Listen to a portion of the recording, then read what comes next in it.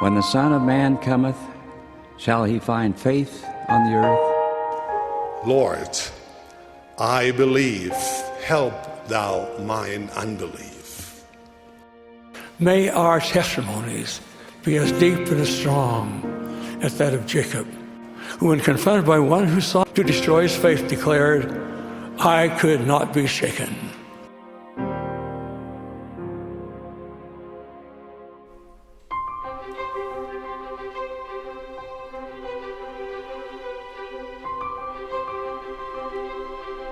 Hello, Unshaken Saints. I'm Jared Halverson, and this is Unshaken, and I'm so glad to have you back, assuming that you're back. I can't blame you if you've given up on me. The last 2 weeks were the longest lessons I think we've had since we started this a few years ago, especially last week. 4 hours just to finish off Abraham and Sarah. And between those 2 weeks worth, that's 7.5 hours on Abraham and Sarah. But honestly, I think they deserve it. Yeah, they deserve our deep thought. There's so many examples that they gave us, so many lessons that they taught. And I really hope that you endured it well. If you weren't able to get through everything, I understand, but at least try to watch the end of last week's video, as it kind of sums up, with the help of the writer of Hebrews and of Romans, some of the lessons, the overarching lessons that Abraham and Sarah's lives teach us.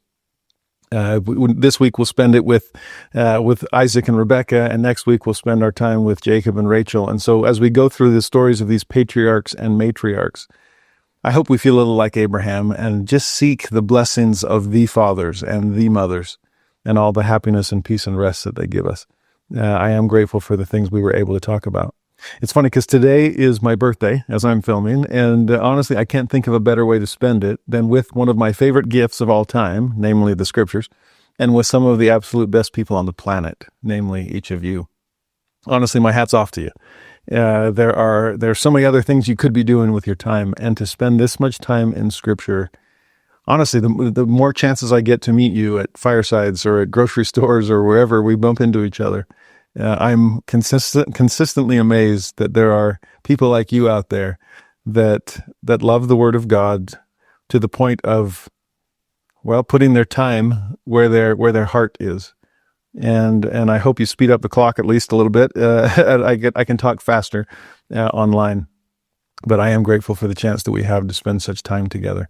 And that holds true for this week. It was funny, last week as I was video editing, I'd made all the slides with all the scriptures, and I was putting those in and getting rid of my mistakes, which are many, just doing all that post-production stuff. And I realized I skipped a couple verses in Genesis 19, which is shocking considering how much time we spent there.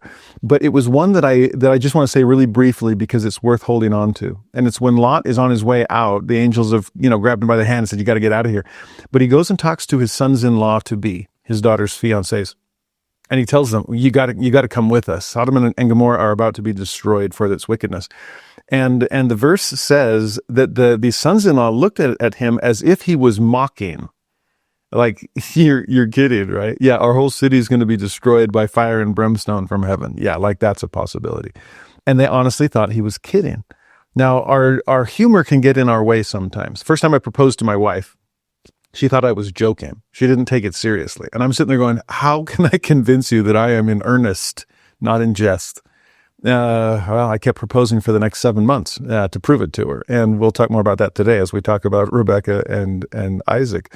But if we don't take serious things seriously, they can cause major problems. In fact, to me, it's the foil of what we saw in Sarah and her laughter. Sarah thought she was living a tragedy, but it was a comedy, complete with comic relief, namely Isaac, and an incredibly happy ending. Whereas these sons-in-law of Lot were living in a tragedy and thought they were living in a comedy. Interesting reversals there. Our sins, and especially the consequences of those sins, if we don't repent, that's not a laughing matter. That is tragic. Now, if we repent and turn to the Lord, then He is able to turn the tables and bring joy out of sorrow, to bring laughter out of tears. And that's the story of Sarah. Okay, it's going to be the story of Rebekah today. But in some ways, Rebekah also is a trickster sort of character, as is her son Jacob, as we'll see.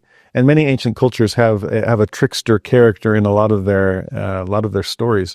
But to see, do we take serious things seriously? And do we find joy in sorrow when we know that there's a happy ending when all is said and done? One other thing that's just been weighing on me, not weighing, just kind of gnawing on the corners of my mind this week is Lot's wife turning into that pillar of salt. And the more I've been thinking about it, salt is such a great symbol for preservation, right? Ye are the salt of the world, the Lord says in the Sermon on the Mount. We're supposed to be salt. But as I was just pondering last week with Lot, and there not being sufficient righteous in Sodom and Gomorrah, not enough leaven to leaven the lump. Remember we talked about that? And Lot gives unleavened bread because, we can't get the righteousness to rise here. I wondered, and not to say anything negative about Lot's wife, because I don't know enough specifically about her to pass judgment and all that was going on in her mind and heart that drove her back towards Sodom. But the pillar of salt as a metaphor, I really wondered, as salt, we're supposed to be sprinkling our entire lives long. That there needs to be a gradual salting of the earth, a gradual flavoring of humanity with the kinds of examples that we can set for them. And if we haven't been spending a lifetime grain by grain leavening the lump or adding the salt of preservation, then no pillar of salt at the end will make a difference. You can't just dump it all in some last second moment, hoping that some incredible example will turn the tides. It needs to be a line upon line, precept upon precept, day by day, Zion caught up in process of time, sacrifice by sacrifice through a lifetime of examples with Abraham and Sarah. Not just a one-time, let's dump as much salt in there as we can. I'm grateful for the drop-by-drop approach that we learn with the 10 virgins, for example. And I pray that we can salt the earth day by day, scripture study session by scripture study session. And I pray that that's the case for today as we add a few more grains. Now, we're going to be spending our time, like I said, with Rebekah and Isaac today. Second chapter, so to speak, in the 3 patriarchs and matriarchs. And chapter 24 is a long one, but a powerful one because we get to see the covenant passed on to the next generation. Or specifically, how do we find the other half of this covenant couple? Covenant marriage is so key. We saw that as one of the struggles in Noah's day. Daughters of men and sons of God, or vice versa, daughters of God and sons of men. Are we making covenant couples? Well, chapter 24, verse 1, we'll see how important this is to Abraham in order to pass down the baton to the next generation. So 24, verse 1, Abraham was old, well stricken in age, that same stricken word. And the Lord had blessed Abraham in all things. I hope that when we look back on our lives, we can say something similar. No matter how stricken we get, we can see God's hand has been with me, and he has prospered me throughout my life. Verse 2, Abraham said unto his eldest servant of his house, that ruled over all that he had, Put, I pray thee, thy hand under my thigh. Now, this sounds really weird.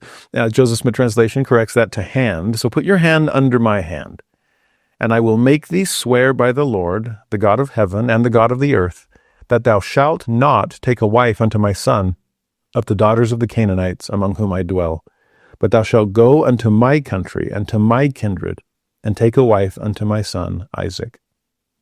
So again, from the very beginning of this chapter, we see as Abraham is looking back at his life, he's also looking forward at the life of his posterity.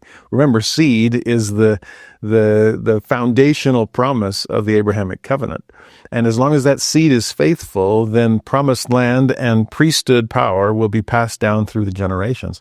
But like I said, that requires a covenant partner in this. Patriarchal priesthood requires matriarchal priesthood. Right? And so to see Abraham found his Sarah, now who's Isaac going to find for himself? Well, Abraham actually turns to his most trusted servant. Remember back in chapter 15 when he's like, God, I'm not sure if it might be a little late for you to bless me with a son, but that's okay. I got your back. Are you going to use Eliezer of Damascus, my steward, as my seed instead? Remember, that's when God says, thanks, Abraham. Don't need your help, though. I got this. Well, Eliezer of Damascus, assuming it's the same person, is the oldest servant. He's the most trusted. He has responsibility for all that Abraham has. And that's amazing to me. Do we trust our marriage to just anyone? Or do we turn to the Lord, who is God's eldest servant, over whom he has placed all authority and power?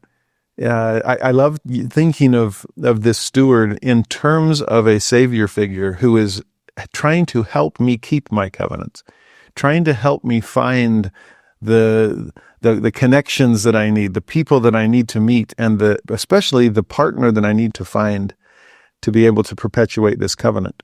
Because honestly, it's one of the most important things that we can do in this life, or one of the most important things we can hold out hope for in the next life. Okay, since that's a promise that can go beyond the veil of death. To understand the importance of covenant marriage, this is exclusivity in pursuit of inclusivity, like we talked about. In thee and in thy seed, there's exclusivity. Shall all the families of the earth be blessed? That's inclusivity. But how do we find our covenant partner? Someone with whom I can be equally yoked, to borrow Paul's phrase, within the covenant. Someone through whom our children can be born within the covenant. To find that kind of an exemplary partner, someone who can match Isaac in terms of covenant commitment. And that's Rebekah to a T. I have worked with young single adults for most of my career, and marriage is always on the mind, it seems. And often I've noticed that opposites can attract in so many different areas. But spiritually speaking, that's seldom the case. We tend to find someone with whom we can resonate, spiritually speaking. And sadly, I've seen sometimes when that's not the case, and an early married couple one spouse is struggling with the other over spiritual things. And I'm like, did you guys not talk about spiritual things before you got married? It's like, it never really came up. I'm like, yikes, that's a problem. It needs to come up. It needs to be something that we focus on, since marriage is not for this life only. It's meant to be eternal. And so notice how Abraham trusts his servant and what this servant does to find Isaac's covenant companion. Verse 5, the servant said unto him, peradventure the woman will not be willing to follow me unto this land. Must I needs bring thy son again unto the land from whence thou camest? So here you have Abraham's servant concerned about the other possibilities. I know you have faith here, Abraham, but I'm the one that has to do the work. And so what happens if it doesn't work? What if I can't find somebody that's willing to come back? Should I bring Isaac with me the second trip? Maybe he's more convincing than, a young man ready to be married might be more convincing than an old man that's just your servant. But more than just addressing the different contingencies that are out there, I do love the way he puts that. What if the woman is not willing to follow me? Because he recognizes already that her agency is going to come into play. That this might be an arranged marriage, but it's not a forced marriage. And so what do I do if she says no? I hope that we understand just how important the other person's agency is in marriage. I hope that we take that in terms of if the other person exercises their agency poorly. I hope you realize that that's not on you. If your spouse has made decisions that might stand in the way of a covenant connection, that's their decision and it isn't yours, and you won't be held responsible for it. Also, when entering a marriage, realize that it's not that my agency can't trump the agency of the other person. Like I said, when I first proposed to my wife, I felt when I first met her, I was smitten. It wasn't the case in reverse. And it was interesting to see the process unfold as we began to date. You see, I was teaching at the MTC at the time. I taught a district. It was my second district, if I remember correctly. 8 elders, 4 sisters, and one of those sisters looked at me after about a week and she said, Hermano Halverson, do you know my sister? She teaches here at the MTC. And I'm like, oh, I don't think so. And where does she teach? Oh, she teaches French. I'm like, oh no, we only associate with Spanish and Portuguese.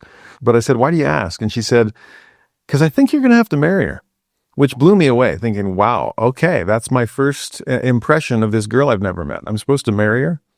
Sounds like an arranged marriage, just like Isaac's would end up being. Well, I remember when everything that I taught this district of missionaries on how to help people make commitments, she used right back on me. I thought, you can't do this. I made you. I created a monster, honestly. But she was one of the best missionaries I'd ever taught. And so finally I relented and said, okay, I'll take out your sister. And that was the best decision I ever made. By the time that sister missionary returned from her mission, I wasn't just her ex-MTC teacher. I was now her brother-in-law.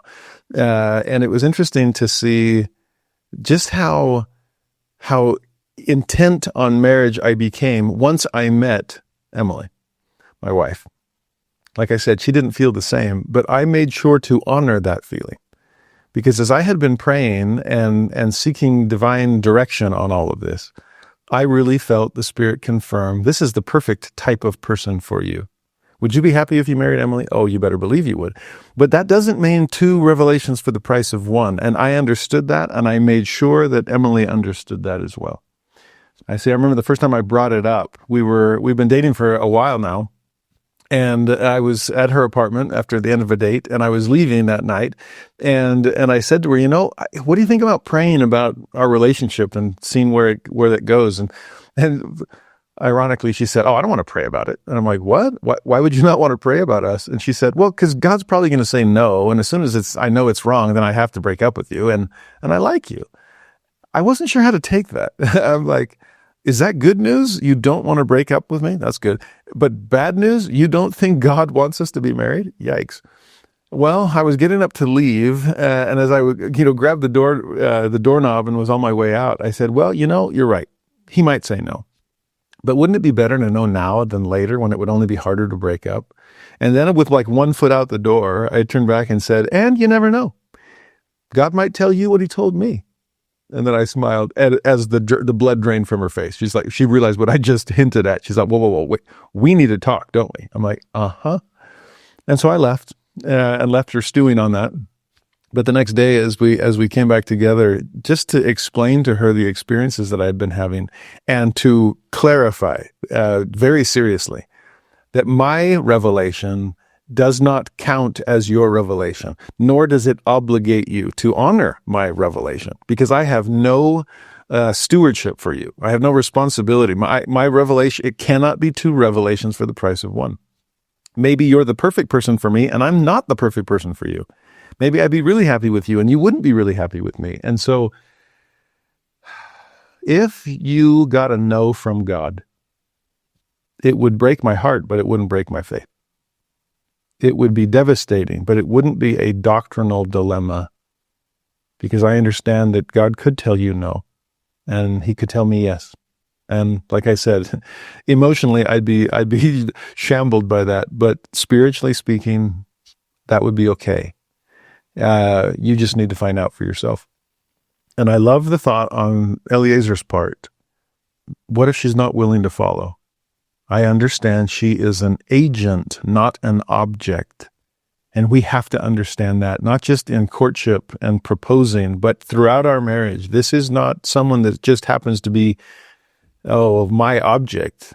This is an independent agent that has chosen to yoke themselves with you. And we need to respect that and honor that. Now, verse 6, Abraham responds to that question.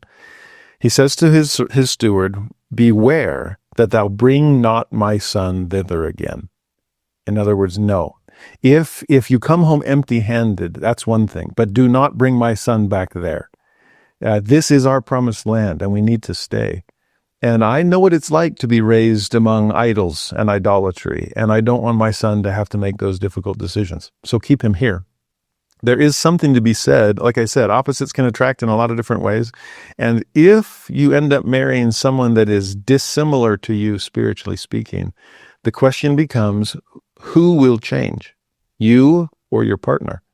And I think it's wise of Abraham to see, no, if my son is on this high spiritual level and you have to find someone out in the world on an equally high spiritual level, if she won't come, don't bring, because she's in this environment, for example, on a low spiritual level, don't bring my son down to that level just to be able to find a partner, because it wouldn't be a covenant companion then. There's something to be said for maintaining your high standards, even if it takes you longer to find that blessing. It will be within the confines of covenant. Don't worry, okay? Keep shooing away the birds of prey and keep progressing down the path. It's not on the sides, it's just further ahead. Keep on progressing. But whatever you do, don't move in their direction. Don't go downhill to find a spouse. Trust that God will continue to raise and lift people. Go out and raise and lift people yourself, but make sure they're on your same spiritual level and that it's a high one, a covenant one. Well, verse 7, Abraham continues his counsel here. The Lord God of heaven, which took me from my father's house. So he removed me from those kinds of influences. I don't want you to just bring Isaac back into them. Who took me from my father's house and from the land of my kindred. So again, we're only moving forward. We're not going back. Which spake unto me and that sware unto me, saying, unto thy seed will I give this land. So again, we're trying to connect posterity and promised land here. He shall send his angel before thee, and thou shalt take a wife unto my son from thence. This is that cloud of smoke. This is that pillar of fire that walked between the cut covenant that Abraham had laid out. Follow him, as I've been trying to do. I followed him out of my ancestral homeland to this promised land. I followed him away from my fathers toward the blessings of the fathers. And that same God will send his angel to guide your steps as well. Trust him on that. And that's exactly what this servant will do. And then Abraham repeats himself, verse 8. And if the woman will not be willing to follow thee, again, she's an agent, not an object, then thou shalt be clear from this my oath. Only bring not my son thither again. Helpful for this steward to realize he's only responsible for his actions, not the other person's reactions. We invite, and then we honor agency. That's the key in missionary work. It's the key in parenting. It's the key in interpersonal relations. It's definitely the key in marriage. So do your part, steward, and we'll trust the other person to decide to do theirs. So verse 9, the servant was okay with all of that. He puts his hand under the thigh, JST, hand, under the hand of Abraham his master, and swear to him concerning that matter. And then it's time to go fulfill this mission. Verse 10, the servant took 10 camels of the camels of his master and departed, for all the goods of his master were in his hand. And he arose and went to Mesopotamia unto the city of Nahor. Now, if you're about my age or older, perhaps you were raised on Johnny Lingo, just like I was. And Johnny Lingo is famous for finding Mahana and realizing that she is an 8-cow woman. And recognizing just what her value is, her worth, which she hadn't recognized herself. Well, if 8-cow woman is one thing, how about a 10-camel wife? And that's exactly what Rebekah will be. This steward goes with his 10 camels. Again, he has responsibility for everything. All his master's goods are in his hands. And that's what God is trying to entrust in us. Remember the oath and covenant of the priesthood. Priesthood that requires a patriarchal, matriarchal partnership. All that the Father hath shall be given unto you. That's the culminating blessing of the Abrahamic covenant. And so here again hints to that. A steward with all that his master has in his hand is looking for a covenant companion for the son of his master. Well, verse 11, he made his camels to kneel down without the city by the well of water at the time of the evening, even the time that women go out to draw water. Now, here's a man who knows where to look. He goes to the well because I know everybody eventually has to come here. I'll go in the evening because that's the best possible time to meet someone, since in the cool evening hours, it's not quite as much as painful to do all of the work of gathering the water. I always joke about this with my institute students, saying, if you want to find the right kind of person, then be in the right kind of place at the right kind of time. And I know I'm biased, but I think institute is one of those. I think church is one of those. I think opportunities to serve others is one of those. Where will I find someone that is worth covenanting with? Well, often it's going to, if I'm on the covenant path And if that other person is on the covenant path, then perfect way for the two to become one and to continue walking that path together. I remember as I was praying over my own relationship, often asking God, I just don't want to mess this up. And I know I can't control Emily's agency. And so will you just lead me by the hand, please, so that I don't mess this up on my own? And at the same time, will you please lead her by the hand? Every once in a while, I would add with a bit of a smile. And if you happen to bring those two hands together and put hers in mine, I'm totally okay with that. But again, honoring agency, just please guide us both. There is something powerful about this well of living water, perhaps. At evening, when you're trying to just find who's the right kind of person to walk the covenant path with me. Well, verse 12. And he said, O Lord God of my master Abraham, I pray thee, send me good speed this day, and show kindness unto my master Abraham. We don't know enough about this man. Now, if it is Eliezer of Damascus, is this someone that, remember the souls that Abraham had won along the way? Is this some convert as Abraham's been making his journeys? Well, whatever his origin story, at this point, he does recognize Jehovah as a God worth praying to. God of my master Abraham, I pray thee, send me good speed today. And I love the way he phrases at the end, show kindness unto my master Abraham. This phrase has come to mean a lot more to me since I've become a parent. And as I look at my children, those little humans that have a piece of my heart within them to do with as they please, I look at their friends with such gratitude. And those that hurt my children, it can't help but hurt me too. When I see someone, especially when my children were new as we moved to Utah, for example, or they're new in an area, and I just come to meet people that show them kindness or love, I am so grateful for that, because that is a kindness that God has shown to me because he knows that I love those children of mine. Well, none of my children are married yet, and I'm thankful for that, honestly. I don't know how that's going to feel. It's like, are you worthy of my child? I hope so. I have prayed for my children-in-law already. I've been doing that for a long, long time, praying that God is preparing them and hoping that I and my wife are preparing our own children well enough in return. But that will be an incredible act of kindness when I see the Lord provide for my children someone with whom they can walk the covenant path together. Now, verse 13 and 14, he goes on in his prayer, and it's interesting how specific he gets here. Behold, I stand here by the well of water, so I'm in the right place. The daughters of the men of the city come out to draw water, so I'm at the right time. And let it come to pass that the damsel to whom I shall say, let down thy pitcher, I pray thee, that I may drink, and she shall say, drink, and I will give thy camels drink also. Let the same be she that thou hast appointed for thy servant Isaac, and thereby shall I know that thou hast showed kindness unto my master. Now notice what he's asking for. Thereby shall I know? That's everybody's question. How am I supposed to know when I found the right one, right? That is the question. And in his case, well, how about this, Heavenly Father? I'm here, right place, right time, and when these women come to draw water from the well, I will ask them if I can have a drink. Now, laws of hospitality would suggest that every one of them is going to give me some, okay? They know that life and death can hang in the balance as far as hospitality in the desert is concerned.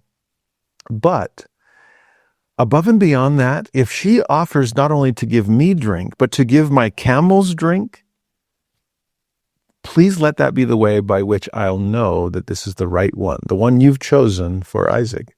Now, some would call this sign-seeking, and that's not how we should do it, okay? I'm going to dial numbers at random, and whoever picks up the phone, that be the one that I'm supposed to marry. Good luck with that, okay? Is it sign-seeking, though, on this steward's part? Or rather, instead of seeking signs, is he seeking attributes? is he's saying the covenant is all about sacrifice and service to others. If there was anything I learned from my master Abraham and Sarah, it was that. They were constantly being big enough to be small. They were constantly putting the needs of other people first. They were always willing to sacrifice their own needs, their own comforts, their own convenience in order to meet the needs of others around them. Now, if this wife-to-be of Isaac is going to step into that same kind of covenant, they're going to need to have the same kind of attributes.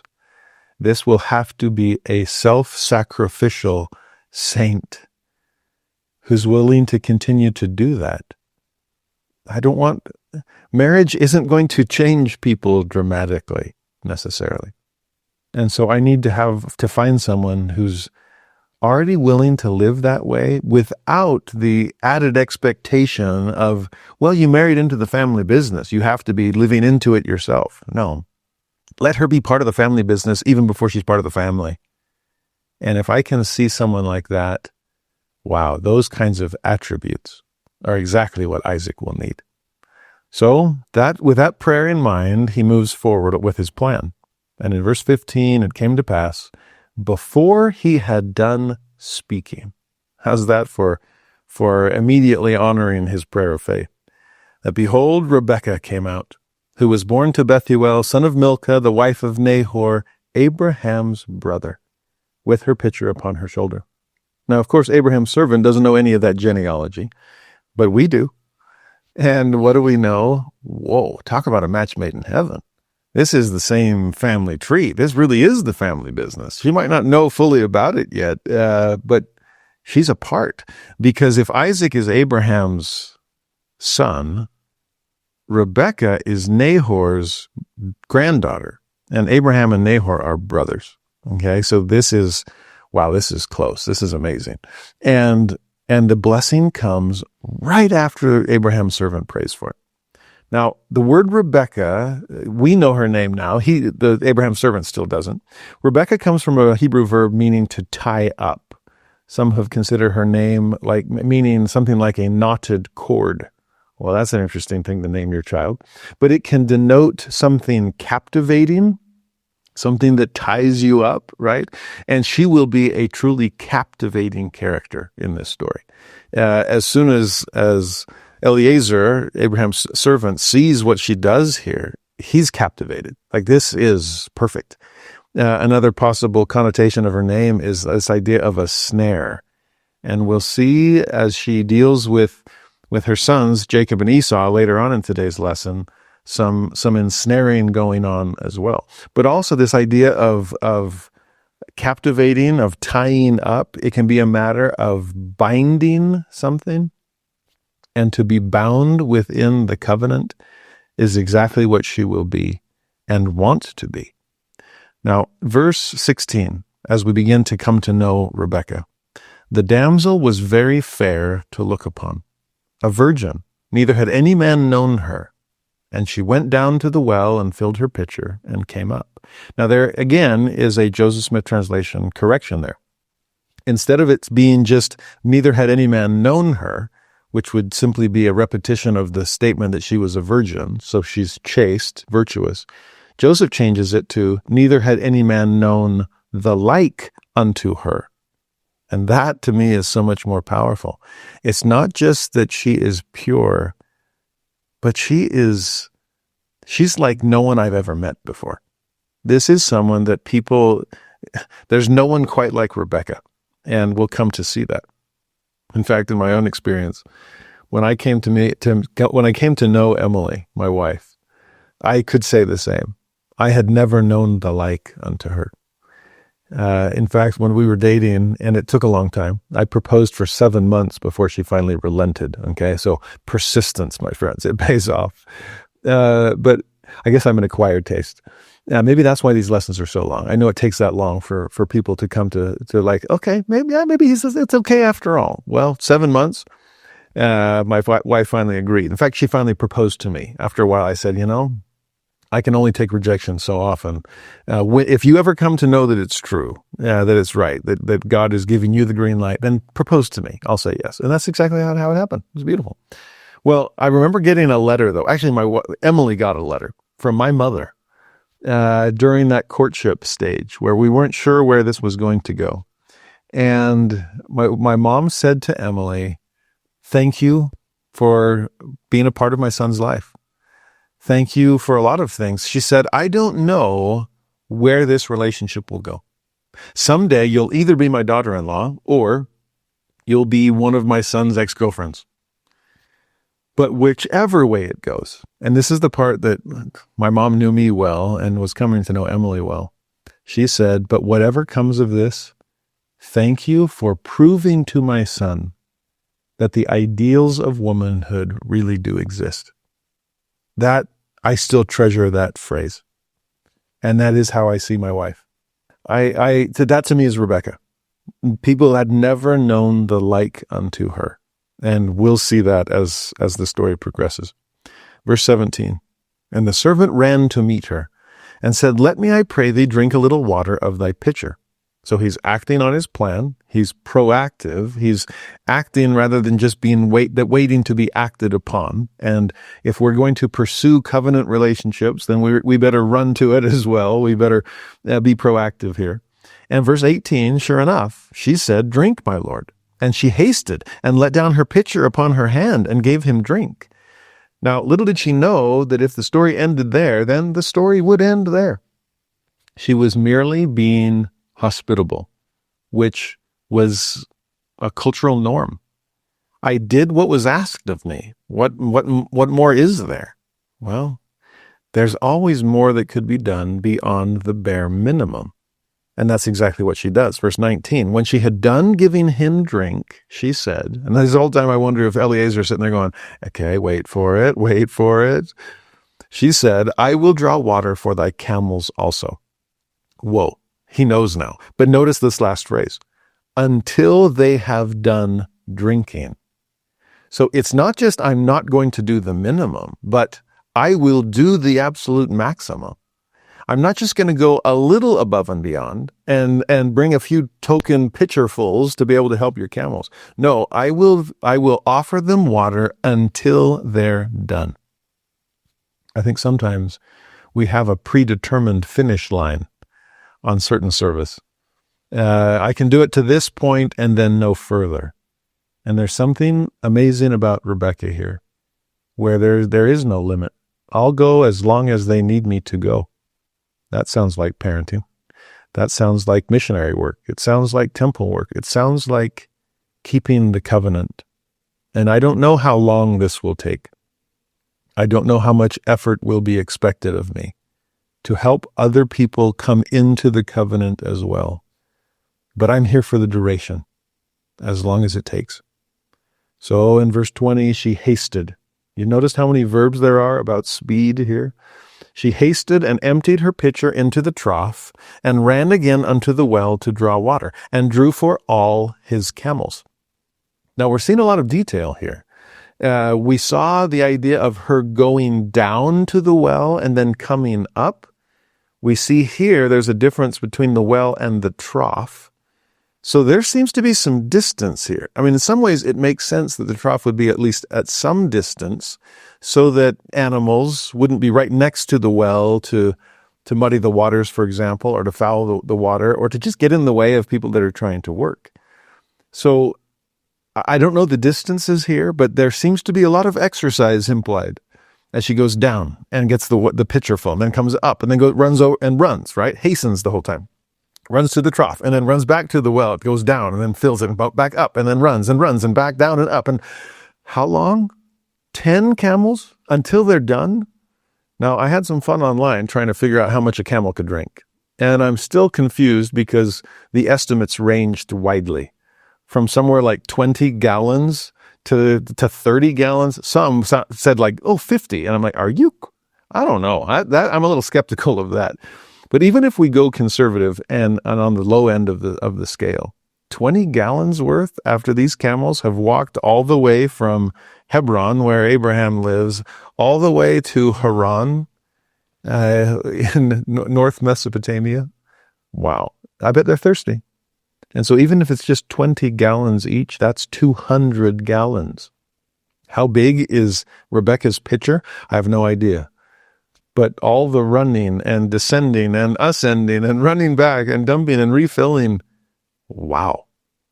I remember on my mission, there was a drought, which always was ironic because it rains like every day in Puerto Rico. I don't know, infrastructure maybe. But there was an area we were in where there would be one day on and one day off for water. So you always knew you had to plan. If there's water on Saturday, there's not going to be any on Sunday and so on. Well, there was a Sunday with a baptismal schedule.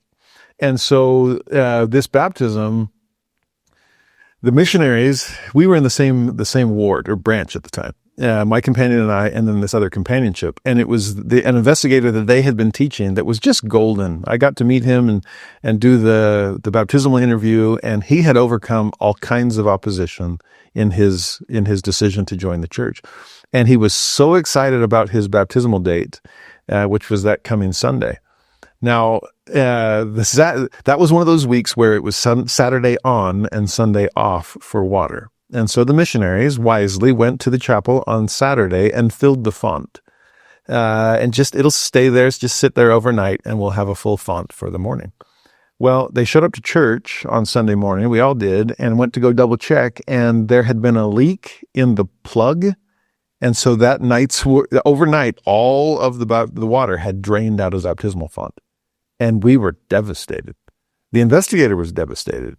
The thought of having to wait even longer for another day to be able to fill the font was just devastating for him because he had overcome so much to get to that point. Oh, one last piece of opposition, right? Well, down the hill, down the street from the church was a big temporary water tower, a big water tank that the city had set up for the neighborhood if you needed water in an emergency. And go, fill a canteen, fill a water bottle, fill something if you need to go flush a toilet or wash the dishes or whatever. Well, no one's crazy enough, but enterprising 19 and 20-year-olds. Okay, maybe that's why the Lord sends the young. Okay, they're impractical, and sometimes that's a good thing. And so the four of us said, we can fill the font. And we ended up getting like every trash can we could find from the chapel, making sure it was all clean. And then going down, running down the street to this tank, filling up the trash can as much as it would go where we could still hold it. And then between the two of us, we would come sloshing back up the street into the chapel and dump it out, and it would raise by a centimeter or so. And then we keep going back and forth and back and forth. There was a kind brother in the ward that was in a wheelchair. And he let us take his wheelchair. He let us pick him up and put him in a regular seat so we could at least move trash cans full of water with his wheelchair. And as the other companionships were still sloshing their way up. By the time it was done, my white shirt and pants, my church clothes were sopping wet. My fingers were so fatigued, they were shaking as I was trying to play the piano for the opening hymn for the baptismal service. And the water level was maybe 2 feet deep, maybe 1.5 feet. I don't even remember. It's like, well, you're skinny. And if you go down just straight as a board, then I think the water level will be just enough to immerse you. This was not the kind of baptism that would make it into a church video. Okay. But he was baptized that day. Again, stiff as a board, straight down, just kind of double checking like, yep, just made it under full immersion and then brought back up. And like I said, it was an incredible amount of work on the part of us missionaries, but we knew he was worth it, that the worth of souls was great in the sight of God, and a wet or muddy suit, no big deal. And tired fingers, oh, it'll get better. And I think of that experience when I see Rebekah with all of these trips, not just to feed or to give water to Eliezer, a fellow human being, but to his beasts of burden, until they had done drinking. Talk about above and beyond the call of duty. Well, no wonder verse 21 then. And the man, wondering at her, held his peace, to wit whether the Lord had made his journey prosperous or not. I mean, this is an unrehearsed demonstration of character. This is service that leaves someone speechless. I love that description. He just sat there wondering, holding his peace. It's like, is this girl for real? I know I've been in the desert for a long time. Is this whole thing a mirage? Okay. I don't think so. I did really drink that water, and wow, my camels are really going to it too. But this girl just doesn't slow down. This is service with no upper limit. It's amazing. Now, verse 22, it came to pass, as the camels had done drinking, finally, that the man took a golden earring of 1/2 shekel weight, and 2 bracelets for her hands of 10 shekels weight of gold. And he says to her, whose daughter art thou? Tell me, I pray thee, is there room in thy father's house for us to lodge in? To me, there's something beautiful about that question. Whose daughter art thou? Not just, who are you? What's your name? But who do you come from? What's your family line? In the ancient Near East, that is huge. And especially if you're trying to find someone to share the covenant with, are you part of this covenant people? Are you willing to be? So, whose daughter are you? Is there room in thy father's house for us to lodge in? That question, again, suggests extended family.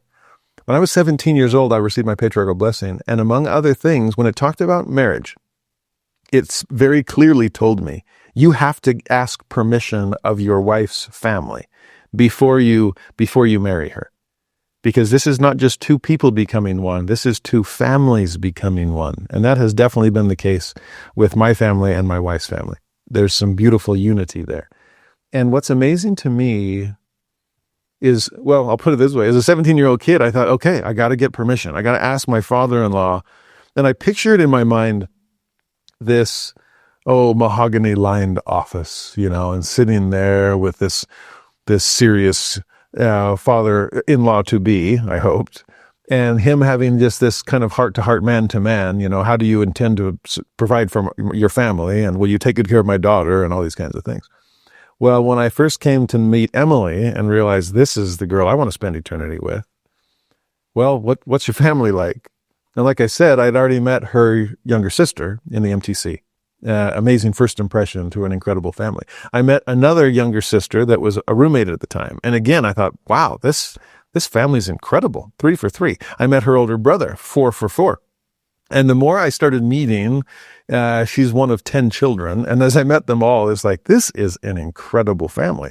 Whose daughter art thou? I got to meet this set of parents that have raised such incredible kids. Is there room in your father's house for me? And I don't mean physically, I mean spiritually. Covenant-wise, is there a possible connection here? Because I know I'm joining your family, not just connecting myself to you. Well, we went back to California. I'm from Southern California. She's from Northern. And I went to meet her parents. We still weren't sure where this was going to go. This was still part of the 7 months of proposing. But I thought, the answer can come at any time. So I better make sure I get permission now before it gets any further. And I remember the day I was going to ask was the day we were going to drive back to Utah to get back to school. And the weight of the world was on my shoulders. And no wonder I waited for the last minute. But I went and played church basketball with my father-in-law. That's I guess a good way to make first impressions. And as we were coming back into the house, he was kind of barking out orders to the rest of the kids going, okay, Jared and Emily are heading back to Utah. So say your goodbyes. I'm just going to jump in the shower and then we'll get some chores done and blah, blah, blah. And I thought, well, wait, he thinks we're leaving immediately and he's jumping in the shower. I've got to talk to him right now. I don't have time to wait for some serious moment. It's serious and it's go time. So I went to turn to ask him, and he didn't realize what I was on my mind or in my heart. And so he just turned to walk into the master bedroom, not knowing he was about to be followed. Now, that was not my intention, but I thought it has to happen. And fortune favors the bold. So here we go. And so I followed him into the master bedroom thinking, what am I doing? Well, I was still so speechless, like, how do I start this conversation, that he didn't know he was being followed. And like he said, he was going to go jump in the shower. So he walked into the master bathroom. I'm like, this is not what I pictured. Well, I'm this far. Let's go for it. And so I followed him into the master bathroom. His wife was in there folding laundry, and all of a sudden she looks up, sees her husband, no big deal, but then sees me following him, and her jaw dropped, which alerted him to the first time, I'm being followed here. He wheeled around, and here the three of us are in the master bathroom as I'm feeling super awkward, like, love the towels. And then I stumbled through this awkward, brother and sister Stoddard, I sure love your family, one member in particular. If this ever works, if she ever gets her answer, do I have your permission? And they both just busted out laughing. And they were like, sure, good luck. Be patient. She's worth the wait. If it works, if she says yes, then of course we say yes too. And we still joke about that. I mean, to this day, our anniversary is later this week, and we've been married for 23 years now. And to this day, when I'm visiting my father-in-law, sometimes he'll say, Jared, anything important we need to talk about? I mean, the bathroom's open. We can head right in, and I'll never live it down. I'm actually surprised my patriarch didn't laugh if he happened to see that in vision when he gave me that part of the blessing. Like, you have to ask permission because this is going to be hilarious. Well, whatever it is, there is truth in that part of my blessing that two families are becoming one here. So I do love the way Eliezer of Damascus asks the question. Whose daughter? Is there room in your father's house? Honestly, that was one of the most clear confirmations I received as far as the important or the rightness of our marriage was praying not just should I marry her, but realizing through the Holy Ghost I'm supposed to be part of this family and they're supposed to be a part of mine. It's a powerful thing. Whole family trees are beginning to grow together with roots and branches beginning to intertwine. Remember, the purpose of the earth was to create a forest of family trees? Well, pay attention to merging families here. Well, back to the story. Verse 24. She said unto him, I am the daughter of Bethuel, the son of Milcah, whom she bare unto Nahor. And remember, Nahor is Abraham's brother. And that's all that Eliezer needs to know. It's like, oh, this is perfect. 25, she said, moreover unto him, we have both straw and provender enough and room to lodge in. So again, above and beyond. He only asked about lodging. Well, how about room and board? Come and I gave you a drink, but I know you're probably hungry too. So come and we'll give you food. And since it's probably not you that I'm thinking about when I mention straw, all these wonderful camels of yours. I've grown to love them through all this self-sacrificial service. So I'll make sure there's straw and provender enough for them too. In response, verse 26, the man bowed down his head and worshiped the Lord. And he said, Blessed be the Lord God of my master Abraham, who hath not left destitute my master of his mercy and his truth. I being in the way, the Lord led me to the house of my master's brethren. So he knows what this means. Wait, you're whose child? You're whose grandchild? God, you are even kinder than I could imagine. And so he worships God. And I love the way he said it. I was in the way, in the right way. And so the Lord led me. I was a receiver in high school and a year of college. And as a wide receiver, it was all about being in the way and on the same page as my quarterback. We called a play. And I was supposed to be in a certain place at a certain time and hopefully would be open and ready to catch the ball. And as long as I was in the way, the right way, typically with football, the quarterback has to throw it even before he knows that the receiver is going to be there. But if they're on the same page, and if you're following through on that play, then you'll be in the right place and the ball will come. I learned that a lot on my mission, where if I planned in advance and told the Lord where I intended to be the next day, and if I had gained his trust, as a receiver, you have to have the quarterback's trust or he's not going to throw you the ball even if you are open. But I had tried to prove to the Lord throughout my mission, I will open my mouth and make sure I give people the opportunity to exercise their agency. I will invite every chance that I get. And so knowing where I'll be tomorrow and knowing that I will try to do thy work in thy way, please put people along my path that I can meet. we actually had a miraculous experience when we were opening an area, and we didn't know anybody. We were just kind of starting from scratch. There had been some work done previously, so there was an old area book, and we didn't know what else to do besides tract and street contact. But we went through and saw some old former investigators and thought, well, maybe they're interested now. They didn't follow through when I first met the missionaries, but maybe now's a better time. And I remember one day we were planning for the next day. We looked on the map, saw where these things were, and wrote down a bunch of addresses and names to go talk to. Well, we drove to that part of town, according to the map, and as we look at the street signs, we realized that all the names were different than what had been on that early map. We thought, we're dead. Now we know this is the general vicinity, but we can't find these people based on their address. Well, that stinks. Well, my companion and I, he was a greenie, I was training him, and what do we do now? I said, well, when in doubt, tract. So we're just going to tract. We're just going to street contact. We don't have anything else planned. We don't know anybody here. Well, we started walking down the street, and we saw this guy kind of sitting in his doorway, and, well, open your mouth, it shall be filled. So I'm like, hey, buenos dias. And we struck up a conversation, and he said, hey, yeah, I've got some friends over, but yeah, you come in. We'd like to hear you. And he was a kind of a young single adult age, a little bit older than us, but not far. And so it felt friendly. We went in, and sure enough, there's a room full of people around his age, and we started teaching them the gospel. By the end of the discussion, we asked, is there anyone, we'd love to teach you all, anyone that would like to continue learning? And this guy said, yeah, I'm interested. Most of the friends said, no, I'm not. But one girl said, actually, yeah, this is amazing. I'd love to learn more. And so we got her name and her address and so on, set up an appointment. Well, we left and we were walking down the street, and I remember looking back at my plan for the day and the names of the former investigators that we had hoped to meet that morning. And sure enough, the girl we had just met, the friend who had come over that day at that time, she was that former investigator. We found out later when we went back to teach her, like, had you ever met with missionaries before? So I'm pretty sure it was the same guys. Your story sounded a little familiar, and it was amazing. I just want to learn more. And it was one of those jaw drop moments as a young missionary, thinking, Heavenly Father, how'd you do that? And I picture him going, omnipotence makes it a little easier for me. I knew where you'd be. You planned it. I knew you wanted to meet her.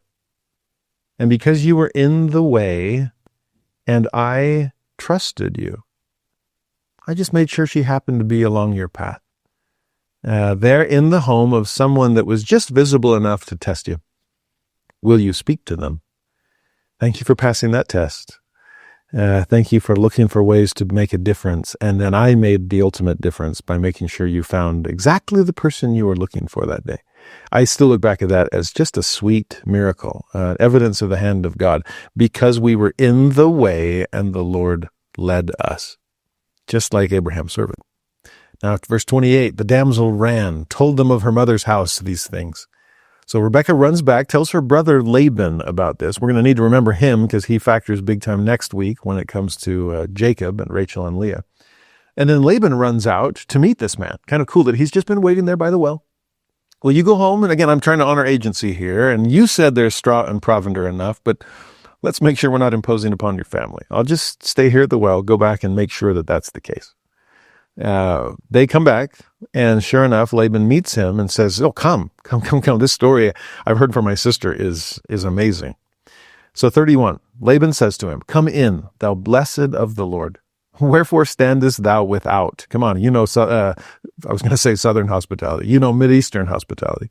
I have prepared the house and room for the camels. Are we doing that? Are we inviting others in? Are we pressing upon them greatly like we learned from Lot in Sodom and Gomorrah?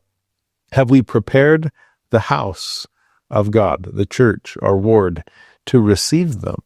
Is there straw and provender enough? I hope so. Verse 32, and the man came into the house, and he ungirded his camels, and gave straw and provender for the camels, and water to wash his feet, and the men's feet that were with him. There's a lot of he's and hims and hises in there. It's hard to see the antecedent of those pronouns. Are we talking about Laban, or are we talking about Abraham's servant? And it seems like the man came into the house, there's Abraham's servant, And he, Laban, ungirded Abraham's servants' camels and gave straw and provender for the camels. Again, he's the one that owns it, right? It's his house. And water to wash his feet. So again, it seems like this is Laban now serving Abraham's servant and the men's feet that were with him. So it sounds like Laban is similar to Rebekah in terms of just trying to go above and beyond and make sure that we're caring for people's needs. Verse 33, and there was set meat before him to eat, before Abraham's servant, that is. But he said, I will not eat until I have told mine errand. And so Laban says, speak on.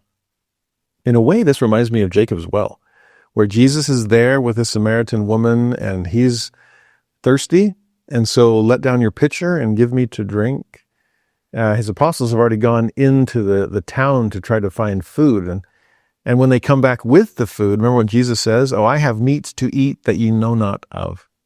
God has fed me richly because my meat is to do the will of my Father who sent me. And rather than eat your literal food, I will feast upon God's spiritual food and do his work in his way. And that's exactly what Abraham's servant is doing. I am hungry, believe me. But I'm more hungry to do my master's will. And so I'm not going to eat until I have performed my mission. Verse 34, he begins to share his message. He said, I am Abraham's servant. Who cares about my name? We don't need to know that. More important than who I am is whose I am.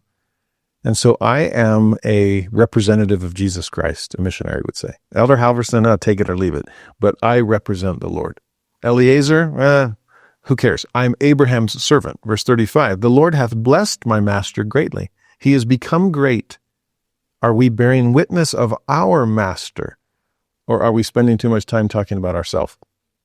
Verse 36, and here he begins telling his entire story. It's long. It goes from 36 to 48. And if we've already read the beginning of this chapter, there's so much repetition here. I'm not going to repeat it all. But what I love about it is it's so true to the account that we've just read that here is this servant giving a faithful narrative, bearing a true testimony. This is the experience that I've had. This is what I came seeking. This is what I prayed for at the well. Your daughter came or your sister both came and blew me away because it was exactly what I asked for. Not the sign, but the attributes. And talk about a great soul being able to marry into a great family. It blows me away. Now, in comparing the actual events as they're transpiring to Eliezer's description of those events, like I said, it's incredibly parallel, but there are just a couple of differences that I think are worth pointing out. For example, when he refers to Abraham first commissioning him with this, back in verse 7, Abraham had said to him, the Lord God of heaven, which took me from my father's house and from the land of my kindred, he shall send his angel before thee. We saw that already. Now when he's explaining this story to Rebekah's family, he says, Abraham told me, the Lord, before whom I walk, will send his angel before thee. So it's the same idea of the angel will lead the way and God will send him. But the way he describes it, I love this second memory. The Lord before whom I walk. The way we saw it first was the Lord that took me from my father's house. So all of those upheavals, all those times he was uprooted and moved forward, that was just walking before the Lord. That was him, the pillar of fire and cloud of smoke, passing through that covenant path, and me just going hand in hand along with him. Are we walking before God? In fact, some other translations of that phrase from other Bible versions, the NIV says, before whom I have walked faithfully. The New Living Translation, in whose presence I have lived. The Contemporary English Version, I have always obeyed the Lord. Or the International Standard Version, the Lord who is with me wherever I go. Those are beautiful phrases to describe the covenant relationship between God and Abraham. But now that he has given this faithful narrative, now that he's borne a true and complete testimony, verse 49, he says, now if ye will deal kindly and truly with my master, tell me, and if not, tell me, that I may turn to the right hand or to the left." Now, again, I'm amazed by Abraham's servant. He goes immediately. He runs. He hastens. He's praying for God's direction. He's trying to make sure he's being led by God in the right way. No wonder Abraham trusted him with all that was in his hand. In fact, no wonder that Abraham had suggested him to God as a worthy replacement and a possible heir for the Abrahamic covenant if he never ends up having seed, literal seed of his own body. This Eliezer of Damascus is an incredible figure. And in fact, in some ways, I'm even more impressed that he would be so serious about finding Isaac a covenant companion, since in some ways Isaac took his place. You mean I had the chance to be Abraham's heir instead of simply his servant till this punk kid was born? I remember Ishmael's feelings and mocking the toddler Isaac. Well, not Eliezer of Damascus. I will forever do my master's work as his servant. I don't need to be his heir. Well, I think if we'll similarly serve the Lord, we'll become his heir, not because that's what we were seeking, but because that's what he offers us all. I'm amazed that he, like his master, Eliezer was big enough to be small. Put someone else first, and he does. But notice again the way he puts that phrase in 49. If ye will deal kindly and truly with my master. What he's getting at is just tell me your decision. Because if this is a no-go, don't string me along. Don't lead me along with some kinds of false hopes, because that's just going to waste my time, and I don't have that much. Neither does my master back home. We've got to move forward on this mission. So, again, back to the mission field. Wasn't it frustrating sometimes when people would just kind of lead you along and pretend to be interested in the church just because they felt sorry for you? All these poor boys, poor girls, they're out there just beating the pavement and trying to knock on doors and share their message. I have no interest in listening, really, but at least I'll bring them in off the street. Well, back to his adverbs. You were dealing kindly, but you weren't dealing truly. And best case scenario, we treat people with both kindness and truth. This, in some way, it's amazing to me. I'm always talking about proving contraries, right? Well, here's one. Kindly and truly. Can we do both? This, in fact, is the equivalent of what Paul says to the Ephesians, speaking the truth in love. So from a speaker's standpoint, I've got to tell you like it is. I need to speak the truth, but I've got to do it in love so that it doesn't come across as harsh or mean-spirited. Even though it's true, the truth can hurt sometimes.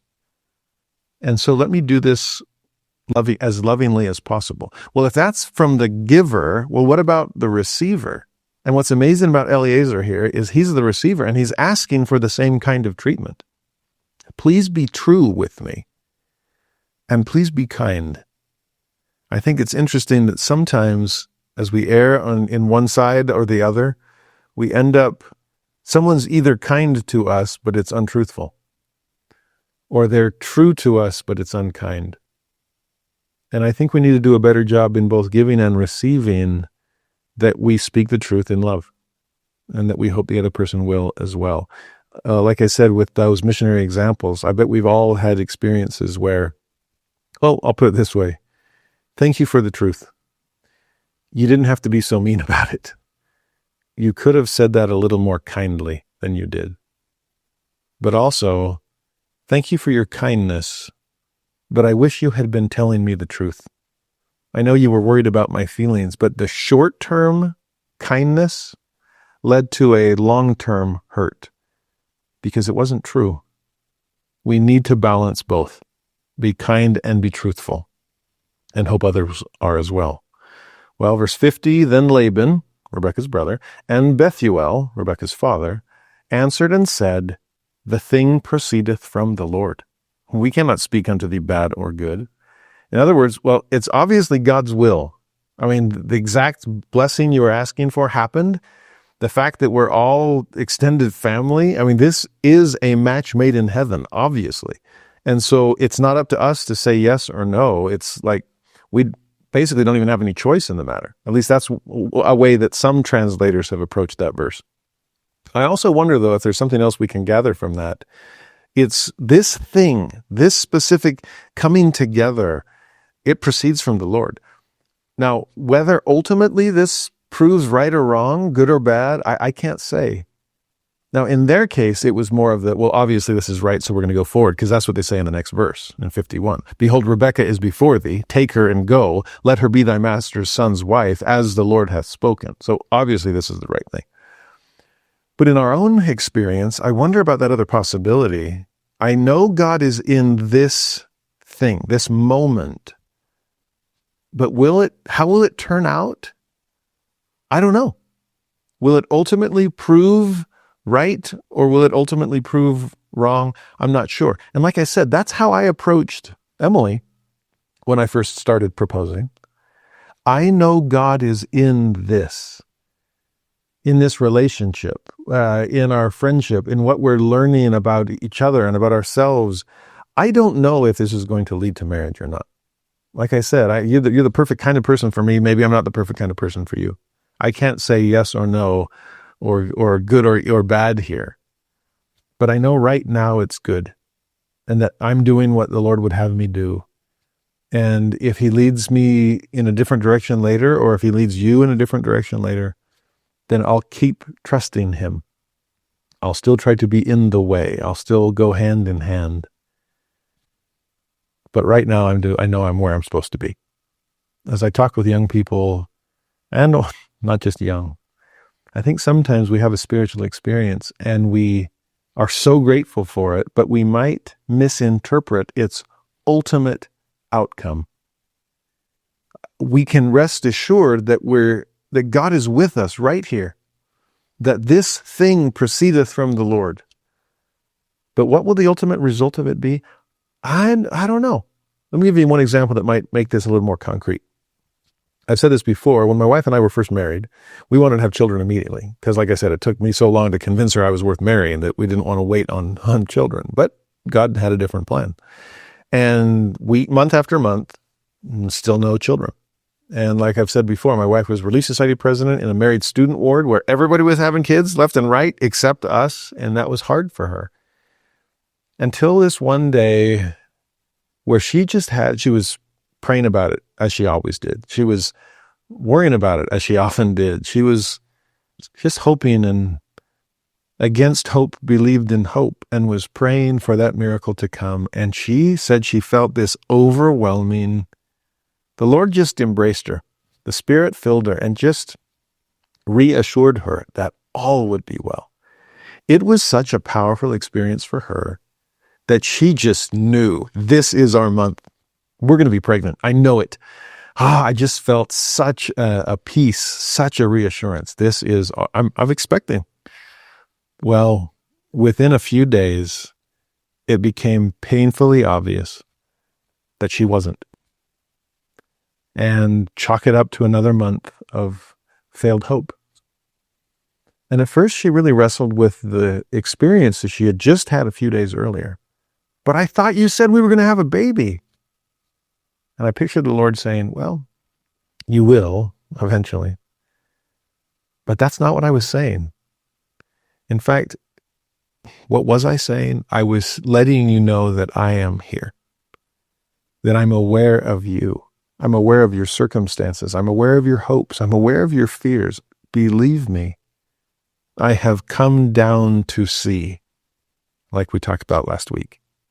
And in my perfect empathy and my perfect understanding, and in my perfect knowledge of what was about to come just a few days later, I needed you to know in advance that I am here with you.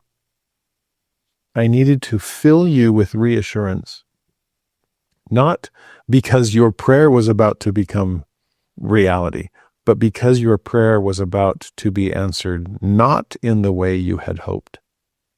And instead of you shaking your fist heavenward, I needed you to know that I'm here and always have been and always will be. Like I said, I think sometimes we mistake I'm here for This is all going to work out just the way I expected. And sometimes we're setting ourselves up for heartbreak when we take a spiritual experience and jump to conclusions that weren't necessarily implied by the experience itself. I hope that makes sense. Can we say, this thing proceedeth from the Lord? And I'm just going to keep following him. And I don't know where it will eventually go. But right now I know I'm in his hand. And that's a good place to be. It's the best place to be. Verse 52 then. It came to pass that when Abraham's servant heard their words, and again, it was, go, take her, go. We know God's in this. He worshiped the Lord, bowing himself to the earth. He gave God thanks first, and then he proceeds to give Rebekah's family riches. 53, the servant brought forth jewels of silver, jewels of gold, raiment, gave them to Rebekah. He gave also to her brother and to her mother precious things. He gives before he takes. What can I contribute to your family? Since these two families are now becoming one.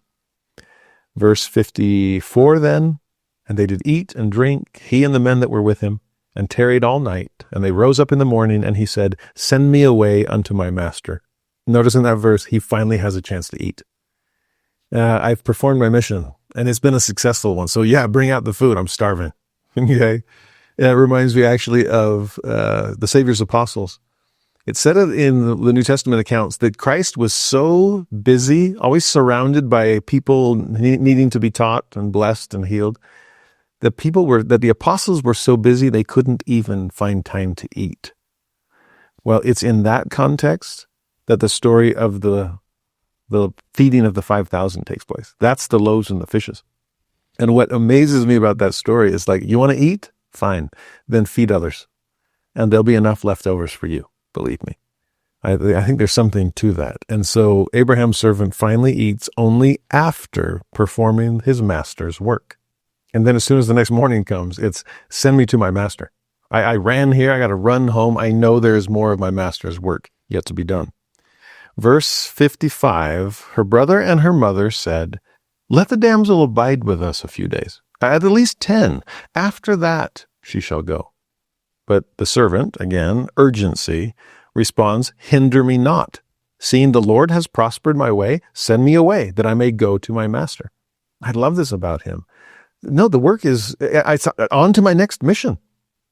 It's time to get up and keep going.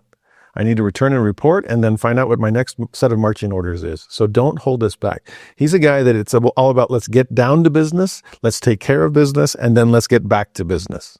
And I do respect that about Eliezer of Damascus. Well, 57, they said, well, we will call the damsel and inquire at her mouth. So they honored her agency just like this Abraham's servant was. That is something we need to hold on to when we talk about Rebekah. We'll see more of this later on. She is, like we said, she is an agent, not an object. And that's important to realize in a time period and a culture where we just assume that patriarchy demeans woman to the place of objectification. But I love how this servant doesn't objectify her. The family doesn't objectify her. Let's honor her agency and inquire at her mouth. So they do. And then 58, they called Rebekah. They said to her, wilt thou go with this man? And she said, I will go.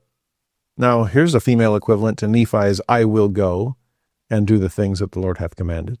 And what's amazing about her family's like, how about 10 days? She's probably going to need that long to gather her things or to make up her mind. You're a perfect stranger, basically. And she's never laid eyes on Isaac. No, her indecision doesn't even last an entire verse, which suggests there's no indecision here. Let's ask her. Okay, I'm good. I'm going.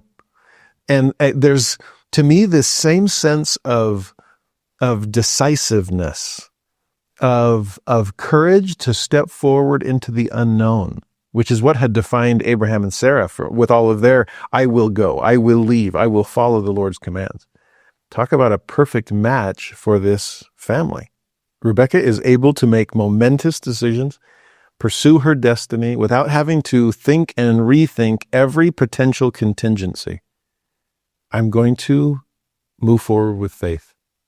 I will go and do the things the Lord hath commanded. He's in this. We all know it. We can all see it. I don't need 10 days to make up my mind on that. Let's move forward. And so she does.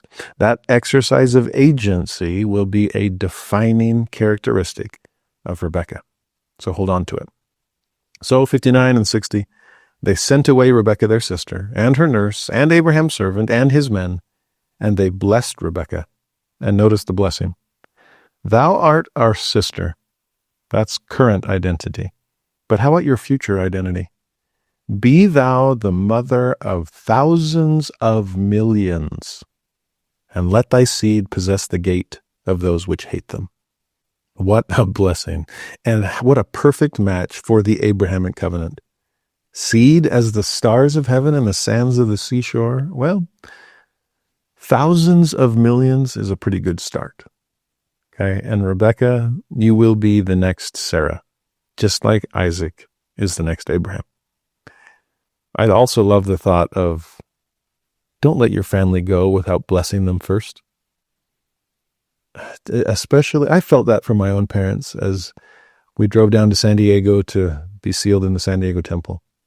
And after the sealing was done, and just feeling my parents, like, this is it, isn't it? This is that moment. For this cause shall man leave father and mother, and shall cleave unto his wife, and they twain shall be one flesh. I was leaving mom and dad, and they blessed me. My whole growing up had been a blessing to me. But to just feel from them, have we done enough? Have we prepared you sufficiently? Have we blessed you so that you can now be a blessing moving forward? So Rebekah, before you leave us, can we bless you to be the mother, to live up to the covenant that you're about to enter into? So beautiful. Now, meanwhile, back at the ranch, what's Isaac doing? Verse 63, Isaac went out to meditate in the field at the eventide. And he lifted up his eyes and saw, and behold, the camels were coming. He's meditating. He is a contemplative type. We'll see the same said of Jacob, his son. But meditating, maybe thinking about the covenant and who am I about to connect with in this covenant. Is it my spiritual match? Can we be equally yoked? All these things are on his mind, and he sees the camel train coming. 64 then, and Rebekah lifted up her eyes. And when she saw Isaac, she lighted off the camel. She dismounted. For she had said unto the servant, What man is this that walketh in the field to meet us? And the servant had said, It is my master. Therefore Rebekah took a veil and covered herself, which suggests she didn't have it on before. There seems to be a pragmatic side to Rebekah. Long journey on a camel train. Yeah, I think I'll take the veil off so I can breathe. Okay. But who's that off in the distance? Oh, that's your husband to be. Oh, well, time to cover up, and approach him with the decorum and the modesty, the respectful distance, the dignity demands. I see both of those in her, and I love her for it. Then 66, the servant told Isaac all things that he had done. So here's return and report. Here again is give a faithful witness, bear a full testimony. And he's doing that to Isaac, just like he would have done to Abraham. We are seeing the responsibility shift to the next generation. Sure enough, 67, Isaac brought her into his mother Sarah's tent, and took Rebekah, and she became his wife, and he loved her. And Isaac was comforted after his mother's death. There again, I see a little glimpse into Isaac's personality. Of the three generations, Abraham, Isaac, Jacob, it's Isaac we know the least about. But if he's out meditating at eventide, if he was mourning, just devastated over his mother's passing, if he is finally comforted after his mother's death because his wife has come to take that place within his heart, he does seem to be a very sensitive soul. Contemplative, close to his mother, not quite the wild man his brother Ishmael was described as. In some ways, not even like Abraham. It's always just I'll go grab my trained servants and go on a commando mission to go rescue Lot. No, it's more of a homebody, just staying at Sarah's tent, missing his mother, wondering who could possibly take her place, and then finding the exact answer to that question. Here is Rebekah. Like I said, Rebekah now becomes the new Sarah, and Isaac becomes the new Abraham. And there's some amazing parallels between that first couple and the second. Okay, we'll see one very quickly in this next chapter. Genesis 25, beginning in verse 1. Then again Abraham took a wife, and her name was Keturah. Now we'll see in the next few verses that Keturah, now Abraham's plural wife, has, among others, a son named Midian. And so from Midian come the Midianites, and as we'll see in the book of Exodus, the most famous Midianite is Jethro. So even Jethro, through whom Moses receives his priesthood, can trace his lineage back to Father Abraham. So still within the big umbrella of the covenant, okay? And then Abraham, verse 5, gave all that he had unto Isaac.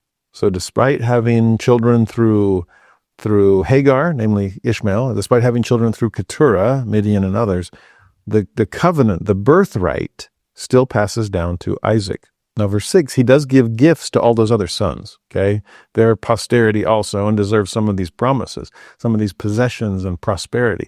But he does send them off, okay? Partly to begin to disseminate knowledge of God across the earth, but also to give Isaac space that this is your promised land and your priesthood and your posterity that needs to dwell here.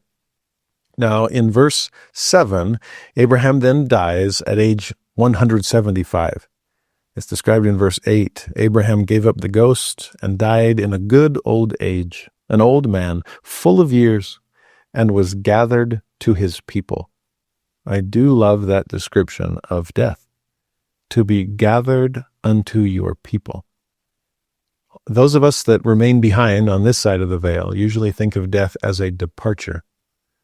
But think of those that have gone before, and the death of this loved one is an arrival for them. They are being gathered to their people. You remember what caused Abraham to leave his fathers was a desire to receive the blessings of the fathers. And now he is finally joining those fathers that he had spent a lifetime trying to follow. Beautiful description. Verse 9 and 10 then, his sons Isaac and Ishmael buried him in the cave of Machpelah, which Abraham purchased of the sons of Heth. There was Abraham buried, and Sarah his wife. It is amazing to see funerals as a family reunion of sorts. I just went to one a few days ago, and to see so many loved ones, so many friends from decades ago, all to rejoice in a life well lived, to mourn with those that mourn, to comfort those that stand in need of comfort, to gather on this side, knowing there is a gathering taking place on the other. To me, there's something powerful about Isaac and Ishmael. The mocking has passed, at least for this moment. We see in our day still conflict between these two houses of Abraham, these two lineages. Perhaps the best way to honor your common ancestor is to come together in remembering him. That's what happens originally with Isaac and Ishmael. Now, from 12 to 18, then, we see the posterity of Ishmael listed, which again says something about him, that he is still Abraham, okay? This is still part of the posterity that will be like the stars of the heavens and the sands of the sea. And so there, the Ishmaelite posterity is listed in those verses. But then the narrative returns to the story of Isaac, since what we have in the Old Testament is a chronicle of covenant.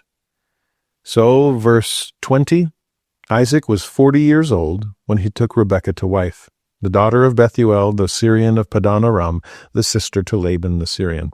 And 21, Isaac entreated the Lord for his wife, because she was barren. And the Lord was entreated of him, and Rebekah his wife conceived. Now, that sure went fast. We'll find out later that it's been 20 years of waiting, summed up in just those couple of phrases. The first thing we knew about Sarah was that she was barren.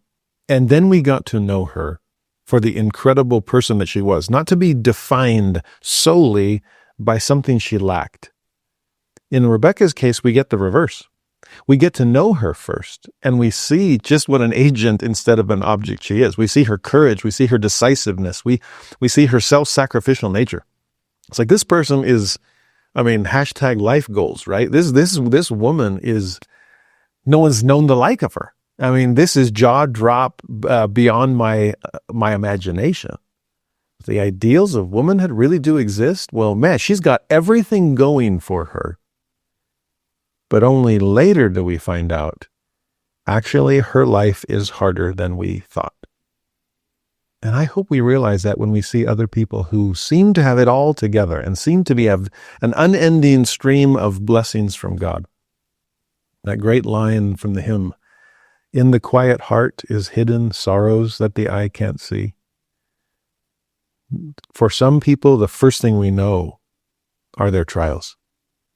And we need to get past those to realize what incredible stories they have to tell, what incredible lives they're living. Others, it's reverse. And we know the incredible life they're living. That's the most obvious. We see it on social media. Well, look a little further, or open your heart a little wider, and you will see struggles there, as was the case with Rebekah. But Isaac entreats God for her. There's something beautiful about praying for, not just praying that God will bless you with a family, but praying that God will bless those family members. And so Isaac entreats God for her, and God listened. I'm sure she was praying too, but there's something about a righteous couple joining their faith, joining their prayers, so that God can bless them. Now, like I said, this all happens in the same verse. We'll find out later 20 years of waiting and entreating takes place. But then 22, now that she's expecting, the blessing that she's been waiting 2 decades for has finally come her way. But notice, this is one of my favorite verses in this whole chapter is 22. The children struggled together within her. And she said, "If it be so, why am I thus?" And she went to inquire of the Lord. Now, a couple things there. She went to inquire of the Lord. So in the previous verse, when it says that Isaac entreated God for her, again, she's an agent, not an object. So she's not just, honey, you're the male in the family, and this is the patriarchy, and so you're the one that's connected to God. Will you go talk to him on my behalf? No, because here it's crystal clear. She has a direct line communication with God also. That was actually something my wife struggled with when she was Relief Society president, when everyone else was having kids and she couldn't, okay? Because she felt sometimes from sisters at the time, especially those that hadn't served missions, they would say, well, they'd have spiritual discussions in Relief Society, and some of them would say, oh, well, the scriptures are my husband's department. He's the one that served a mission. And my wife was always like, well, whether or not you served a mission, the scriptures are your department. Direct connection with God is your department. We need to be equally yoked here. And the vast majority of sisters that she served with were exactly that. And the others caught up quickly, okay? And so that you see this in Rebekah. I have a question for God, but notice what the question was. If it be so, why am I thus? Now that seems really vague. What is she asking? I don't know for sure. But as I have wrestled with that phrase, what I've thought is, God, I'm finally pregnant. I finally have the blessing that I've been praying for 20 years to receive. Well, if the blessing's finally here, why is it so hard? Why is this so painful? Remember, she has 2 children within her, and she doesn't know that yet. She will in just a moment. But the children are struggling together within her. They'll struggle together outside of her too. But here they are wrestling in the womb. And she's like, whoa, something's going on. I've never been pregnant before. I don't know if this is normal. And nobody's written what to expect when you're expecting yet. So I have no idea what to expect. But I don't know if this is normal. It's painful. I don't want to lose this child. Heavenly Father, I finally got what I've been dreaming of. Why is it like this? And I think sometimes we all wrestle with that. God, I finally found the true church. How come I can't seem to make connections in my ward? I finally, closer to the story here, I finally got pregnant only to have a miscarriage? Or I finally have children, what I've always dreamed of. Why is parenting so hard sometimes? My friends, there's reality. There's raw reality in Rebekah's question. And if you've ever struggled with the same thing, I know I'm doing the right thing. Then why is this so difficult? I know I'm on the covenant path. Where are the blessings I expected? I'm following God. Then why does there always seem to be tragedy in the train catching up to me? If it be so, why am I thus? But I challenge you, inquire of the Lord, and he can help you understand the purpose of your problems and the lessons that he's trying to teach you through your trials. It's exactly what God does for her here. Verse 23, the Lord says unto her, and again, this is an unmediated, direct line revelation. She asked him, he responds to her directly. And this is going to be key later when we see what she does to kind of, get around Isaac. There's no record of Isaac being aware of this specific revelation. We know crystal clear that Rebekah gets it. And here's what it is. 2 nations are in thy womb, and 2 manner of people shall be separated from thy bowels. The one people shall be stronger than the other people, and the elder shall serve the younger. Now, this just might be the first instance of ultrasound in human history. It's just a divine one. And here the Lord says, oh, no wonder. You're having twins. Congratulations. As one of my wife's best friends in college said when she found out she was having twins, wow, two for the price of one. 2 children with only one labor and delivery. Thank you. Well, after this divine ultrasound, it's more just that, you understand what's going on and why you're so large. You're great with child. Well, you're extremely great with child. And all this movement in there and what's going on, it's because you're having twins.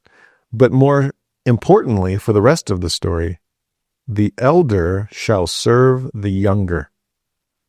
Now we see in Luke 2 that when Mary has this experience giving birth to the baby Jesus and the shepherds come, speaking of angels, that she kept all these things and pondered them in her heart. Well, this is going to be something that Rebekah will keep and ponder for the rest of her life. I'm having 2, and I know the younger is supposed to be the one in charge, even though that reverses the norm. Sometimes God's revelations do seem to reverse common knowledge or received wisdom or what we assumed previously. And that's the case for her. But knowing that, she's going to play a part in making sure that that happens. We'll see it later today. So verse 24, when her days to be delivered were fulfilled, behold, there were twins in her womb. She knew that. I bet, again, if she didn't say anything to Isaac, then he would have been shocked. Like, whoa, another. I don't know if she just played surprise, but she knew it was coming all along. Now, what she didn't know was the specifics, but the first came out red all over like a hairy garment, and they called his name Esau. And after that came his brother out, and his hand took hold on Esau's heel, and his name was called Jacob. And Isaac was 80 years old when she bare them. So that's how we know that it was 20 years of waiting. Married at 40, but had a child at 60, 80 years old. Now, strange description of this childbirth. Here comes a baby. Wow, he's red. Ooh, yeah, he's hairy. Okay. And right on his heels, literally, like, hey, you're not coming out without me. If you found the escape route, then help me. And little baby Jacob grabs onto Esau's heel and here comes the 2 for 1, right? Now, there's some play on words here and some ancient Hebrew idioms that I think are fascinating. First of all, the word Esau as a name. We've seen so many times that names mean a lot. and symbolic of the experience that this child will have later in life, or symbolic of their coming to earth. There's some connection. Now, Esau, there's a verse later in Genesis where it says that thus dwelt Esau in Mount Seir. Esau is Edom. Now, Seir means hairy, and Edom means red. So those two words harken back to Esau's birth. He's red and hairy. Oh, he's Edom and he's Seir.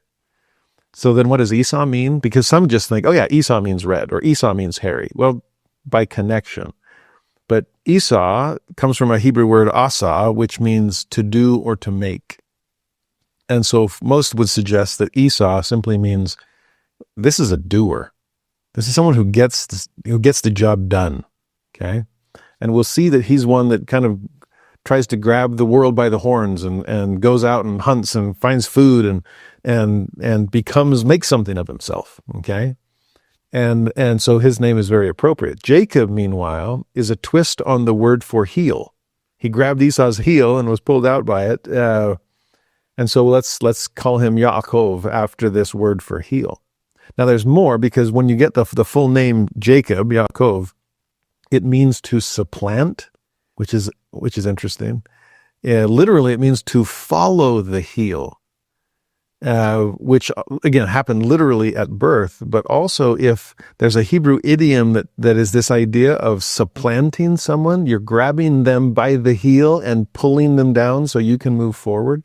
It's kind of like crabs trying to get out of the bucket, and they're yanking them by the heel. I don't know if crabs have heels, but Esau did. And so there's a preview of coming attractions of what will happen with the Mess of Pottage and the switching to be able to take the birthright and the blessing. We'll see all of that today.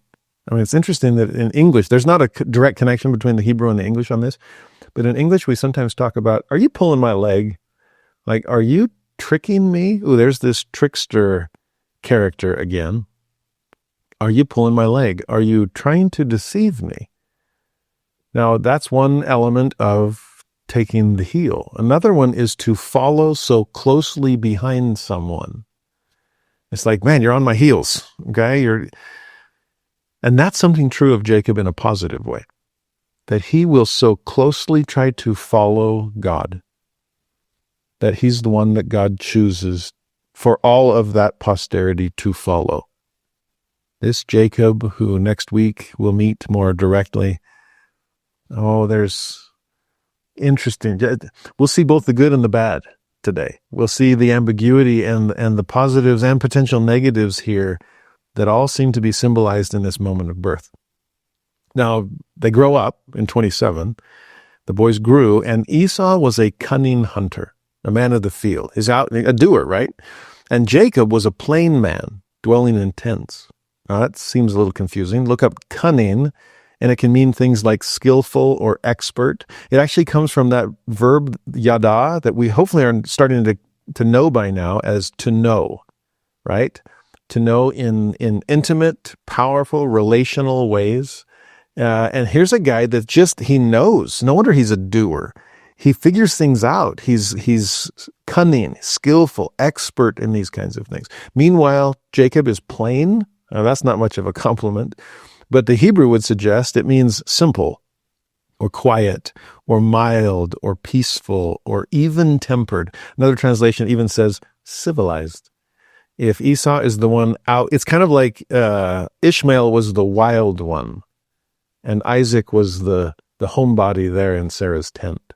Similarly, Esau is the wild one. He's the cunning one. He's the expert. He's out there doing hunting, whereas plain, simple, even-keeled, civilized Jacob is just there closer to home.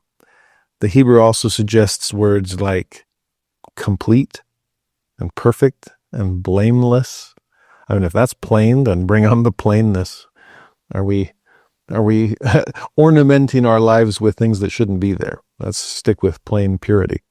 It's the same word, by the way, that's used to describe Job in the book of Job as perfect and upright. Plain. Okay, what you see is what you get. There's even one translation, the contemporary English version, that describes that term as Jacob lived the quiet life of a shepherd, which starts to suggest is this Jacob's Abel to Esau's Cain? And we'll see later this attempt on, or this desire on Esau's part to take Jacob's life. So some sibling rivalry. We've seen it before, and we're going to see it again today. Now, 28, Isaac loved Esau because he did eat of his venison, but Rebekah loved Jacob. Now, that verse seems odd. Rebekah loved Jacob. Okay, that makes a little bit more sense. I'm sure she loves both of her sons. What mother heart would not? But she realizes Jacob, I've been told by God, Jacob is the one that's going to be in charge. The elder will serve the younger. And so I need to look out for Jacob, especially since he wants to stay in the tents. He's not out there adventurous. He's kind of a mama's boy in wonderful ways. And I need to care and nurture and protect him from the dangers of the world or from the dangers of his older brother. I got to keep an eye out for him. Whereas Isaac loves Esau. Why? Because he eats his venison? Again, that seems pretty shallow. I'm sure there's other reasons. Maybe it's a matter of he's everything that I wasn't. This man's man. He reminds me of my dad. Dad was out there taking on the Mesopotamian kings, and I bet Esau could do the same. Oh yeah, if there's somebody that can lead my family forward, if there's someone that can defend the clan, so to speak, oh, there's Esau. And so it's not just about venison. I mean, I like barbecue too, okay? It's more about here's a doer and a maker, a mover and a shaker, and he's going to be able to lead my family and defend them from whatever influences are around him, okay? I think it's more than just plain favorites. God is no respecter of persons, and parents playing favorites is not a good idea. Beware of that. Okay. What's one thing I always was amazed about my parents? That among their 6 kids, they loved us all, and despite different personalities and different interests and talents, I never felt any more or less loved than any of my siblings. Now, it took my wife to teach me this, by the way. When I was in high school, I learned about 2 of the degrees of glory. My wife taught me about the 3rd. You see, as a high school kid surrounded by teenagers, and collectively we were a little shallower than we needed to be. That's normal. We're growing up, right? But I remember people thinking they were so much better than other people because of what they possessed. They drove a nicer car, or they had a car at all. They came from wealthier families or bigger homes, whatever. And I remember thinking we were just this basic, average, middle-class family. And I remember at times thinking, what do you think you're better than? Why do you think you're better than me? What, just because your dad makes more money than my dad? That has nothing to do with you. And so people that would show off their possessions, I thought, that's nothing to be proud of. Now, unfortunately, and this speaks negatively of me, I probably felt pride, but it came from accomplishment. And I just thought, well, that's something I've done, something I've made of myself. Well, really? Or is that just a gift from God, and he helped you accomplish certain things? But it was interesting when I met Emily, because I was shocked that she didn't care about any of those things. She didn't care about my resume, and didn't care about awards that I had won or things that I had accomplished. It was like, to the point, and again, from a shallow perspective, well, everyone else I had met before that cared about it. They thought it was so cool about this, and this, whatever. And then this girl that I finally am interested in isn't interested in any of that? Huh. What would impress her, since my resume doesn't? And I realized what impressed her were attributes. I thought I had moved up because it wasn't about what I had, it's what I did. She had already taken it up another level and realized it's not about what you do, it's about who you are. And that's when it hit me. There really are 3 degrees of glory. What you have is just telestial. What you do is mere terrestrial. Who you are, that's a celestial degree of glory. And I realized my wife wouldn't care about what I'd done until I could convince her about who I was. And I hoped that would be sufficient. I actually had an experience on after my mission as my younger brother was beginning his, that was so powerful to me, and hopefully was to him. I don't know if he watches these videos. I was teaching at the MTC, and he had just got his mission call and was in the MTC to learn Spanish.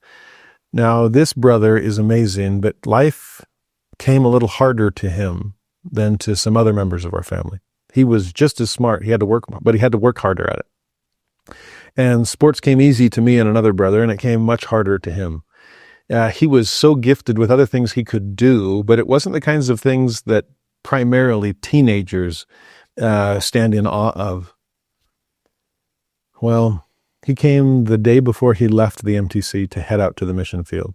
My night class had just ended, and all my missionaries had left, and my brother poked his head in the door and a little bit sheepishly said, "Jared, can you give me a blessing before I head out to Mexico tomorrow?" And of course, come on in. And I could just sense from him the weight of the world on his shoulders, like, I'm scared to death of this, as we all kind of were. But more than just fear, there was a sense of inadequacy I could feel from him, like, will I be as good a missionary as you, since Spanish came easily to you and it's been harder for me? I don't know what kind of missionary I'll be, because I can't do the things that you've done. Well, I laid my hands on his head and began to speak, and my favorite thing about blessings is not just speaking for God, but feeling for God. And as I came to feel about my little brother the way God feels about him, I was humbled to be related to him. I realized that the elder, in my case me, was inferior to the younger, in this case him, as far as Christ-like attributes were concerned. I remember saying in that blessing that he had no reason to feel less than or inadequate, because when it came to the attributes of a missionary, he was starting his mission further ahead than most of the rest of us ended our missions at. It blew me away realizing it took me 2 years to develop some degree of humility and meekness and reliance on the Lord that my little brother had already surpassed and was beginning his mission with all of those attributes. To me, there's something powerful here about how our divine parent sees each of us, and it's not with preferential treatment. It is no respecter of persons. It is equal love for all, and with different blessings to manifest that love. I'm amazed at who my brother is. I'm amazed at all my siblings and my in-laws, and it goes far beyond the telestial or even the terrestrial. They're celestial souls, and God made sure I understood that. Now back to our story. Verse 29 and 30, a story we're well aware of. Jacob sawed pottage. He's making some lentil soup. And Esau came from the field, where he typically was, out there making, hunting. And he was faint. And Esau said to Jacob, "Feed me, I pray thee, with that same red pottage, for I am faint." Therefore was his name called Edom. So there's another kind of hint, wink ahead, that this red pottage, well, no wonder they called him Edom, the Edomites, the descendants of Esau, not just red and hairy when he was born, but he wanted this red food.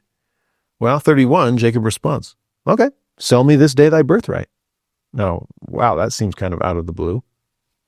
I don't know if Rebekah has already suggested some things to Jacob about who eventually needs to lead the family. Maybe, maybe not, but either way, Jacob wants the birthright.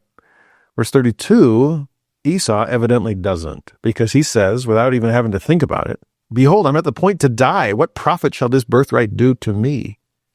Now, amazing what we just see about Esau there. What profit shall this birthright do?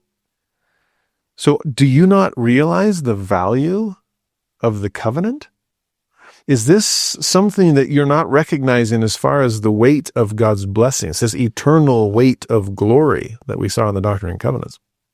Or what about what he specifically says? It's not just, well, what's this going to do me? couple it with his first line. I'm about to die. And if I die, what's the point of the covenant? Because it's over then, at least for me. But no, that's not true either. If it's sands of the sea and stars of heaven, then none of that can happen in this life only. I promise, the blessings of God don't expire at death. And so that to me and others is one of these problems as far as Esau's perspective is concerned. God's covenant outlasts death. His blessings outlast it, and therefore they definitely outweigh it. They outweigh life and death. Because this is a big problem as far as Esau is concerned too. I mean, on the one hand, I don't care how long and hard and hot your day out hunting was. You're not going to die right now. You could survive without this meal, or you could survive long enough to make yourself your own food. There's something wrong here because Esau is putting all his emphasis on the temporal instead of the spiritual. That's going to be a problem if you're trying to make sense of the covenant. Part of this challenge is magnifying physical appetites instead of keeping them in proper perspective. That will be an ongoing problem through a lot of family lines that don't end in full covenant keeping. You have to learn to keep physical appetite in proper perspective and make sure that it never is magnified to the point of overshadowing the importance of keeping the covenant. Another possibility here is think about what the birthright is. We'll see here it's selling the birthright. Later, it's taking the blessing. The birthright and the blessing. There's some overlap there, but there's also something to distinguish them. In some ways, the blessing is more this spiritual manifestation, whereas the birthright, well, to start, is temporal. You get a double portion of your father's goods. Now that sounds pretty good. Like if there's only two sons, Jacob and Esau, then what's going to happen when Isaac dies? They'll split it in 3 ways. And Jacob will get 1 portion and Esau will get 2. That's the benefit of being the firstborn son. Wait, I'm twice as good as you, little brother. Well, no. The reason the firstborn son gets the double portion is because he is taking his father's place. And as a result, he's responsible for his mother, if she's still alive. He's responsible for all of the sisters, if they're still alive and haven't been married yet. He's responsible for the family. He's taking over for his dad. And in some ways, you better hope that the double portion is enough. All the younger siblings can take their single portion and go use it singly upon themselves, but not the oldest. And what's happening with Esau here? Wait, you're thinking of yourself and your physical needs. You're hungry, and you'll do anything to meet that physical hunger right now, including not to place proper importance upon the covenant. That's a problem. Because later in life, when dad does die, and you receive that double portion, will you be feeding others with it? Or will you be feeding yourself? Remember what kept Joseph Smith from obtaining the gold plates that first time he saw them? He started thinking about what this would mean temporally, financially. No, that's not what this is for. And the moment you start thinking about the double portion as your chance to get ahead, no, it's your chance to make sure everyone else can move forward. So like I said, we're starting to see Esau's disqualifications. Okay. Now, verse 33, Jacob says, "Swear to me this day." And he sware unto him. And he sold his birthright unto Jacob. We speak of that. It's become a famous phrase, to sell your birthright for a mess of pottage. A mess. We don't usually, we call it the mess hall or the mess kit. Mess is just, here's the food, here's the meal. But that does make a mess of things. So maybe in English, it's a more appropriate term than we realize. He sells it. And in 34, Jacob gave Esau bread and pottage of lentils, and he did eat and drink, and rose up and went his way, like without even thinking twice about it. It seems like a pretty nonchalant moment. And thus Esau despised his birthright. That's how the verse ends. Now look up the word despised, and it means things like scorn or slight or belittle, to show contempt for, or to make little account of. In Spanish, there's a great word. It's menospreciar. To preciar, to prize, or to price, to value. Menos, less. So to menospreciar is to value less, to undervalue something. It's like, it doesn't mean anything. What's this birthright anyway? So it's interesting. In some ways, there's the potential danger in the future of thinking too much of it, but using it all on himself. But in the meantime, I mean, Dad's still alive, and there's plenty for all of us, so I don't even care who's in charge and who isn't. I mean, and I don't want to take the responsibility for Mom or anybody else. So I'm a mover and a shaker. I'm a doer, a maker. I'm a hunter. I can provide for myself. It's fine. No big deal. Every man for himself, and I'm going to worry about myself. And right now it's about food, so feed me. Covenant, take it or leave it. And I'm leaving it. He undervalues it. He belittles it. He despises it, is the term used here. It's interesting because the same word is used in, at least in the English translation, in Romans chapter 2. When Paul warns the people there about taking for granted the atonement of Jesus Christ. He's teaching them grace, but he's worried that if you take grace to the extreme at the expense of repentance and righteousness, then it's just that. Put it on Jesus's tab. He's got it covered. Careful. And the way Paul says it is, despisest thou the riches of his goodness and forbearance and longsuffering, not knowing that the goodness of God leadeth thee to repentance? His goodness is supposed to make you change and repent, not make you put it on his tab and just take his grace for granted. Some translations put that as to presume upon his grace. He's going to cover it. He always does. Or in this case, to despise the riches of his goodness. Well, Esau was despising the riches of God's goodness. And so no wonder he sold them. Take it or leave it, and I'm leaving it.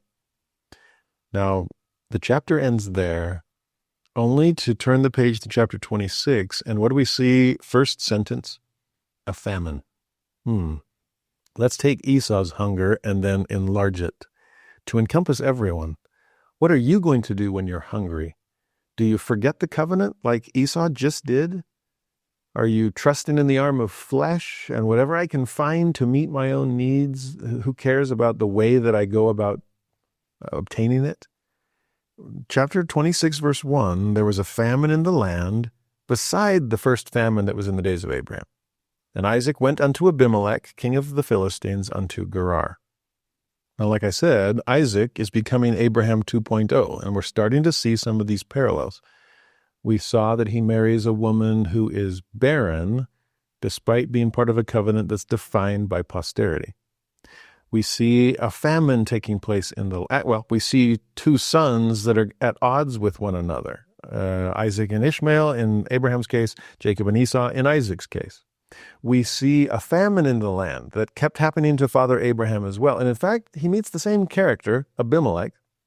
Good thing, by the way, that Abraham had treated Abimelech so well that they had made a covenant with each other that would outlive them to be able to help their children and their children's children remain at peace.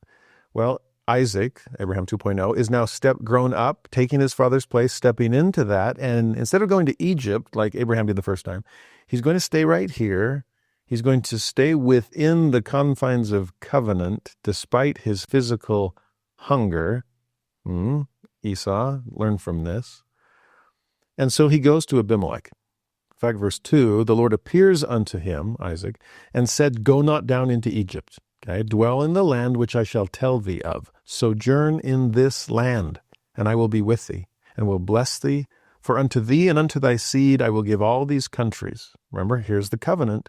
I will perform the oath which I swear unto Abraham thy father. Don't let a famine dissuade you from this. Don't let it trick you into leaving behind your birthright.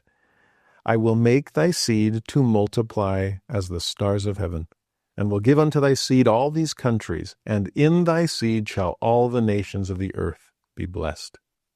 So you see this renewal of the covenant? Same kind of language.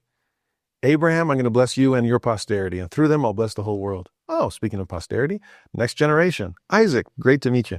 I was a good friend with your father, okay? And now I want to be a good friend of yours. So through you, I will continue to bless the entire world. Trust me on that. And hold on to the land. Hold on to the covenant. And posterity and priesthood and promised land will still be yours. And through you will be all. Don't go to, Egypt was always the convenient runaway spot, okay? We saw it in Abraham. Evidently Isaac was tempted to do the same. We'll see it in Jacob and Joseph, the huge famine. They all have to go there. There's no other option. We see Jesus go to Egypt. I mean, Egypt is the best place to go because it's less dependent on immediate rainfall. Since the Nile is so long as it rains somewhere upstream, eventually it will find its way down to Egypt, where the Nile will flood and bring fruitfulness back to the earth. So I'll put it this way, Egypt is an easier place to trust in the arm of flesh, because there always seems to be sufficient flesh on that arm. Whereas in Israel, yikes. If you're a river culture, you can tend to trust in the river because the water just keeps coming. If you're in a rain culture, better pray hard that the rain comes, okay? And with famines in the land, in Israel, yes, there's a Jordan River, but that's way down in the valley. No wonder Sodom and Gomorrah went there. No wonder Lot dwelt there. If you're up in the plains or up in the mountains of Judea, you better be praying for rain. We'll see more of that, since Babylon is by the rivers of Babylon, and Egypt is along the Nile, and Sodom was along the Jordan, which became Dead Sea to them. I even think of Nauvoo on the Mississippi and going, well, this will be an okay spot to stay a while, but no, you can trust in the Mississippi because it'll always keep flowing. Let's head out to the western desert, shall we? And yeah, I guess there's like City Creek and a little token Jordan River, but good luck with that. You better pray for rain. You better trust in the arm of God instead of trusting in the arm of flesh. So Isaac, don't go to Egypt with its Nile. Stay here and pray for rain. In fact, better said, stay here and stay within the covenant. It's not about what you will eat. It's about who you will feed. That has to be the focus. Exclusivity in pursuit of inclusivity, like we keep saying.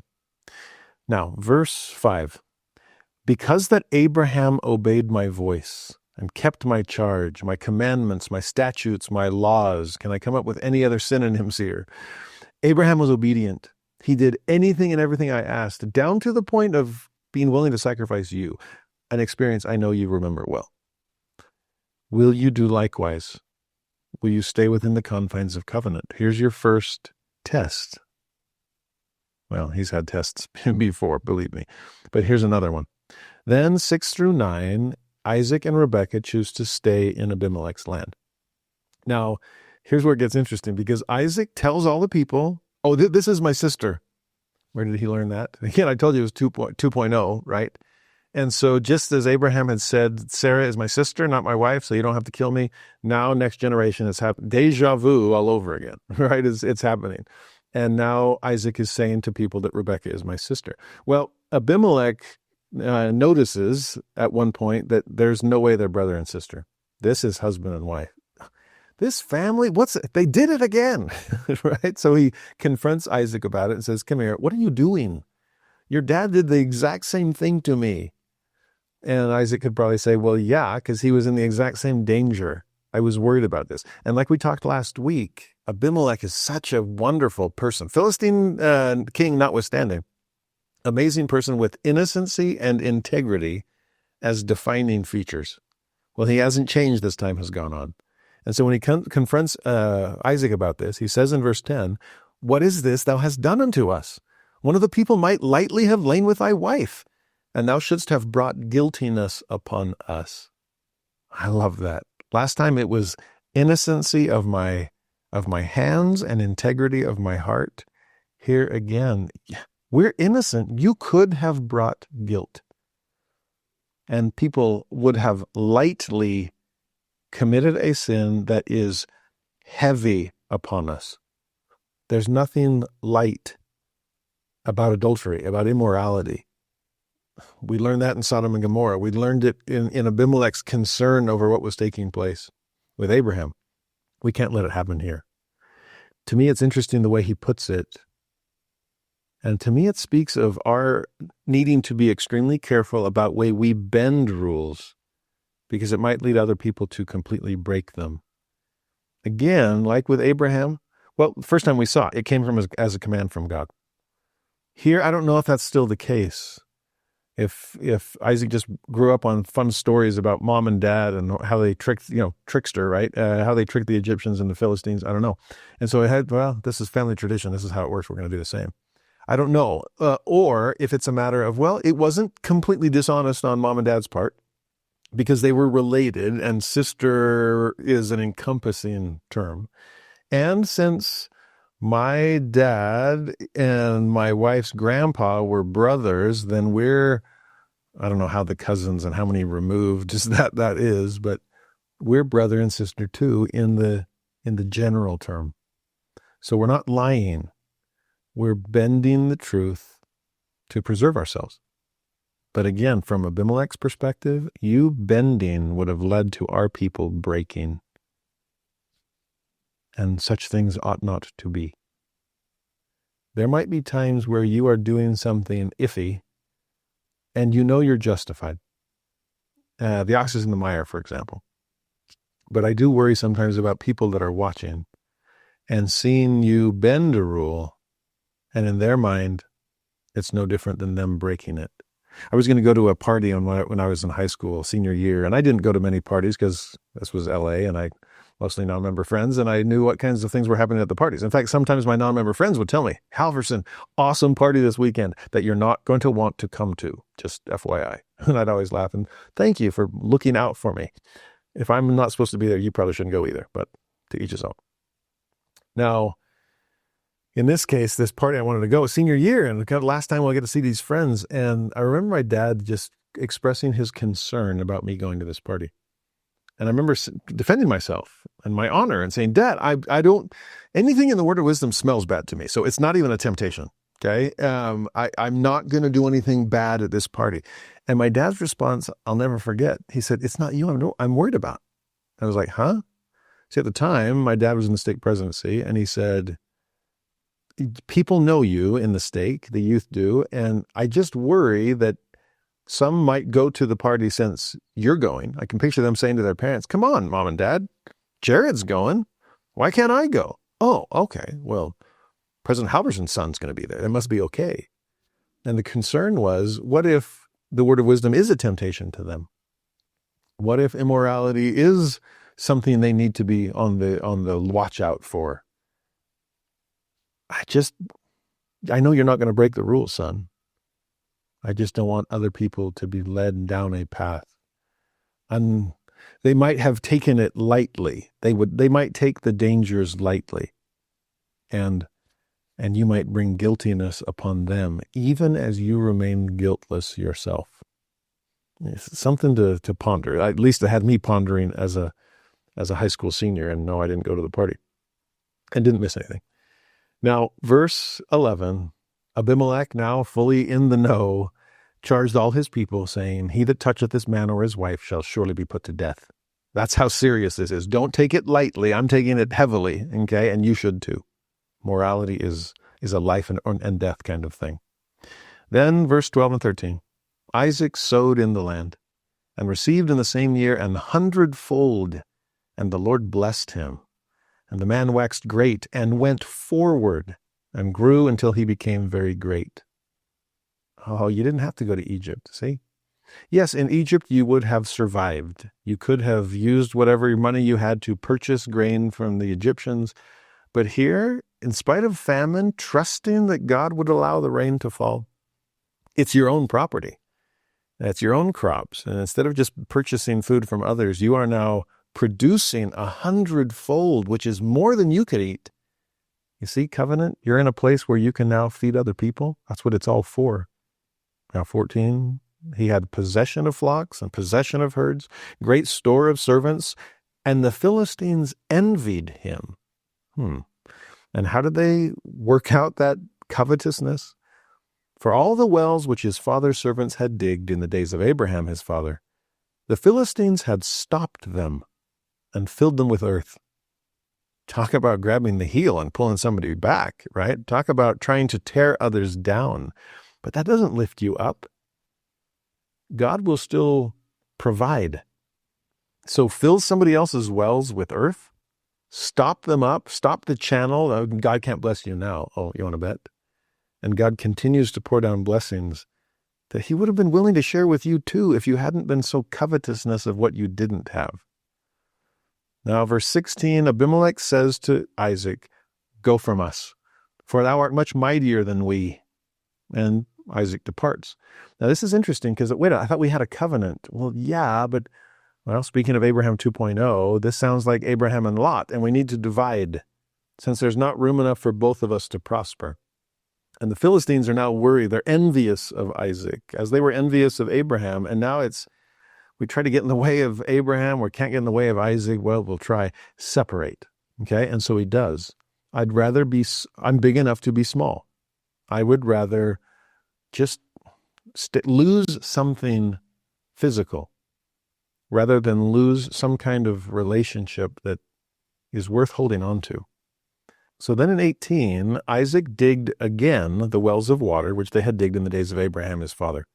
For the Philistines had stopped them after the death of Abraham. So repeat there. He called their names after the names by which his father had called them. So again, I'm going to be like my father. I like this. Let me reopen the channels through which God can bless us. Let me reopen the covenant channel. Let me keep pursuing the covenant path. Remember, he said earlier, he said he went forward. I love that. He didn't go backwards. Forget Lot's wife, or remember her, that is. I moved forward. And I'm going to move forward along the covenant. I'm going to renew the source by which God's blessings can flow.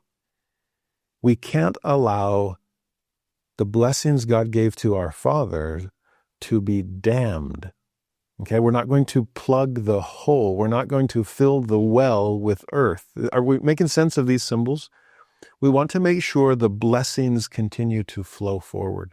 I'm going to unkink the hose, redig the well. I'll put the same names on them that my father did. I want the Abrahamic covenant to continue to bless the whole world as it was intended to. And that's the only reason God is choosing me to choose everyone else. So 19 to 22, Isaac's servants keep digging new wells. And then Abimelech's servants keep coming back to take them over. Remember, we saw the same thing back in Abraham's day also, that Abimelech's servants and his servants were fighting over wells. And Abraham would just say, look, can we get on the same page here? Here's the 7 ewe lambs, Beersheba, right? We studied all that last week. Well, it's happening all over again. And like father, like son, Isaac is turning the cheek. You wanted that well that we just dug. Fine, we'll go elsewhere. And they dig a new well. And the Abimelech people come and they take over that well too. Oh, sorry. Let's try a third time. And finally, the third time, they're left alone with the well that they are digging. In 22, Isaac says, "For now the Lord hath made room for us, and we shall be fruitful in the land." Great statement. Not room enough for all of us? Well, then God will make room for us. He will carve out space where he can bless us so that we can continue to bless the whole world, including those that didn't think there was room enough for both of us. Then 23 and 24. Isaac went up from thence to Beersheba, and the Lord appeared unto him the same night, and said, I am the God of Abraham thy father. Fear not, for I am with thee, and will bless thee, and multiply thy seed for my servant Abraham's sake. At what point does the God of our fathers become our God? At what point does our parents' testimony become our own personal testimony? And like we talked 2 weeks ago, at what point is the Abrahamic covenant become a covenant with Isaac far more directly? When does it become a direct renewal upon us, right? When we're sealed and find our covenant companion? Well, in verse 25, then, he builded an altar there, just like Dad would have, right? Wherever he went. And Isaac called upon the name of the Lord and pitched his tent there, and there Isaac's servants digged a well. Just like Dad was always in the business of building altars, Isaac always seems to be in the business of digging wells. And yes, they're both doing both, okay?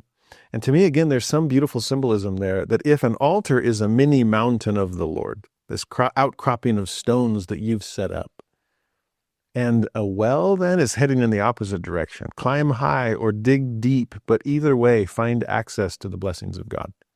Climb your way to heaven and offer him things. Or dig your way into the earth itself and find the source of living water that's always been down beneath you, ready to bubble up and give you life. I love these altars and wells that characterize the life of Abraham and Isaac. We'll see more of it in Jacob, with Jacob's well that even Jesus drank from. Then 26 and 27. Abimelech comes down to him, seeks him out after he just kicked him out of the territory. And Isaac asks him, "Wherefore come ye to me, seeing ye hate me and have sent me away from you?"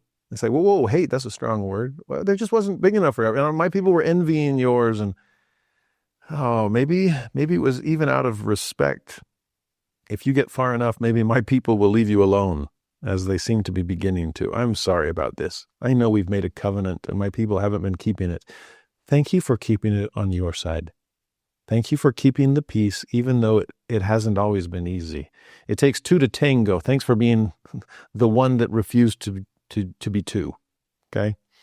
So verse 28, Abimelech says, "We saw certainly that the Lord was with thee. And we said, let there be now an oath betwixt us, even betwixt us and thee. Let us make a covenant with thee, that thou wilt do us no hurt, as we have not touched thee, and as we have done unto thee nothing but good, and have sent thee away in peace. Thou art now the blessed of the Lord." Now again, there's a little irony there. We've done nothing but good to thee? I picture Isaac like, well, that's debatable, but I'll take it. If this is, even without an apology, I'll forgive you. If this is your attempt to make an oath and at least to move forward, then I'll let bygones be bygones. And I'll make that oath with you, which he does. In fact, he more than an oath, he makes a feast. Verse 30, he made them a feast and they did eat and drink. In fact, with that, Abimelech and his people end up leaving after having made the oath. And that's the day that they strike water in that well that they're digging. Which to me again says something. If you'll just let it go. Yeah, we've already lost 2 wells. But better to lose a well than a friendship. And it's a preserve the relationship. Turn the other cheek. Make a promise even though they haven't always kept theirs in the past. Give them a chance. And give to people that just seem to keep on taking. Now, I know there needs to be a limit to this, right? And not to be codependent or enablers. There's the Lord's law of war that we studied last year in the Doctrine and Covenants is clear on this. But whenever possible, be big enough to be small. And turn that cheek and preserve the relationship. And again, what I love about this one is they keep taking our wells. Well, let them have it. God will provide. And sure enough, the day that they establish this covenant of peace, they strike water. God always comes through. Then finally, verse 34 and 35, this chapter ends with some bad news. And it's back to Esau. We kind of lost sight of him in this chapter.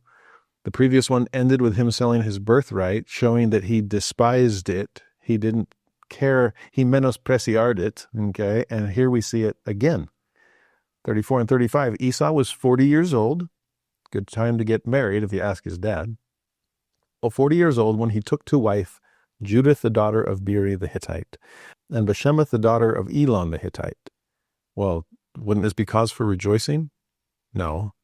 Notice they were both daughters of Hittites, which means they're not in Abraham's extended family line. These are children of the Canaanites. This is marriage outside the covenant. No wonder the chapter ends, which were a grief of mind unto Isaac and to Rebekah. How How could he keep the covenant when he's marrying outside of it? How can he pass the covenant down to posterity when his posterity cannot be born within the covenant? Did Esau not understand all the work that his grandfather went through to send his servant all the way back to his mother's family in Haran? Don't send Isaac there. Bring someone back. Don't descend to their level. Find someone that has ascended to God's level and bring them out of that place. And even here in the promised land, Esau is marrying outside of God's promises. Yeah, grief of mind, you better believe it. In fact, we'll see later just how much grief that brings to Rebekah, especially. We'll see that here in chapter 27. So turn the page, and here we get another story, and this that we know, a famous one, and it's a tricky one. Honestly, I've been wrestling with this one, like, man, why does this have to be so confusing and so ambiguous? I wish we could simplify it. I think sometimes we're tempted to. We'll talk more about this. I want us to leave some space open for the difficulty here, though. Both the pros and the cons, the strengths and the weaknesses, since I know I have both. So we can safely assume that Isaac has both, and Rebekah has both, and Jacob has both. And we'll see next week, Esau definitely has both. We've been focusing on his negatives. Next week, we'll see his beautiful positives. Hold on for that one. It is a redemptive story as far as Esau is concerned. It's awesome, okay? Don't miss next week. But in this one, when we see Isaac and Rebekah and Jacob as the unmitigated good guys, well, we all have character flaws and things that we need to be working on. And we'll see both good and bad in all of them today in chapter 27. Well, verse 1, it came to pass that when Isaac was old and his eyes were dim so that he could not see. Now, you have to ask yourself, is he losing physical sight alone? Or is he starting to get a little cloudy in his spiritual vision? It's hard to tell. Again, earlier, if it was, I love Esau because of his venison. Is this just, I'm a barbecue fan, or I need a son who can defend my people? Hard to tell. But with some kind of eyesight issue, he tells Esau, I'm getting old. I don't know how much longer I have, and I want to pass down my blessing upon you. I said earlier, what's the difference between the birthright and the blessing? Does Isaac know about the transaction that took place over the Mess of Pottage? I don't know. Jacob already has purchased the birthright. Esau easily sold it to him for pennies on the dollar. How does that relate to this blessing? Now, birthright is going to be leading the family and receiving the double portion. Blessing also seems to include some kind of spiritual strength. This is more of the covenant side of things, perhaps. But to whatever degree they overlap or are distinguished, there's probably a Venn diagram somewhere in here. Whatever it is, Isaac sends Esau out to go hunt, to bring back some venison and make it just like I like it, so I can bless you before I die. Well, verse 5, Rebekah heard when Isaac spake to Esau his son. And Esau went to the field to hunt for venison and to bring it. And now that he's off camera, Rebekah can rush back to Jacob and say, Jacob, time is of the essence. We only have, how long does it take your brother usually to find some meat to bring back? How long does the hunt usually last? Well, whatever it is, we have to move. I need you to go get some goats out of the flock, bring them in, and I'm going to cook your dad the ultimate dinner, just like he likes it. Believe me, I know the recipe. And with meal in hand, I want you to go to your father to receive that father's blessing. It needs to be yours, not Esau's. Now, this is where it gets tricky for Jacob. And it makes me wonder if Rebekah has said anything about this before or not. Again, we get a clue from the Mess of Pottage that maybe Jacob knows he's supposed to be in charge, but this one is like, I don't know, Mom. Or maybe it's like, birthright's enough for me and I'll still lead out, but blessing? Yeah, let Esau have it. It's his. Either way, Jacob says to his mom in verse 11, Behold, Esau, my brother, is a hairy man. I mean, you practically named him after that. I am a smooth man. My father peradventure will feel me, and I shall seem to him as a deceiver, and I shall bring a curse upon me and not a blessing. In other words, Mom, I don't want to live up to my name in that way. I can't drag Esau down like that. I can't deceive my father. I can't pull his leg. Because if I do and he finds out, then there's a curse on its way instead of a blessing. In some ways, this reminds me of the Ham and Canaan story we studied with Noah. There's right ways and wrong ways to get blessings, and I can't go about it in the wrong way. Now, this is where it gets interesting for Rebekah.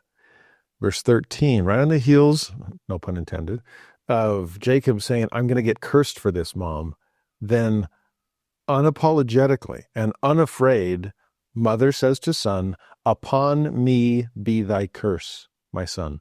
Only obey my voice and go fetch me them. Now, that's gutsy on the part of Rebekah. If there's a curse involved, then I'll take it. Now, huge risk, which and totally fearless in the face of risk, which suggests that Rebekah believes there will be no curse. Now, what would give her that kind of confidence? Oh yeah, I received a revelation when you were, even before you were born. My knowledge of you precedes my even coming to see you. I knew who God was sending. I had my divine ultrasound, and I knew not only that you and your brother would be forthcoming, but that you, little brother, would be in charge of your older one. That is God's will, and I'm going to make sure that it happens. I know this is what I'm supposed to do. Well, I know that this is what Isaac's supposed to do. I know he is supposed to give you the birthright and the blessing, that you're supposed to be in charge, but his eyes are dim. I worry about his spiritual sight. I worry if it's been clouded by preference instead of principle. And if he just wants to do it his way, I'm going to make sure that he does it God's way. Now, that might be the most amazing thing or the worst thing. And it's really hard to tell. In some ways, it reminds me of Eve and the choice made in Eden. I'm going to make sure we do the right thing. And the right thing is partaking of this fruit and doing something that looks wrong in order to bring ultimate rightness out of it. And so I partook, and then I invited Adam to partake, and he partook of it too. Good will come of this. No curse. I'm so confident in that I will take your place in the cursing if there ever is one.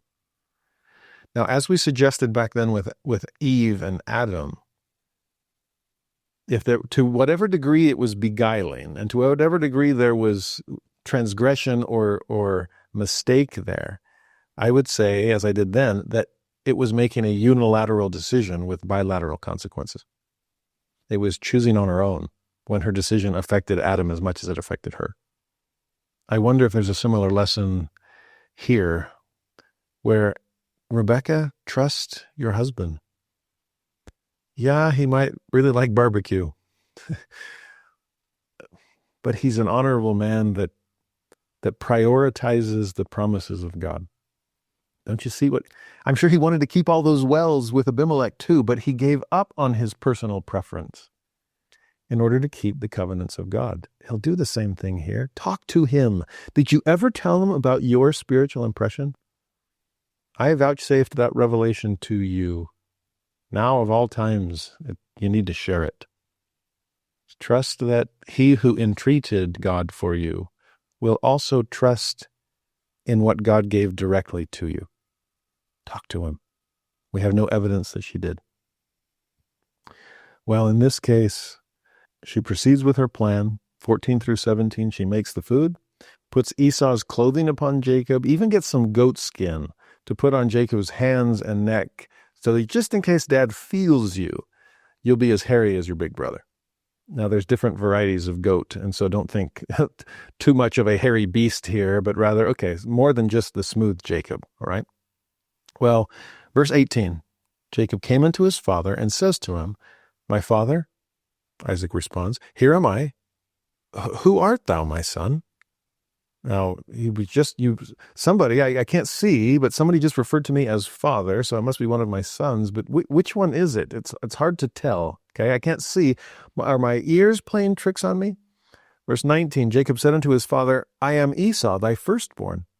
I have done according as thou badest me. Arise, I pray thee, sit and eat of my venison, that thy soul may bless me. Now, this sure seems like a bold-faced lie. Is this Jacob just being the trickster? Is this Jacob just honoring mother's wishes and going against what he would have preferred? Again, we see humanity here, okay? Justifiable if we're thinking of Rebekah making sure God's will is done. But again, is it a matter of, I don't know, I'm wrestling with this. I'm still wrestling with this, okay? Because yes, I know, she knows, she's had her revelation. The younger will be in charge of the older, and I'm going to make sure it happens. But remember when Abraham was like, God, I know you're going to give me posterity, and since I can't give it to you, then take my servant. And God's like, thanks for the suggestion. Don't need your help. Next chapter. Sarah, I'm the weak link in the chain then. Since I can't give Abraham seed, then take Hagar and then raise up seed. And God's like, thanks for the help. Don't need it. Here again, is it a matter of Rebekah? You don't have to take matters into your own hands. This is a fine line. This is a proving of contraries. And I'm just trying to find the Goldilocks zone here. To what degree do we exercise our agency to make sure that God's will is done? And on the other hand, to what degree do we honor God's wishes and know that he is able to perform it? Okay? That what he has promised, he is able to perform. A great phrase we saw last week. Oh, Rebekah is trying to navigate this narrow way. Jacob is trying to, is he crossing his fingers behind his back? I don't know. This one's tricky. But he does tell Dad, I'm Esau. Then 20, Isaac said unto his son, well, how is it thou hast found it so quickly, my son? Wow, you're a better hunter than I thought. And his son responds, because the Lord thy God brought it to me. Now, there's some bending of the truth too, but is he seeing the Lord behind his mother's actions? Technically, this food came from my mom, but mom received her marching orders from God. Maybe not these specific ones, but when I was in embryo, mom knew. And so God is behind this somewhere. In verse 21, Isaac says to Jacob, come near, I pray thee, that I may feel thee, my son, whether thou be my very son Esau or not. So even Dad is a little skeptical here, a little confused, like, well, okay, you said you're Esau. It doesn't sound much like Esau. I can't see. My eyes aren't of no help to me. My ears are saying one thing. Well, let me try a different sense. Let's go with touch. Come here and feel. And you can picture Jacob going, oh, thank heaven for goat skin. Mom, you're a genius. He comes forward, and in 22, Isaac felt him and said, well, the voice is Jacob's voice, but the hands are the hands of Esau. 23, and he discerned him not, because his hands were hairy, as his brother Esau's hands. So he blessed him. And before he does, he asks again, art thou my very son Esau? And Jacob says, I am. So Dad says, bring it near me, speaking of the food. I will eat of my son's venison, that my soul may bless thee. And he brought it near to him, and he did eat, and he brought him wine, and he drank. Makes you wonder, is he trying to buy some time? Let me finish this meal first, and then I'll bless you. Because I'm really trying to figure this thing out. Earlier when it says he discerned him not, and when your eyes can't be trusted, or when your ears you're not sure about, when what you're feeling, touching, I'm going through all the senses I can think of. And I don't know, maybe even now I'm going on taste. Like, it even tastes like what Esau made. Yeah, and Mom knows the recipe. But am I trying the ultimate way to tell is going to be the gift of discernment. And he's undiscerning here. Is this again evidence of some kind of loss of spiritual sight? Clouded by preference? I don't know. Then verse 26, his father Isaac said unto him, come near now and kiss me, my son.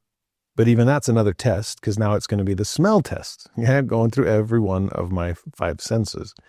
He came near and kissed him, and he smelled the smell of his raiment, and blessed him and said, See, the smell of my son is as the smell of a field which the Lord hath blessed.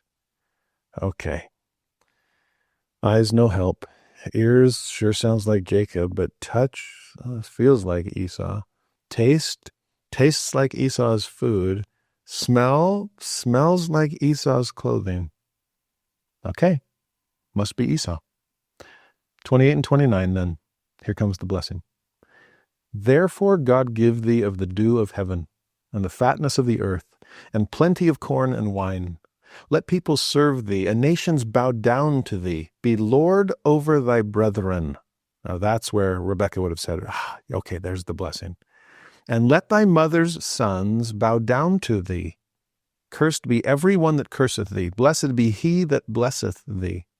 It's similar to the language that God gave in the blessing to Abraham. Now from Isaac onto Jacob, it's being passed down. So much of this is temporal, dews of heaven, fatness of the earth. Some of it is leadership. Your siblings and people will bow down to you. Now, as soon as that, and that's all part of the covenant, right? Posterity, promised land, priesthood, leadership, exclusivity in pursuit of inclusivity, because I know you will be inclusive. Well, 30 and 31 then came to pass as soon as Isaac had made an end of blessing Jacob. And Jacob was yet scarce gone out from the presence of Isaac his father. Doesn't make it for a great movie, right? The plot thickens. That Esau his brother came in from his hunting. And he also had made savory meat, and brought it unto his father, and said unto his father, Let my father arise, and eat of his son's venison, that thy soul may bless me. Oh, he comes in so unaware. So excited. I'm ready for that blessing, Father. Last time I was so hungry, I gave up the birthright. But this time, I know you're the one that's hungry, and I'm here to feed you and receive my promised blessing.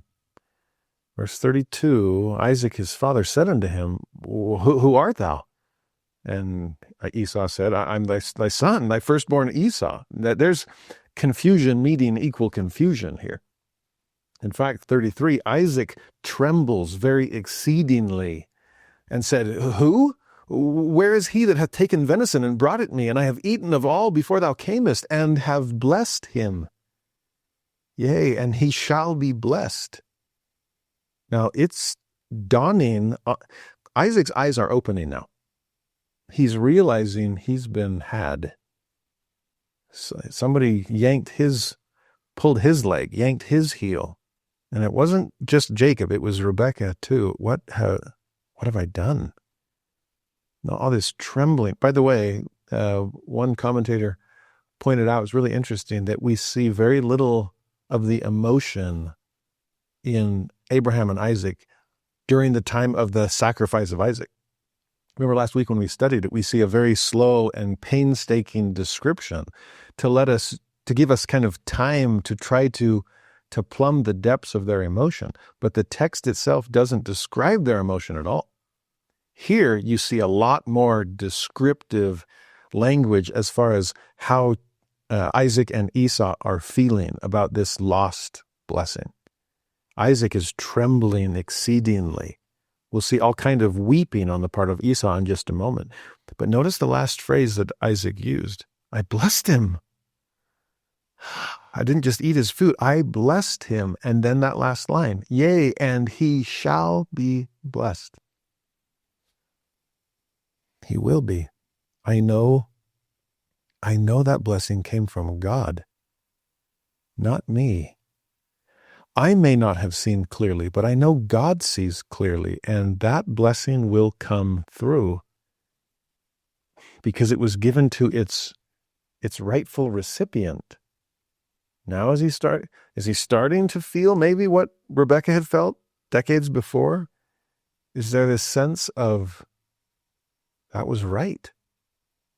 I'll put it this way. The first year I ever taught this in seminary, we had a whole court case. And I wrote out a script and I gave it to the students and, okay, I need you to play the judge and you're some jury. I need you're Esau and you're Jacob and you're Rebekah and you're Isaac. And we actually brought all kinds of people to the witness stand as we were trying to make sense of Well, what's our verdict going to be? Did the ends justify the means? Was this the right thing to do, or the wrong way to do it? And how are we going to? It made for an interesting class discussion. But we brought people to the stand beyond the key characters. We brought, for example, Esau's 2 wives, the Hittite women, and we made them swear and testify of their lineage and what that meant as Hittites and outside the covenant. We brought a very cold bowl of pottage, some old oatmeal, just crusty and hard, as Exhibit A of just how much value Esau had placed on the birthright and its associated blessing. We brought, this was an interesting one. We even brought Peter from premortality to the witness stand. And the students were like, what? How does Peter factor into this? And well, the lawyer asked him to describe what Jesus had said to him when he gave him the sealing power, the keys of the kingdom. And we pointed out that whatsoever you bind on earth will be bound in heaven, which is what Esau just admitted. I bound it on earth. It's going to be bound in heaven. But then we had Peter continue his testimony as he said, and Jesus also said, whatsoever thou shalt loose on earth shall be loosed in heaven. So Peter, and your honor, and ladies and gentlemen of the jury, do you mean to suggest that blessings you pronounce can be unpronounced? Blessings you do can be undone? Is it true that you can loose what you bind? And God will loose as well. And Peter said, yes, that's exactly what Jesus said to me. So Isaac, could you have reversed this? Did you bind on earth unknowingly, but then once your eyes were fully open, realize that, yes, this is bound in heaven as it should be, and I'm not going to take it back, son. I'm not going to undo what I did. I did something right without even knowing it, okay?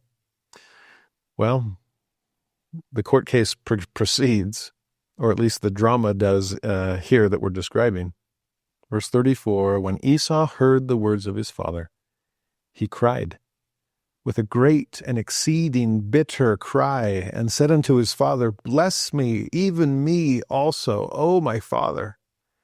Like I said, this is more emotion than we ever saw in the story of Abraham and Isaac. And a father who now is trembling exceedingly, a son who is crying with an exceeding bitter cry. Father, Father, bless me too. Is there nothing left for me? Maybe here he's finally realizing, I gave up the birthright for nothing, and now not even any blessing is left for me. Is this where his eyes are fully opened to the worth of something that he had undervalued? The blessings he had taken for granted. Verse 35, Dad responds, thy brother came with subtlety and have taken away thy blessing. I thought you were the cunning one, son. Well, there was some cunning in Jacob too. 36, Esau responds, is not he rightly named Jacob? Oh, you named him for the right reason. He hath supplanted me these 2 times. He took away my birthright. Now, full disclosure, Esau, you sold it to him for nothing. Esau continues, and behold, now he hath taken away my blessing. And he said, hast thou not reserved a blessing for me? There is such, pathos, such feeling in this. He's finally come to his senses. He finally realizes what he's lost, not once, but twice.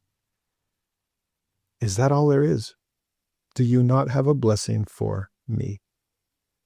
And what amazes me about God is that in his generosity, there's always a blessing. It's like the celestial kingdom, far surpassing our understanding. Infinitely greater than what we have. There's a gift. It's just infinitely less than what God had intended to give us. Even in our worst moments, when we are crying with exceeding bitterness, begging for God to bless us with something, he always does. He always does. There is yet a blessing reserved for you. And so Isaac gives it to him. 37, Isaac answered and said unto Esau, behold, I have made him thy lord. All his brethren have I given to him for servants. With corn and wine have I sustained him. And what shall I now do unto thee, my son? What can I give you? Well, there is something. 38, Esau says to his father, hast thou but one blessing, my father? Bless me, even me also, O my father. And Esau lifted up his voice and wept. So much feeling here. And father does have a blessing to give him. 39 and 40 bears so much similarity to 28 and 29. I'll put them up on the screen side by side so you can see just how similar they are. Yes, there's a blessing for you. In the first instance to Jacob, therefore God give thee of the dew of heaven and the fatness of the earth. And in 39 to Esau, behold, thy dwelling shall be the fatness of the earth and of the dew of heaven. I want to give you all that I can. There will still be a portion for you, son. And as far as temporal blessings are concerned, I will bless you as abundantly as I have blessed Jacob. The difference comes down to leadership. And that I can't or won't change. In the first instance, let people serve thee. And for Esau, thou shalt serve thy brother. In fact, there's more language along those lines. It's interesting to Esau. He says, by thy sword shalt thou live, and shalt serve thy brother. And it shall come to pass when thou shalt have the dominion, that thou shalt break his yoke from off thy neck. Now, that's an interesting one. At some point later in the future, will there be a separation between his seed, just like there was between Isaac and Ishmael? And the answer is yes. There would be a separation between Jacob and Esau, or I should say between the Israelites and the Edomites. That's another way of saying between the Jacobites and the Esauites, okay? And that will come later. There will be a removal of the yoke. And so this, which began in conflict or competition, sadly will end in competition and conflict as well. But in the meantime, what are you two brothers going to make of this? And like I said, between what we see now and what we'll see next week, there's some redemption going on, some solving of problems. But I do see a hint of God's generosity and kindness in what Isaac just did. Yes, your brother has the birthright. He will lead. And as Rebekah knew, that was God's will from the very beginning. But I will bless you. God always has a blessing for his children and will give them as much as justice will allow and as much as mercy will provide. Well, how does Esau respond to this? I doubt he recognized, he wasn't there for Jacob's blessing, so I doubt he recognized the similarities. He never got to see the chart. I wonder if he even registered that your dad just blessed you with some amazing things. Dews of heaven, the fatness of the earth. You're going to be okay. I think the only thing that he really heard was, my brother is going to be in charge of me. I'm going to serve him. And Dad said something about a sword and breaking off a yoke. Well, bring it on, little brother. Because in verse 41, Esau hated Jacob because of the blessing wherewith his father blessed him. And Esau said in his heart, the days of mourning for my father are at hand. This was one of his last acts, it seems. Then will I slay my brother Jacob. Like I said, he's so caught up in his own anger, he can't recognize the blessings that he's just been given. He seems to have completely forgotten his own culpability. But in some ways, if this is a crime that your brother has committed against you, then sadly you are an accessory to the crime, which always seems to be the case. We tend to victimize ourselves through our sins. We are perpetrators and in victimizing ourselves. But he's forgotten that too. I'm so mad at my brother for what he's taken from me that I'm going to take it all from him. Forget my single portion and my brother's double portion. I don't even want a double portion anymore. I want the entire portion, and I will kill my brother over this. Sword, yoke, right now. Now, 42, the words of Esau, her elder son, were told to Rebekah, And she sent and called Jacob her younger son, and said unto him, Behold, thy brother Esau, as touching thee, doth comfort himself, purposing to kill thee. Now, that's an interesting way to put it. Esau wants to kill you. Why? In order to comfort himself. That's an equation that just won't add up. And yet so often we think that it does. And if I can pull someone else down, then that allows me to rise above. I'll find comfort by by bringing others to share in my misery. That isn't how it works. Satan seeks that all men may be miserable like unto himself. Well, in this moment, Esau, in his hatred, in his rage, I'm going to take it out on someone, and that will get it out of my system. That will comfort me. It never does. You probably remember Brigham Young's just homely advice that if you ever get bit by a rattlesnake, you only got two options. One, chase it down to take out your frustration. Kill it because it tried to kill you. But what you do in the process? All that exercise, that venom is now coursing through your entire body. And you're the one that did it. Whereas if you just stop right in the moment and let the snake do whatever the snake's going to do, let it slither away and localize the venom, stop it from spreading. Do whatever you can to get it out of you. Then even if the snake lives to tell the tale, you'll live to tell it too. And that's what matters most here. Forgive. Turn the other cheek. As Isaac had with Abimelech, as Abraham had done with Lot. If you are the source of the covenant and the standard that you are trying to bring people into, there will always be haters. There will always be those that attack you. And if you haven't learned to turn the other cheek, then rather than giving them the living water, worse than kink the hose, you'll come after them. Instead of providing life, you will be offering them death, and that cannot come through a covenant son. Esau, that way just won't work. So what's mom's advice to Jacob to keep him safe? The way this story ends is fascinating. 43, now therefore my son, obey my voice. Arise, flee. Flee to Laban my brother, to Haran. Now interesting that's the one place that Isaac's never even been. It's a place that, no, I came out, and your father was never supposed to go in, but to preserve your life, maybe that's our only hope. You go in, go live with my family. And notice her unrealistic optimism. She says, tarry with him a few days, until thy brother's fury turn away. She thought that Esau's anger would blow over in a few days.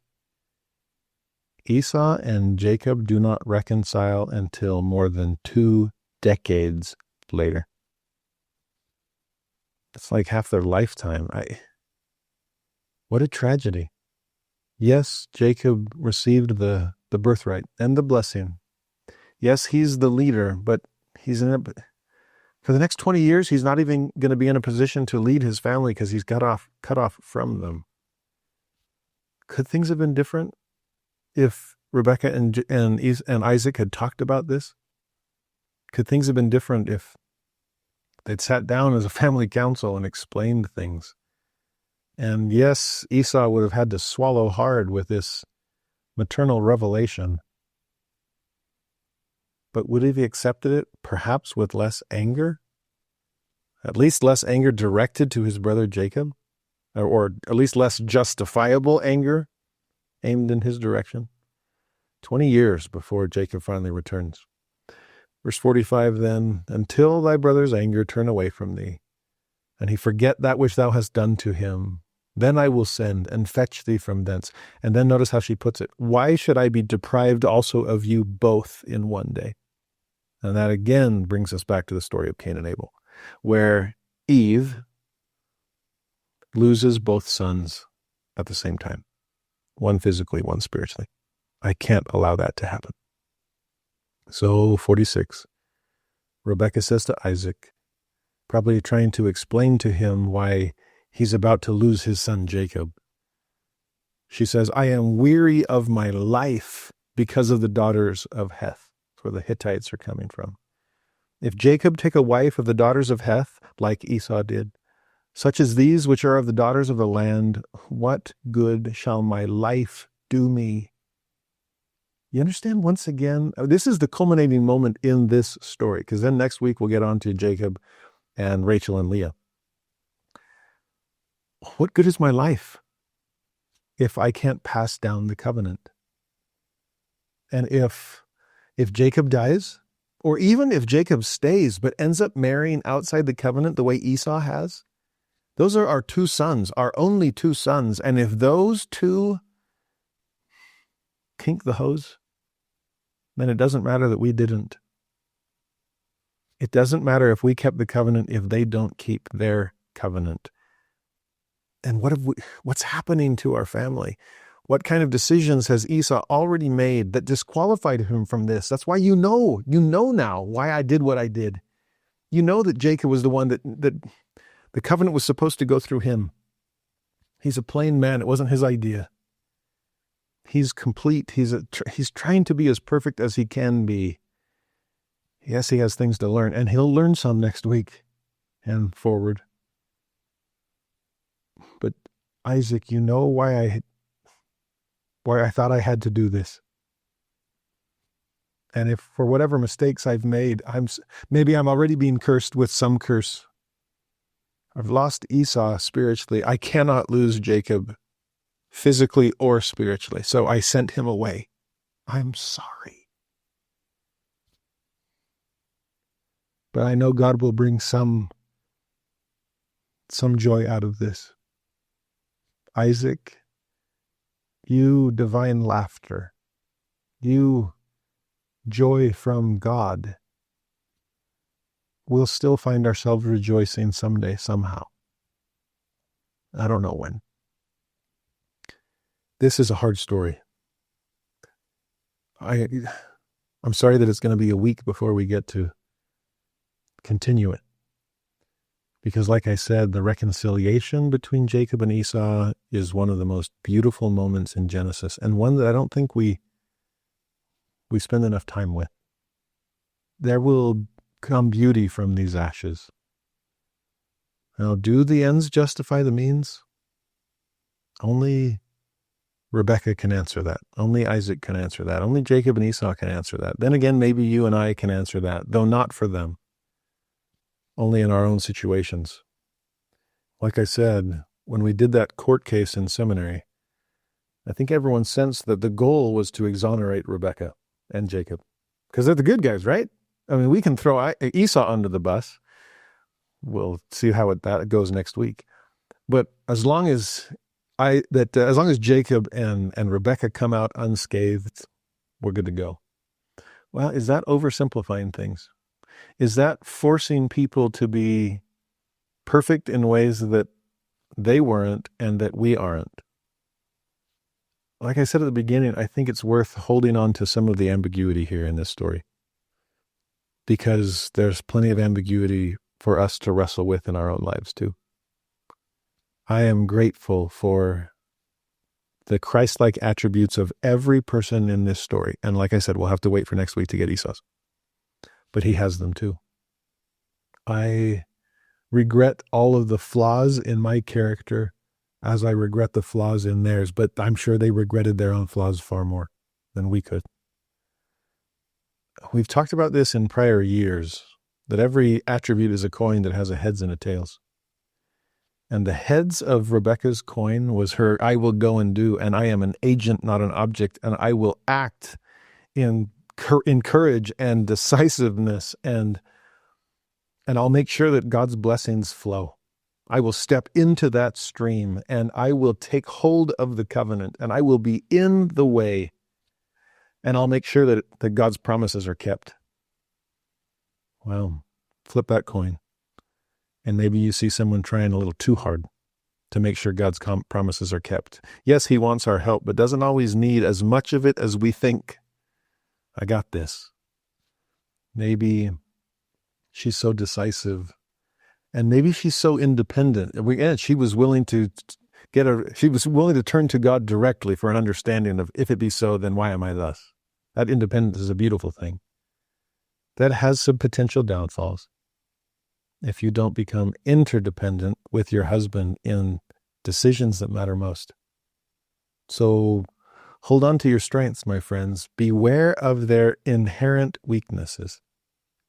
If you love the heads of your coins and they have the guts, try to pick it up and just peek quickly at its related tails. And then just try to keep it heads up from that point forward. And lastly, if we shift from Rebekah to Jacob, since he's equally a part of this difficult story that we ended with, you see, as we'll see next week and the weeks following, here Jacob is on the giving end, but we'll see next week what it feels like for him to be on the receiving end of similar kinds of trickery. We'll see him receive a Leah when he expected a Rachel.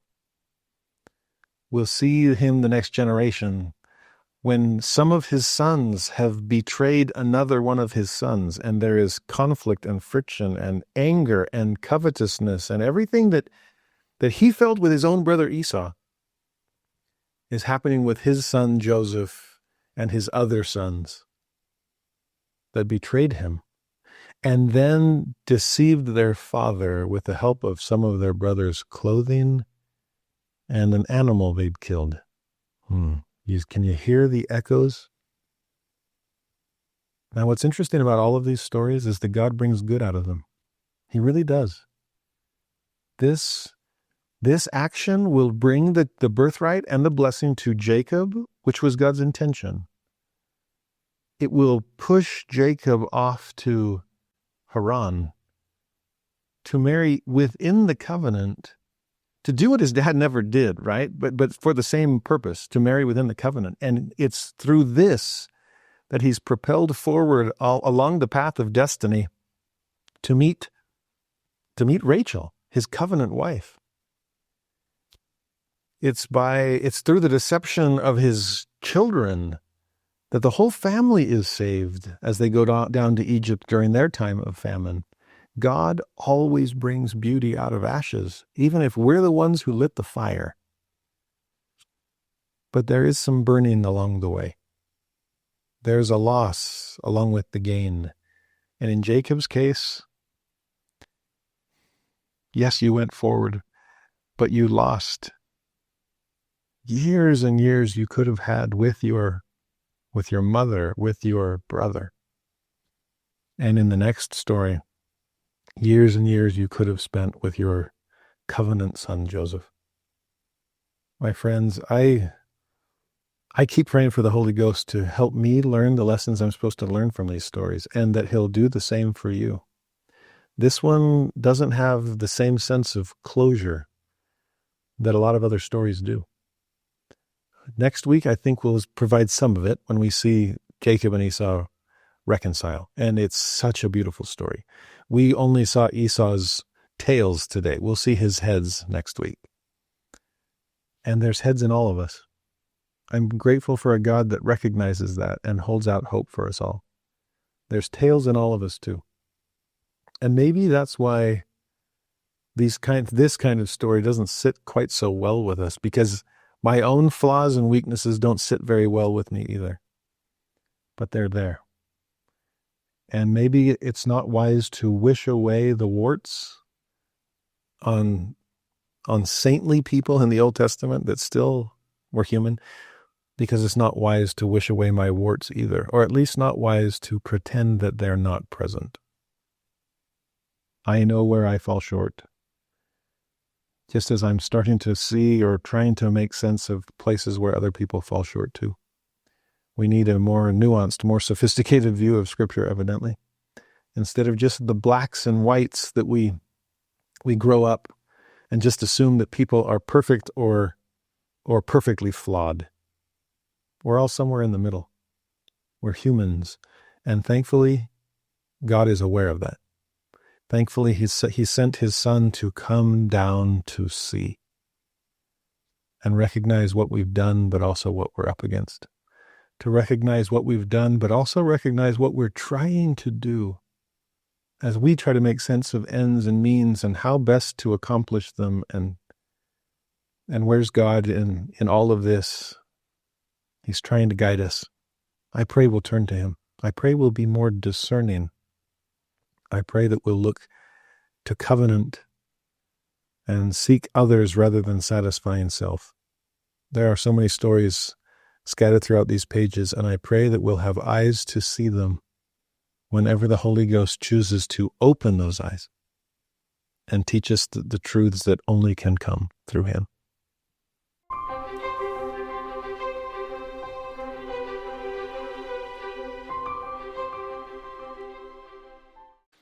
Part of the challenge with the Old Testament particularly is so much material and so little time. Squeeze it all into 1 year. And this week, actually, is the first one in Come Follow Me so far, where the curriculum actually starts skipping chapters. We're going to be covering, or the curriculum says, we need to cover Genesis 28 to 33 this week, which focuses on Jacob's ladder and on Rachel and Leah and the birth of the 12 tribes.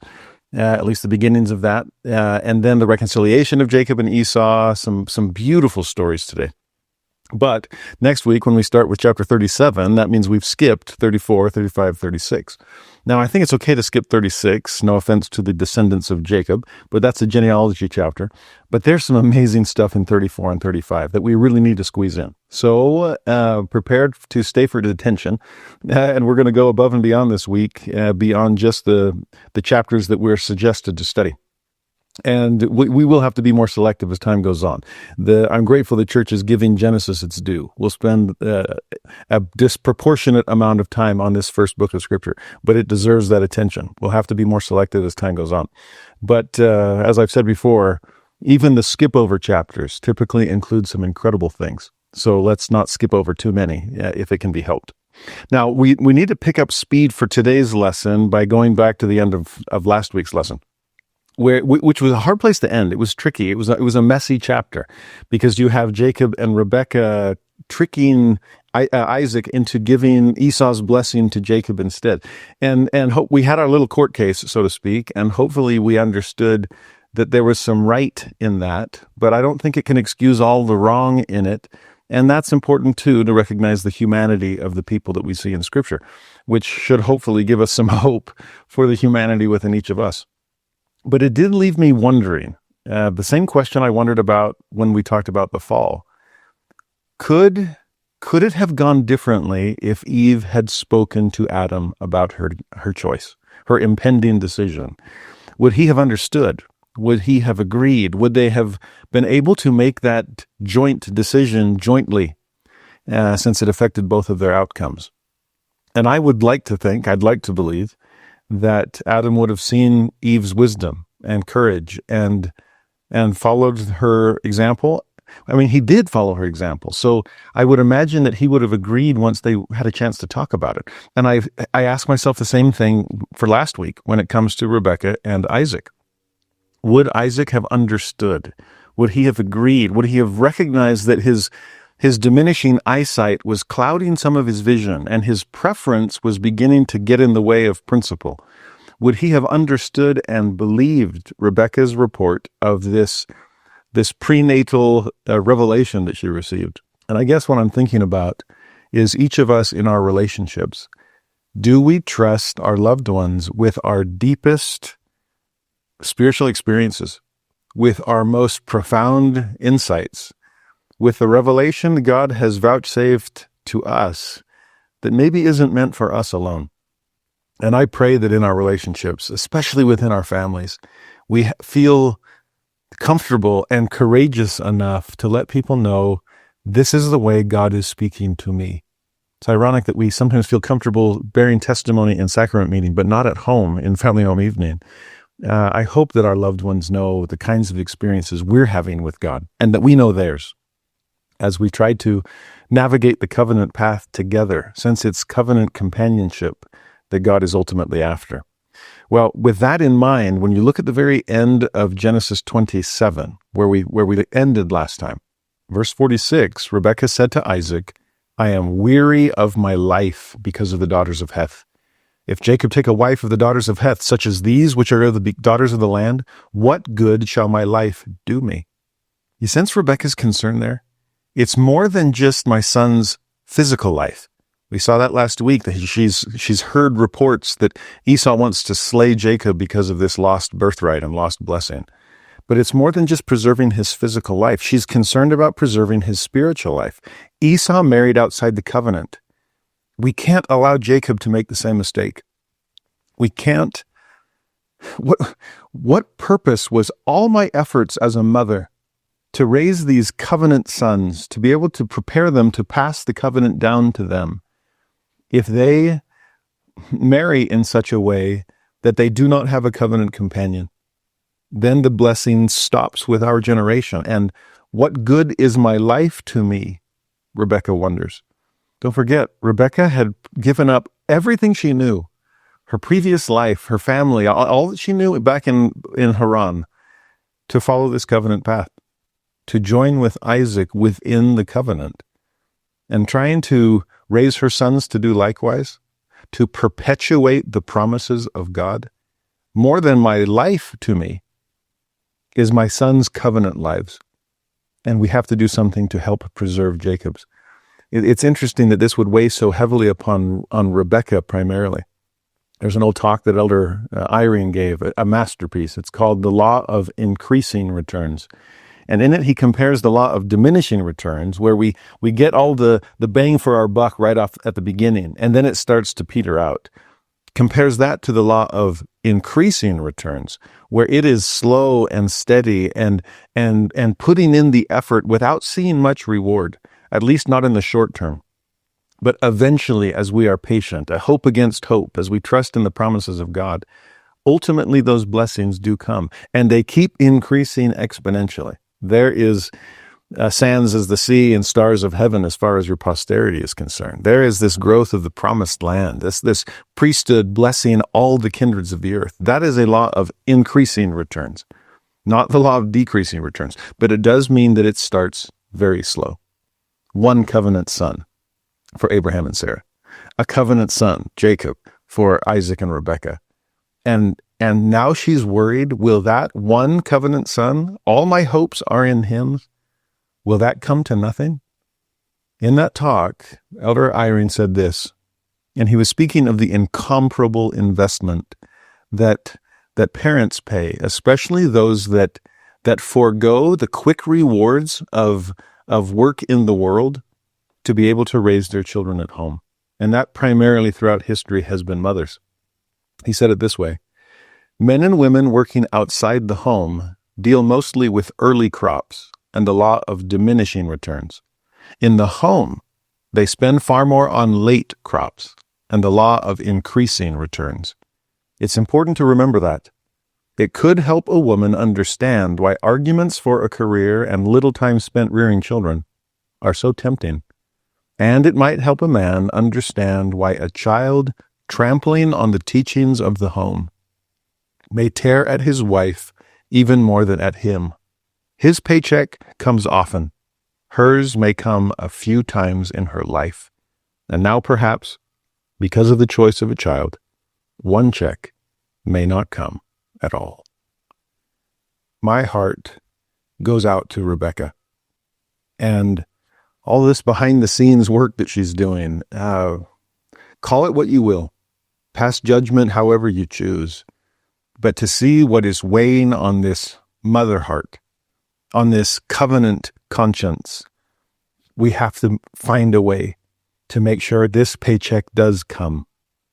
Because all the future blessings, all those future returns rest on this boy of ours, keeping his covenant. Thus ends chapter 27, and then we begin 28. Now, this is one of those examples where it's unfortunate that there are chapter breaks and chapter headings, because we tend to end at the end of a chapter and then pass through the veil somehow and forget everything we've learned and then pick up the next week or the next day with the next chapter as if it was a clean slate. And it isn't. So in this case particularly, 27 ends with Rebekah turning to Isaac, saying, we have to do something for this covenant son, Jacob. And then 28 begins with verse 1, and Isaac called Jacob, and blessed him, and charged him, and said unto him, thou shalt not take a wife of the daughters of Canaan. In other words, son, you must not marry outside the covenant. When you just start with 28, that sounds like Isaac's idea. The covenant is so important, son, you need to marry within it. Well, Isaac agreed, but it was Rebekah's idea first and foremost. We talked about this prior, and we'll see it again today.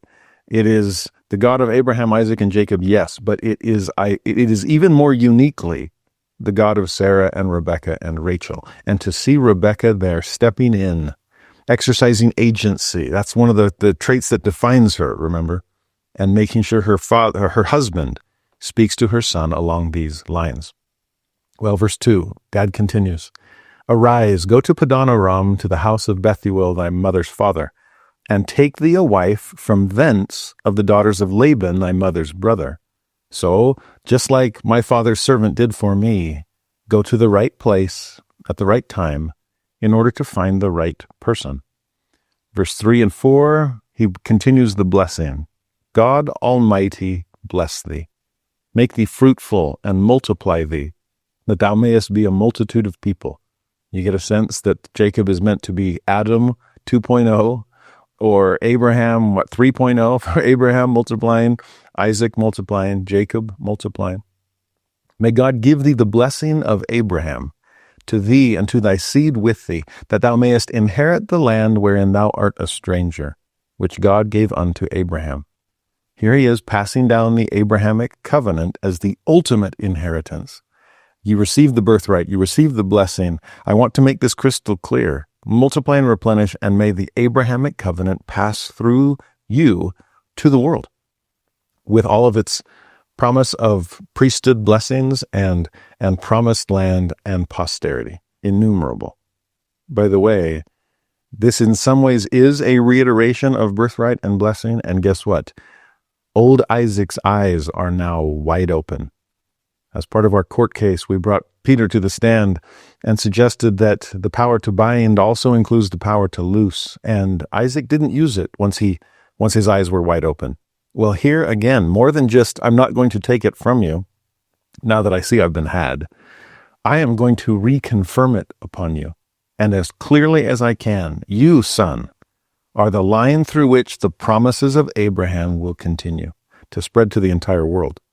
Verse 5, then, Isaac sent away Jacob, and he went to Padan Aram unto Laban, son of Bethuel the Syrian, the brother of Rebekah, Jacob's and Esau's mother. Now, it's interesting here because this is the opposite approach to Abraham.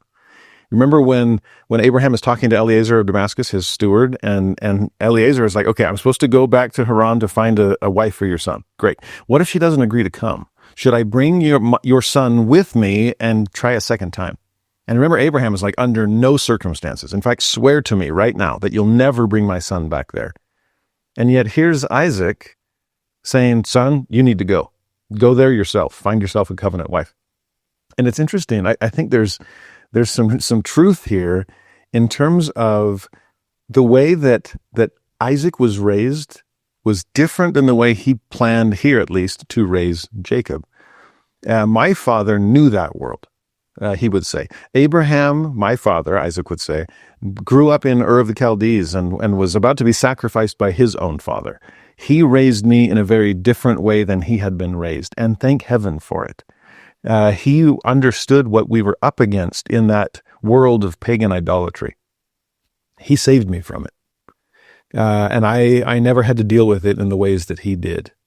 Son, if the pendulum has swung towards not being in the world in order not to be of it, perhaps your generation needs to swing it a little bit further and go back into the world, still with the desire never to become of it. But I guess there's pros and cons to these, right? On the one hand, it might be naivete on Isaac's part, going, well, I don't even know that world, so head into it. I doubt that's the case, though.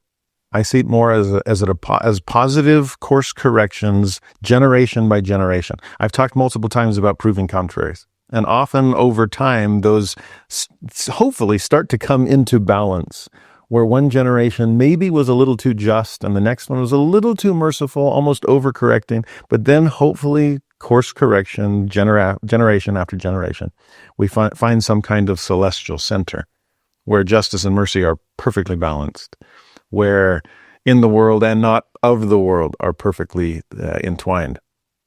Hopefully that's what's happening in these verses here.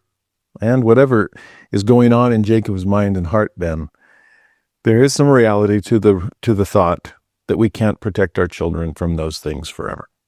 That at some point we have to let them go, and perhaps even go to places that we hadn't originally intended for ourselves. I'm not saying lower the standard. He's trying to help his son keep the standard.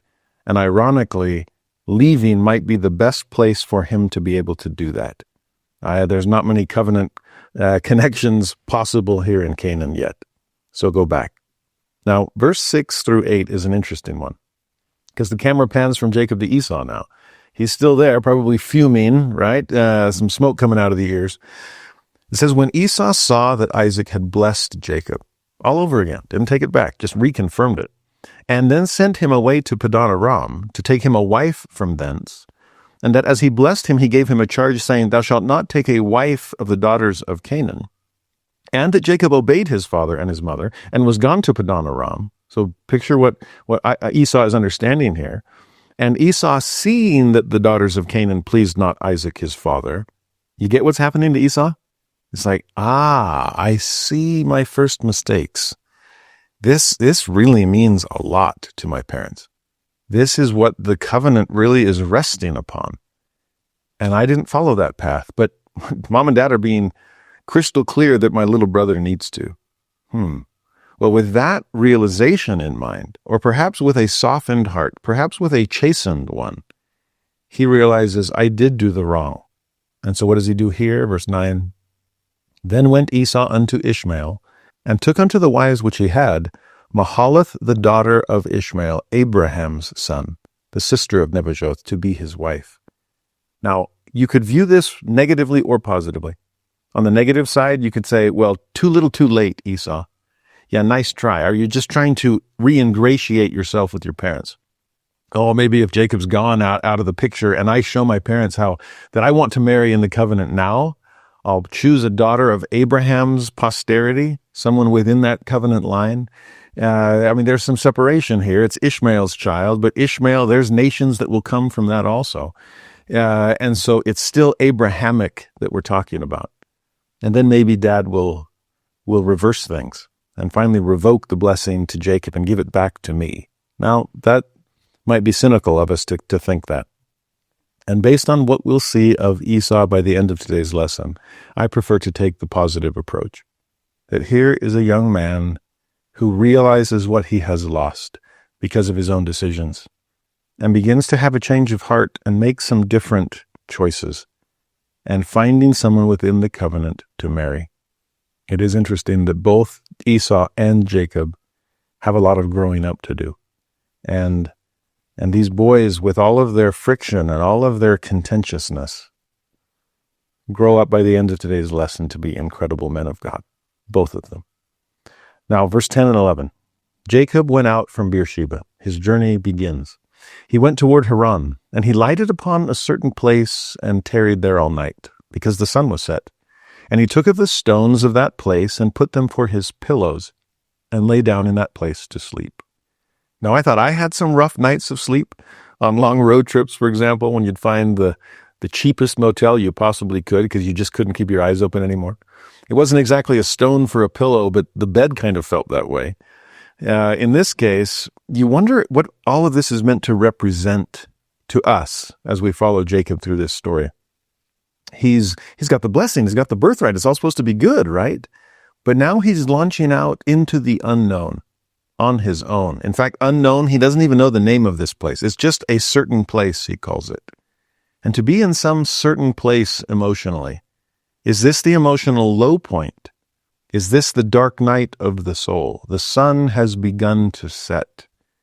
I have nowhere to lay my head.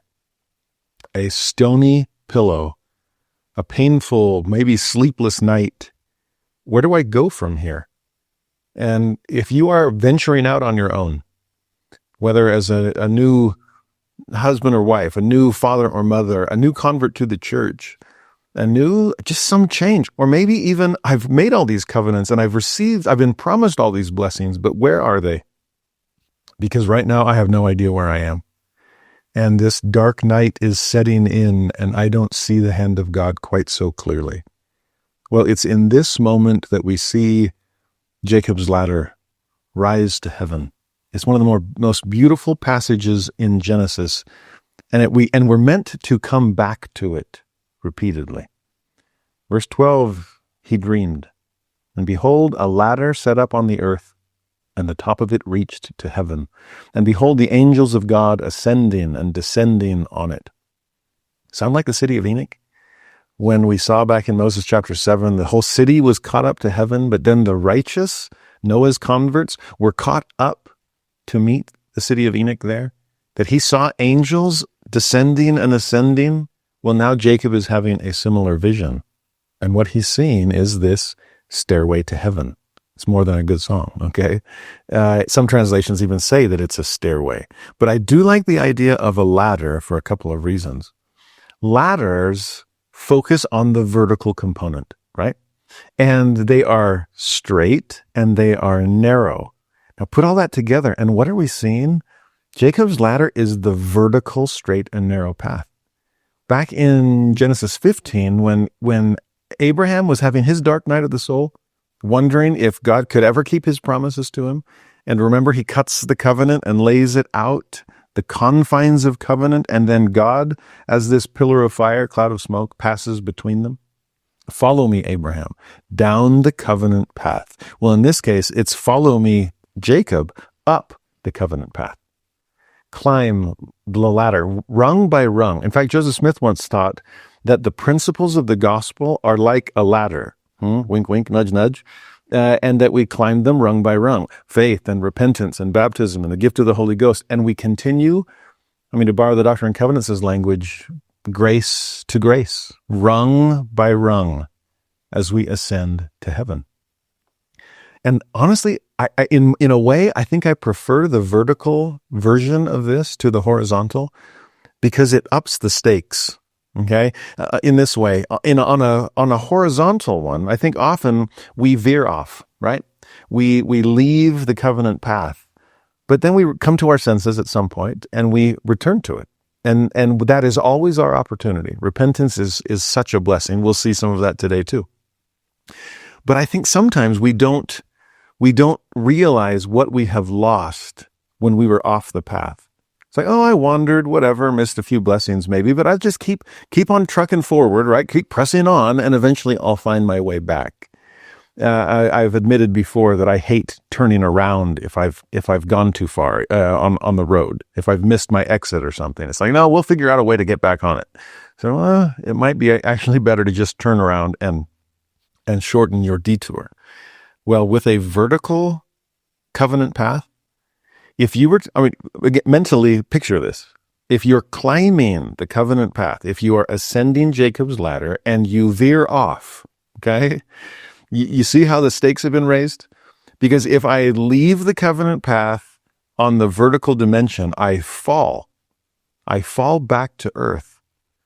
Now that sounds harsh, but like I said, there are always opportunities to restart. And it's that starting that I wanted to focus on. I think too often we just think, okay, I exercised faith, I repented, I was baptized, I received the gift of the Holy Ghost, and now I'm in that long step 5, enduring to the end stage. And I messed up. But I'll just come back and I'll start enduring again. And the problem with that, and I don't mean that the fall back to earth is punishment. In fact, in some ways, it's the best possible thing that could happen to you, because you get back to ground level and you begin ascending the rungs.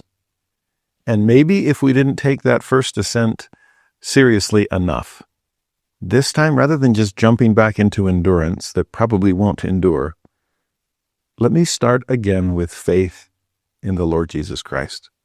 Let me really begin again, building a more solid foundation upon Him.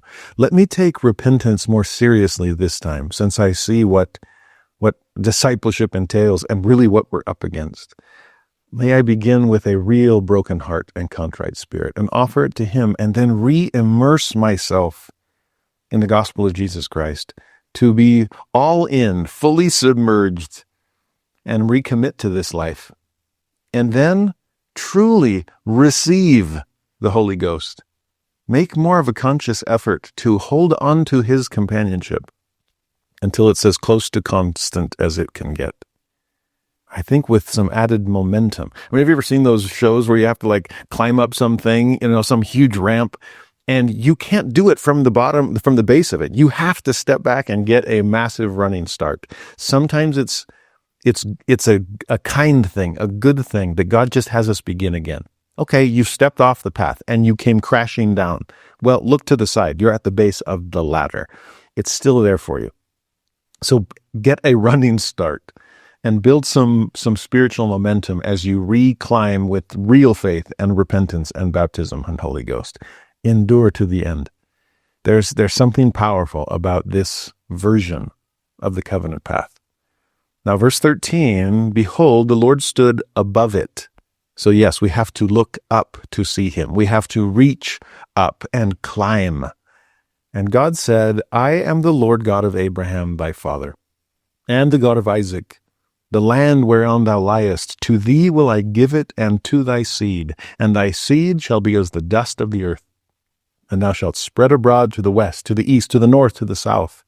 And then this all-important phrase, and in thee and in thy seed shall all the families of the earth be blessed.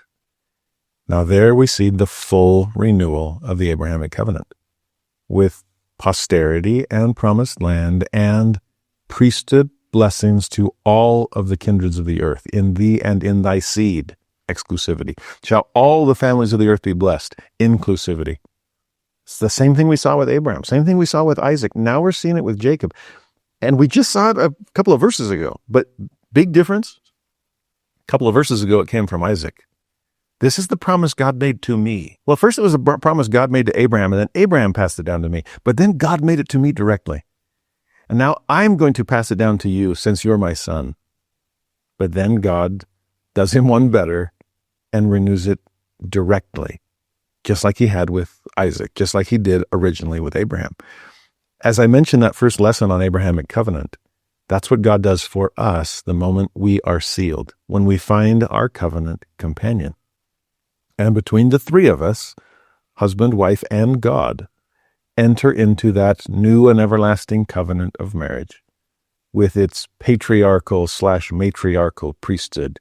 Finally stepping into that, we are all heirs of the Abrahamic covenant, whether we are born in the covenant or are adopted into the family at conversion. That's the chance for a parent to bless us with the things God blessed them with directly. But when we are sealed, whether that happens in this life or in the next with others standing proxy, that's when God can say, it's not just because you're part of the family. I'm renewing it with you directly. And that's exactly what he does here for Jacob. And like I said, it's all in the context of him going off in search of a covenant companion. Okay. Now, a couple other things to think about in that verse. When it says the Lord stood above the ladder, the Hebrew is vague there with its prepositions, and other translations say beside him. Now that's interesting. So there's this ladder, and the Lord stood beside him. There's even one Bible translation that says that the Lord was leaning upon the ladder. That's kind of a fun mental image. Whenever I need to go on the roof to put up the Christmas lights, for example, several of my kids want to join me up there. They love the view. But they're also really scared to be able to climb up the ladder, and I get it, okay? I have to pretend I'm not scared myself. But it's always the sense of, will you please hold the ladder so it's steady as I ascend it? And I do love the thought of not just God being above us at the top of the ladder, beckoning us to climb, but also being beside us, leaning up against the ladder, saying, I'll hold it for you. I'll keep it steady. In fact, I'll keep you steady. Maybe, in fact, it's a combination of the two. There is one Bible translation that does say it that way. It says, the Lord stood above and around him. It's like, well, we don't know exactly which of the Hebrew it's suggesting here, so let's just use them both. And it's like, how does that work? Well, with God, I guess it works just fine. Metaphorically, let me be above you to beckon you higher, but also alongside you, rung by rung, to steady you, to warn you not to look down, not to worry about the height. Don't get dizzy in your discipleship. Just keep climbing, and I'll climb right alongside you. I do love that thought. Now, verse 15, he says, behold, I am with thee. So there's that beside aspect. And will keep thee in all places whither thou goest. So even here, as you venture out of the promised land, even when you get to Haran, to Padan Aram, this place there where your grandpa was really worried about idolatry, I can be with you everywhere you go. And I will bring thee again into this land, for I will not leave thee until I have done that which I have spoken to thee of. I imagine that verse 15 was probably one of Jacob's favorites. God will be with me no matter where I go, even in this deserted place, even in my stony griefs, as we'll see a little bit later. God will be my companion and my guide. He will not leave me. He will bring me again.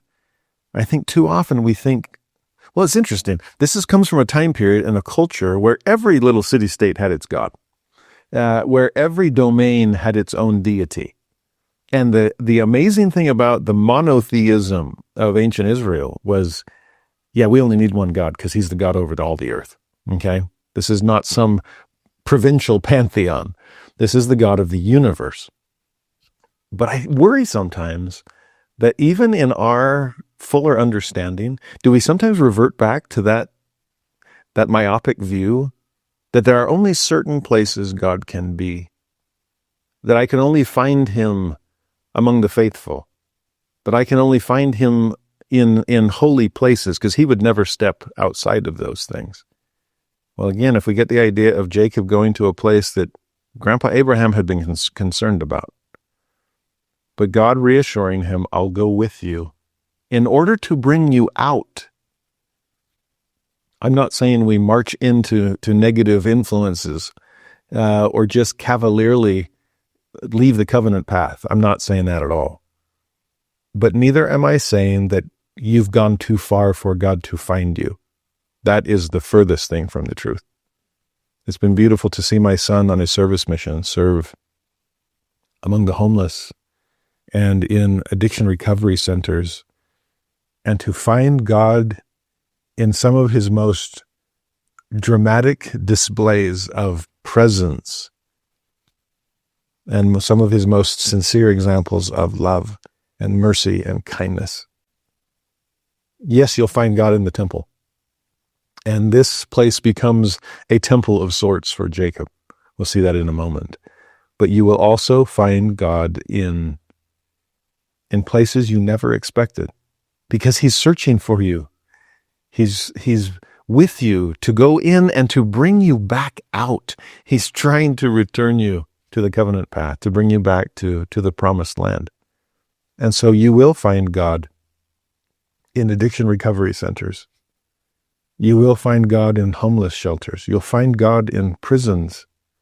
You'll find him in cemeteries and in hospitals and in psychiatric wards.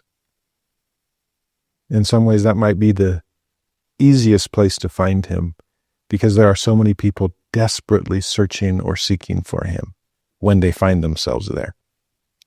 There's something powerful about that promise, and I hope we understand and are willing to seek out the lost in unholy places. Those places can be sanctified by the turnaround that can take place there. If you think about what the Lord said in places like 2 Nephi 27, 2 times in a row, 2 verses in a row, I am able to do mine own work. Or like he says in section 60 of the Doctrine and Covenants, I am able to make you holy. As we just saw in that verse in Jacob's experience, I will not leave you. I will be with you. I will go in with you. I will come out with you. I will not give up on you, because you're mine. I had an old bishop who used to say that God's redemption is relentless. And I love that. A relentless redemption. He will seek you out until he finds you. And the way that Jacob says it there, the way the Lord says it, I'm not going to leave until I've done what I said I would do. Until I've done what I've spoken to you of. And that's this idea of, I'm able to make you holy. So don't give up on me. I haven't given up on you. I'm able to do mine own work and my glory. No wonder I don't sign out early. I love this job. It doesn't feel like a job. It just feels like glory. I can do this all day. In fact, I do, and I will forever. That's how God approaches bringing to pass our immortality and eternal life. I'm not going to leave you until I've done what I said I would do. That's the promise of God to Jacob and to all of us. So bank on it. In fact, awaken to that reality. It's exactly what Jacob does. Verse 16. Jacob awaked out of his sleep. I mean, that promise was so mind-blowing, it woke him out of his slumber. To the point that Jacob then says, surely the Lord is in this place. And I knew it not. Like I said, we can find Jesus in the most unexpected of places. I had no idea he would find me even here in this dark night of the soul. We just need to wake up. We need to lift our heads off of our stony pillow. We need to recognize that God has been here all along.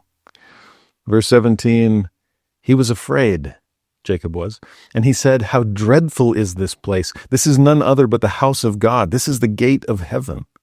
Well, after the experience he just had and the promise he just received, he's afraid? Well, I guess that makes sense. This is far more than anything I could have imagined. But dreadful? This is a dreadful place? Again, King James, maybe that was a good word in 1611. Not so good anymore. And most other translations use the word awesome instead.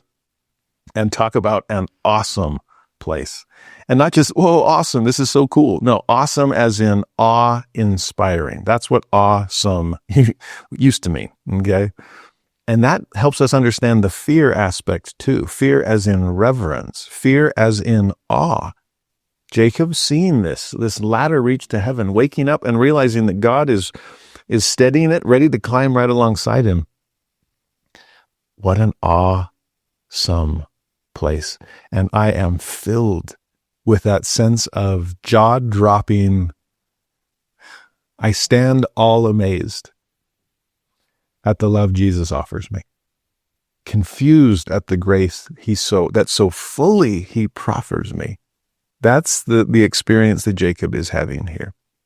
And so in verse 18, he rose up early in the morning. He took the stone that he had put for his pillows and set it up for a pillar and poured oil upon the top of it. Sounds like a strange little ritual, but to go from pillow to pillar, a place where you were lying down and now a place that you want to rise up, a place that you were spiritually asleep, but a place that you have now fully awakened to your own divine potential. This is a place to commemorate this. Lift this stone. My stony griefs have now become a pillar that points me to heaven. This is the foundation stone of the ladder that I will spend the rest of my life climbing. He pours oil upon it. There's a sense of sacrament and sacrifice. Think about this verse from Isaiah 61. We always remember the phrase beauty from ashes. But how's the rest of the verse go? The Messiah would come, Isaiah promised, to appoint unto them that mourn in Zion, and I think that's a good description of Jacob as he's leaving home and everything he knows, to give unto them beauty for ashes, the oil of joy for mourning. How do you picture him pouring that oil upon that pillar? The garment of praise for the spirit of heaviness, that they might be called trees of righteousness, the planting of the Lord. There's fix this pillar into the soil, that he might be glorified. And they shall build the old wastes. They shall raise up the former desolations. They shall repair the waste cities, the desolations of many generations. And again, I think that's what Jacob is feeling. Will my waste place ever be rebuilt? Can my stony pillow ever become a pillar and planting of the Lord? The answer is yes, and God will make sure of that. Now, in verse 19, he called the name of that place Bethel, but the name of that city was called Luz at the first. Now, Bethel means house of God. Remember, he'd said that. Surely this is the house of God. This is the gate of heaven. You're right. And Bethel becomes such an important place. It already was. If you remember what we saw earlier, where Abraham builds an altar. Everywhere Abraham went, he builds altars, right? And got to be a temple nearby. And it was between Bethel and Ai. Will I climb to the mount of the Lord, go west and up, back to God's house, back to Bethel? Well, here, 2 generations later, Jacob is there himself, calling this place the house of God, Bethel. Verse 20, and Jacob vowed a vow, saying, if God will be with me, now hold on to that if, and will keep me in this way that I go, and will give me bread to eat and raiment to put on, so that I come again to my father's house in peace, then shall the Lord be my God. Now, the if and the then can be confusing, because it makes us sound like, okay, well, maybe I'll accept that offer. But let me hold off until you come through on your part of the bargain. That's sort of what it sounds like. If you'll do it, if you'll do everything you said, then I'll accept you as my God. There's other translations that make this a little more clear. Rather than if, it's since. Since you're going to be with me, since you will keep your promise to me, then of course, instead of if then, it's since and therefore. And all he's asking God to do is to do what God had just promised him. I'm not asking for anything more than that. Just keep your word. I know you will. You are the word of God. Then in verse 22, he continues, this stone which I have set for a pillar shall be God's house. There's Bethel. And of all that thou shalt give me, I will surely give the 10th unto thee. So somehow the law of tithing has been passed down. Abraham giving the 10th of all he had to Melchizedek, king of Salem, in order to bless other people.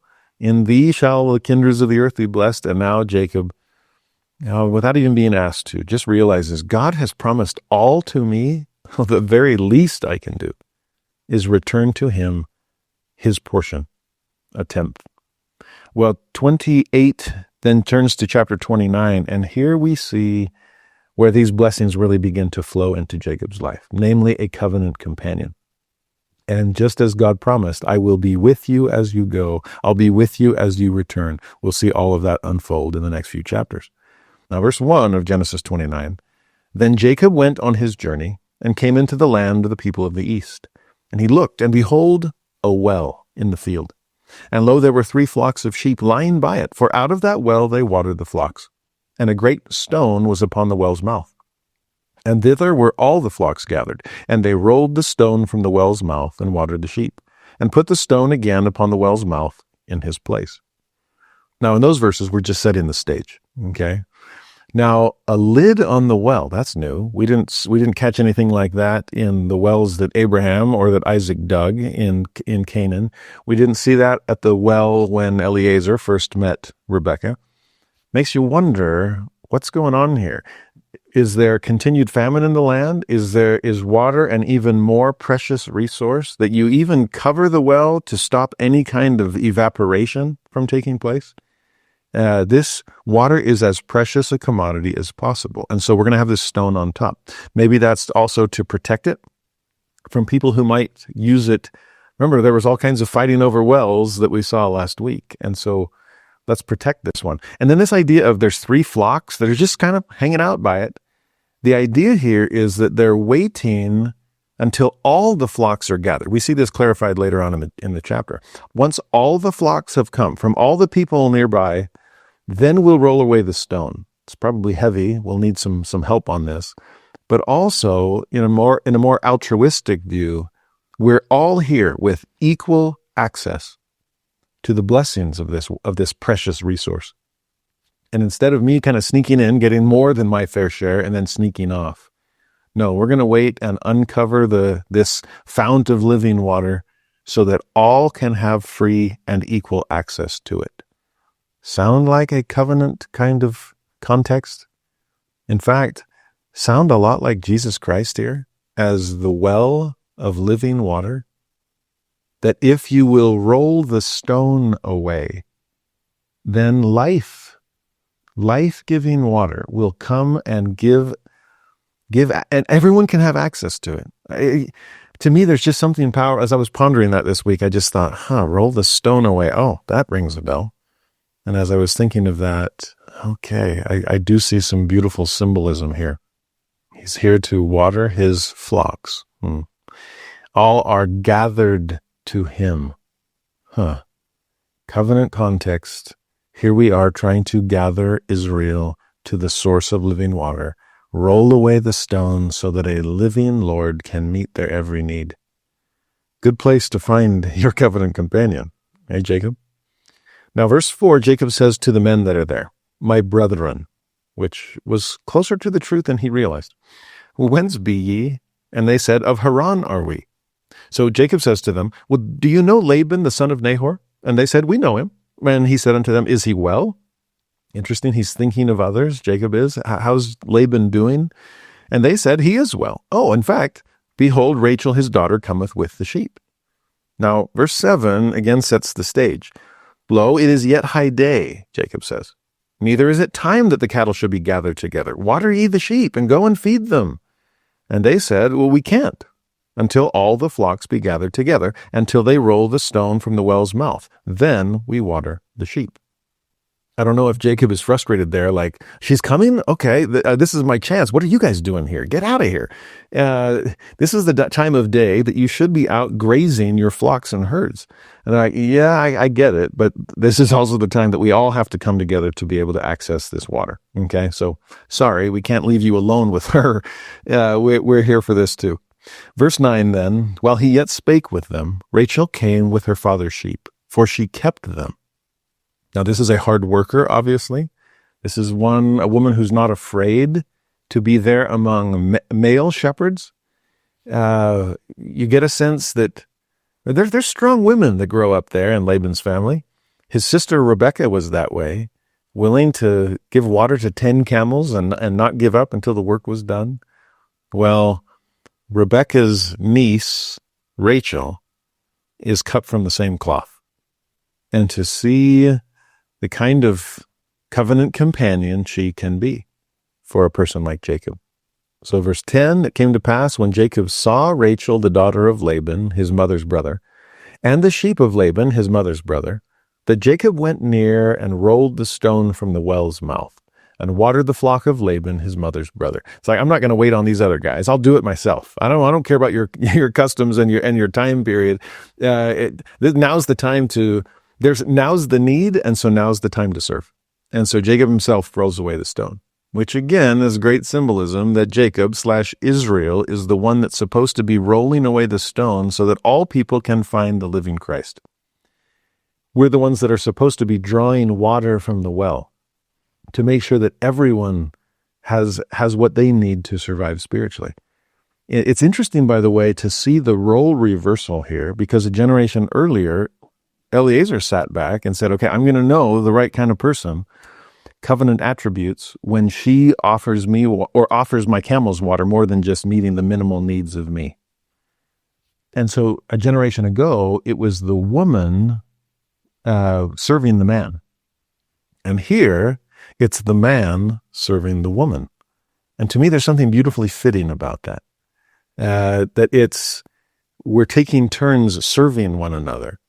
That there's not a sense of, well, it's like we saw with help meet back in the story of Eve and Adam. This is not just, oh, you're my little helper. No, I'm your enabling power that in every way corresponds to you. How's that, honey? And that's the kind of equality we're supposed to have. Equal partners, the proclamation of the world says, right? And so I remember years ago, early on in my marriage, hearing an older couple teach a bunch of us younger couples that they brought a box of Jell-O as a visual aid. And we're like, huh? Said, oh yeah, this is really important equipment for your marriage. And they said, you need to set your roles in Jell-O instead of setting your roles in stone. And what they meant by that was sometimes the wife will serve the husband, and other times the husband will serve the wife. Sometimes the husband will have a heavy calling and the wife will be there to support him. And sometimes the roles will be reversed. And the wife has a heavy calling and the husband is doing everything he can to make sure she can magnify it. There might be health concerns. There might be financial straits. There might be just periods of life where the jiggly jello allows us to just pull out that role and reverse it and say, it's my turn to step in and help you, honey. And I get that sense with this multi-generational family of faith as the roles are reversed here. Equal partnership, serving each other. Now, verse 11, now he's just fed or watered the flocks. And this is a verse I have to caution my students about. Be careful how literally you follow the examples of these patriarchs and matriarchs. Okay. Yes, we're supposed to find covenant companions. But in verse 11, as soon as he's met Rachel, and Jacob kissed Rachel and lifted up his voice and wept. Now, like I said, careful there. Okay. This was not a romantic kiss. This would be a kiss of family and of welcome, of kissing cousins in some way, I guess you could say, because in a way they kind of were, okay? There was a literal connection already, mom and dad, and so they are kissing cousins. But that verse also gives you a glimpse into the personality of Jacob. Remember, Esau was the cunning hunter, the mover and shaker, and Jacob was a plain man that liked to stay close to home. He was a dweller in the tent. No wonder he had such a rough night out on the mountain of Bethel. But for him to kiss her and to weep, to me, this is the sign of a sensitive soul. This is someone for whom family means everything, and he's just been ripped away from the only family he ever knew. And to be re-entering another domain of family, relatives, kin, lineage, family of the faithful. Oh, I'm home, even though I've had to leave home. In verse 12, Jacob told Rachel that he was his father's brother. Again, that's a broad term, so relative. And that he was Rebekah's son, there's more literal, and she ran and told her father. Okay, so she's as excited about this chance meeting that wasn't by chance as Jacob had been. So 13, it came to pass when Laban heard the tidings of Jacob, his sister's son, that he ran to meet him and embraced him and kissed him and brought him to his house. He told Laban all these things. Okay, so this is another age-old joke in Seminary and Institute that if you're going to kiss the girl, you better be prepared to kiss her dad as well. Okay, so again, this is not romance. This is just family greeting. Like, wow, my own nephew that I've never met, come in and join the family. Well, he did more literally than anybody thought. Verse 14, Laban said to him, "Surely thou art my bone, my flesh." And he abode with him the space of a month. Family means so much more than just, some kind of social connection. This is bone to bone and flesh to flesh. It's what Adam said about Eve. And they were being married. Here it is. We are related. And I hope we feel that way, that we feel a connection to people that perhaps are perfect strangers. But the moment we realize that we're related, it just feels different. I'm willing to do anything for you because you're me. You're my bone. You're my flesh. And since we're all from Adam and Eve, we should feel that way towards everyone. Then in verse 15, Laban says to Jacob, "Because thou art my brother, shouldst thou therefore serve me for naught? Tell me, what shall thy wages be?"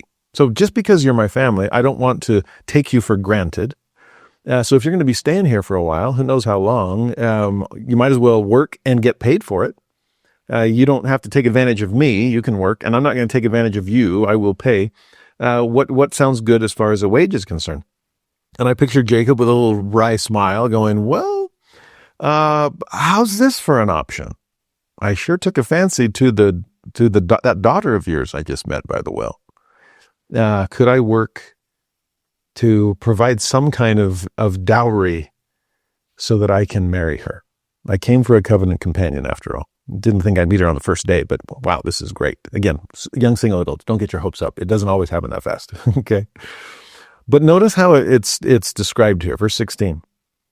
And Laban had 2 daughters. The name of the elder was Leah, and the name of the younger was Rachel. Now, Rachel means ewe, like a lamb, E-W-E. One of those, a precious daughter that is going to help multiply the flock. Okay? So, great name for a covenant companion when you intend to have seed like the stars of heaven and the sands of the sea. Okay? Meanwhile, Leah, this one's trickier. There's a cognate there in Arabic for cow. And so that might be a play on words here where it's, well, Rachel was the sweet, precious ewe lamb, and Leah was the family cow. That's harsh. In the Hebrew, Leah can also mean wearied. She's tired. Okay, what is that supposed to mean? We get a little better clue in the next verse, 17. Leah was tender-eyed, but Rachel was beautiful and well-favored. Now, what did you mean by tender-eyed? Does that go along with this idea of being wearied? I don't know. This one, people have fought over this one for centuries. I guess millennium. That's how old these records are. What exactly does that mean? We don't know for sure. But there does seem to be something by way of comparison, because it said, well, she was this, but Rachel was this. And what was Rachel? Beautiful, well-favored, which suggests that Leah was not. My heart breaks here for Leah and for anyone who has ever felt like her. If you remember King David, it's too small. He can't be the king of Israel. And the Lord says to Samuel the prophet, well, quit looking on the outside. Look beyond that. Look past it. I look at the heart, not the outward appearance. That's important for us to understand. And the closer we are to God, the better we become at seeing past the outside too.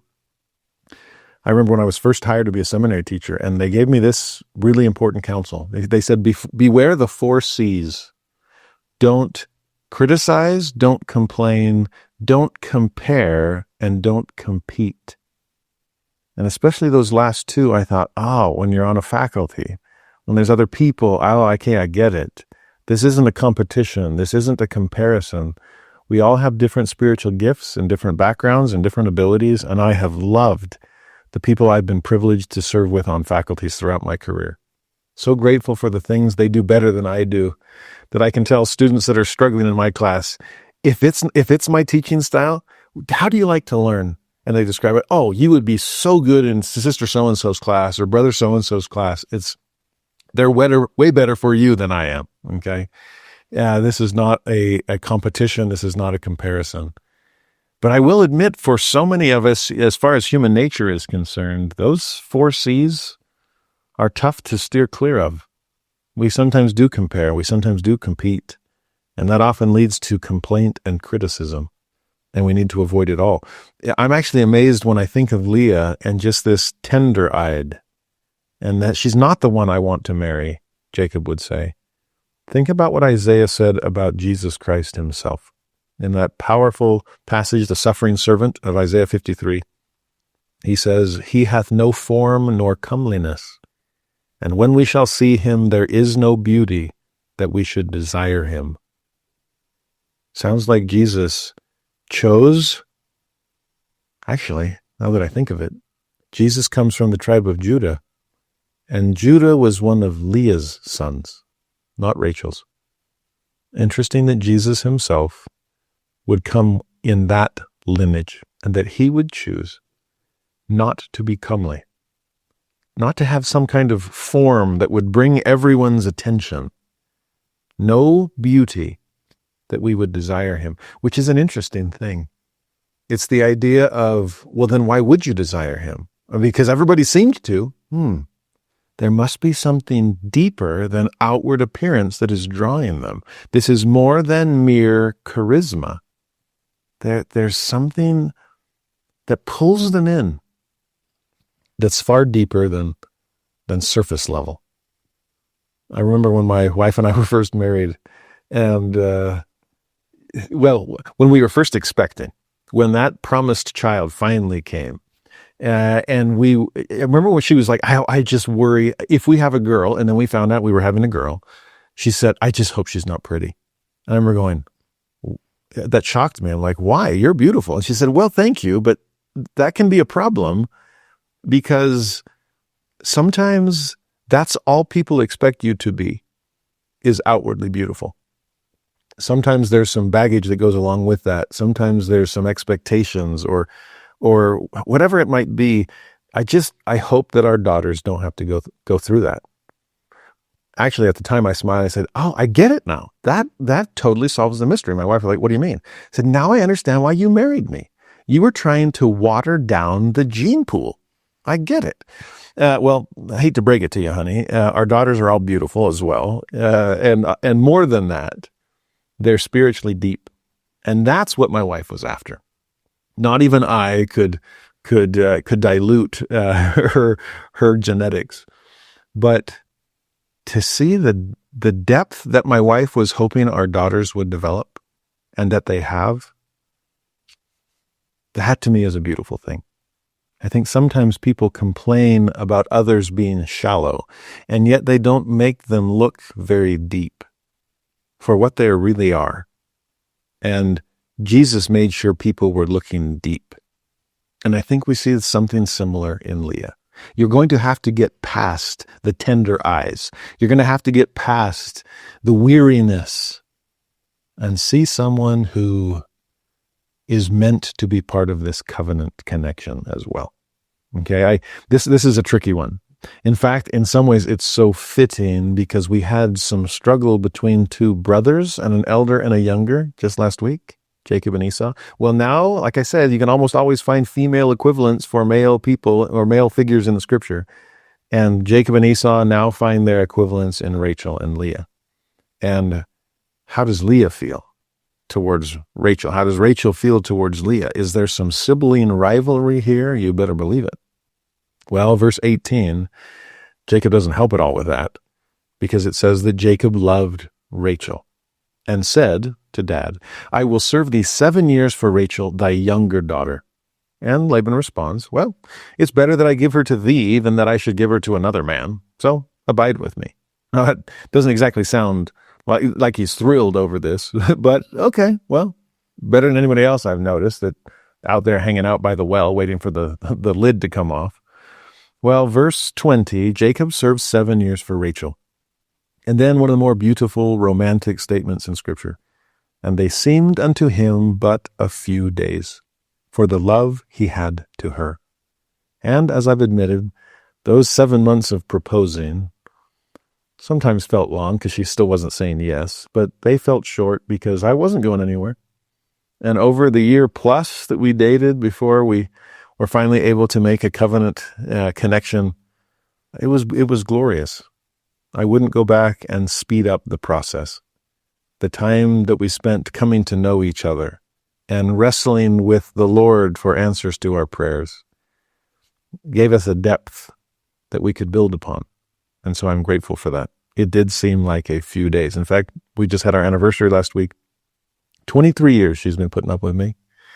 23 years we've been growing together and building and rebuilding and struggling and suffering all as that's what real marriage is. Creation, fall, atonement. Oh, our creation was glorious. It seemed like no problems at all once marriage finally came, once the answer finally came. Fall, never a falling out of love, but a falling out of naivete as far as how easy marriage would be, how easy life would be as we have endured difficulty and health challenges and financial setbacks and busyness. I'm so grateful for my covenant companion. And I'll put it this way, before I met her, eternal marriage sounded a little scary because eternity seemed like a long, long time. And I worried, would I ever get tired of this? I loved football in high school and in college, and I ate it and drank it and slept it and breathed it and played it. But by the end of the season, I was ready to move on to something else. I needed a break. And I just worried, will eternity feel too long to be married to the same person? I mean, it's one thing to go, oh, eternal marriage, and keep it vague, but to turn to somebody and go, well, honey, what do you think we'll be doing in 65 billion years? Yikes. Until I met her. And then realized, I hope eternity is long enough. That I hope the eons don't fly by. And yet they do. They seem but a few days. And I'm only 23 years into it. I imagine I've met many of you. And to see old love, that's a beautiful thing. A truly beautiful thing. I think of David O. McKay and Emma Ray McKay, who are such poster children for celestial marriage in this life that deserves to be eternalized. It's already been celestialized here, so we might as well make it celestial there. And when somebody they lived in this apartment in the old Hotel Utah, now the Joseph Smith Memorial Building in downtown Salt Lake. They had this little apartment there that everyone affectionately called the honeymoon suite.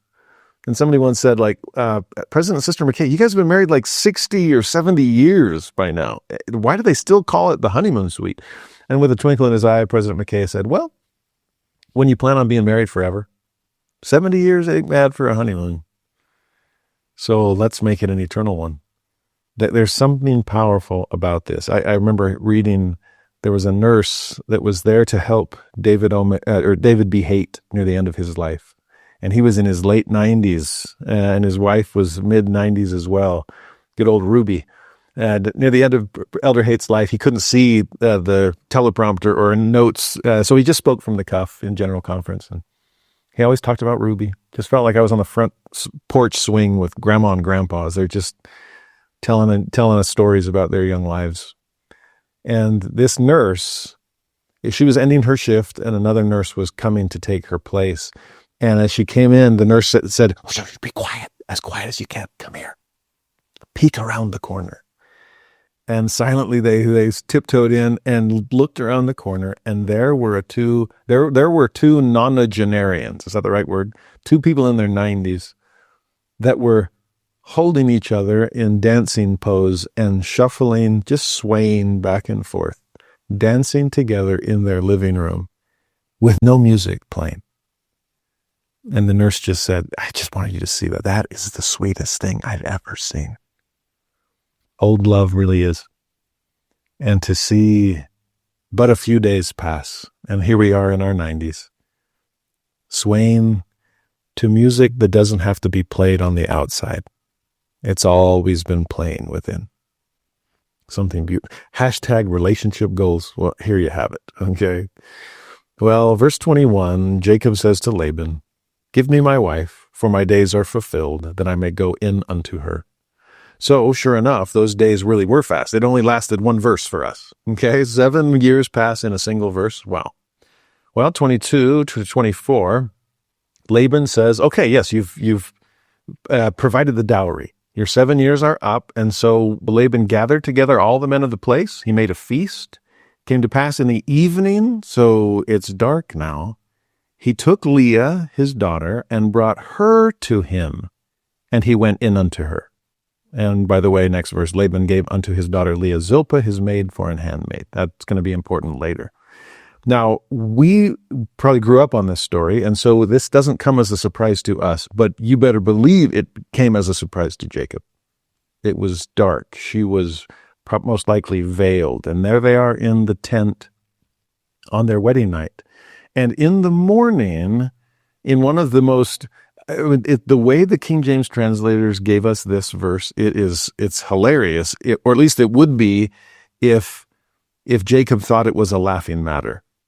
It simply says this, verse 25, and it came to pass that in the morning, behold, it was Leah. What? Behold? And this is what I'm seeing. This I've been had. And so Jacob runs to Laban and he says, what is this thou hast done unto me? Did not I serve with thee for Rachel? Wherefore then hast thou beguiled me? Ooh, beguiled. There's that trickery word.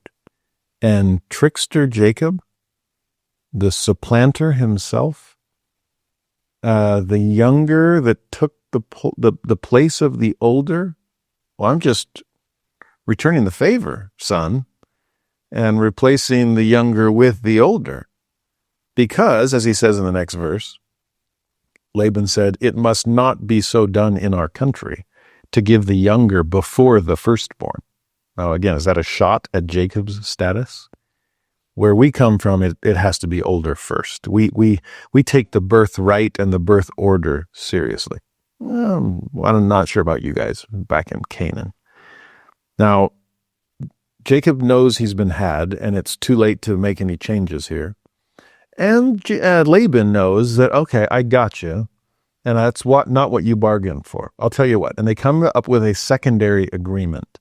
Originally, it was work 7 years, and then I will give you Rachel. Well, he pulled the switcheroo, and behold, it was Leah. I'll make it up to you. I'll give you Rachel too, but you're going to owe me 7 years more work. Again, plural marriage was part of the culture. It was understood at the time. It was okay. But like I said, Laban, knowing that, okay, I got you, I'll reverse the order here. First wife, it was work the 7 years, and then you can marry her. This one, wait a week and be Leah's husband for a week alone. And then I'll let you marry Rachel, and then you can work for 7 more years. Okay? So again, this is another place where my heart goes. Plural marriage was so hard for everyone, especially the women. I don't want to minimize in any way in that time period or in the early days of the church what would go on in a woman's heart and soul. And it's one thing to avoid the 4 C's when it comes to a work environment, but within a family, with the level of intimacy that entails, this is a hard thing. This is a test and trial, not just of faith, but of family and of feelings and of everything else. No wonder God is trying to wrench the saints' very heartstrings with a similar test of faith. But that's exactly how it proceeds. And 1 week later, Rachel is now married to Jacob, and Leah has definitely taken her second place status. Now, just as Laban had given his daughter Leah a handmaid to help, that's Zilpah, he also gave his daughter Rachel a handmaid to help her, and that's Bilhah. So right now, there are 2 wives for Jacob, and there are 2 servants. Each wife has a servant girl, okay, a handmaid. So there's Leah and Rachel and Zilpah and Bilhah. Are we getting all the names down? I hope so. Keep going, though. Verse 30, he went in also unto Rachel, and he loved also Rachel more than Leah, and served with him yet 7 other years. And again, that's one of those gut punches for Leah. It's clear for us all to read about, and it would have been painfully obvious to her as well. You only married me by trick. What you wanted was Rachel by choice. And you love her more than you'll ever love me. I remember reading one of the accounts of the early church members in plural marriage, and this, I believe the man had 4 wives, and one of them needed a new dress, and so this man bought 4 identical dresses and gave one to each wife. And one of his older sons was old enough to kind of see what's going on and said, Dad, why do you do that? That mother was, that wife was the only one that needed the dress. These other ones didn't need it. That one doesn't even like the material. I mean, these sister wives, why are you treating them that way? And the father just said to the son, look, this is the hardest thing I've ever had to do. And the only way I know to do it is to treat everyone exactly the same, whether they like it or not. I'm doing my absolute best to help all of them avoid comparison and competition and complaint and criticism, because it's hard enough for us already as it is. Now, there's no easy way or single way to run these kinds of households, to be able to navigate these kinds of relationships. I'm grateful. Monogamy can be hard enough, let alone put the challenges on steroids and call it polygamy. But Jacob isn't making it any easier here. And in a way, it's ironic because he knew what parental preferences were back growing up. That my mom liked me best, my dad liked Esau best. Has that just become normalized? And the mistakes of the parents have now they're in the blind spot of the children. It's like, what's wrong with that? It's my parents treated me. I don't know. Yeah, but there's something going on here that is difficult, at least on the human level. But take it up a notch and notice verse 31, powerful statement. When the Lord saw that Leah was hated, and that's a strong word, okay? We can tamp that down a bit. Maybe that word is chosen because it reflects Leah's perception. And since perception typically determines one's reality, I'm not the loved one, which means by default I must be the hated one. When no, that's not the case. But when the Lord saw that Leah felt that way about herself, at least, he opened her womb. But Rachel was barren. Now think about this.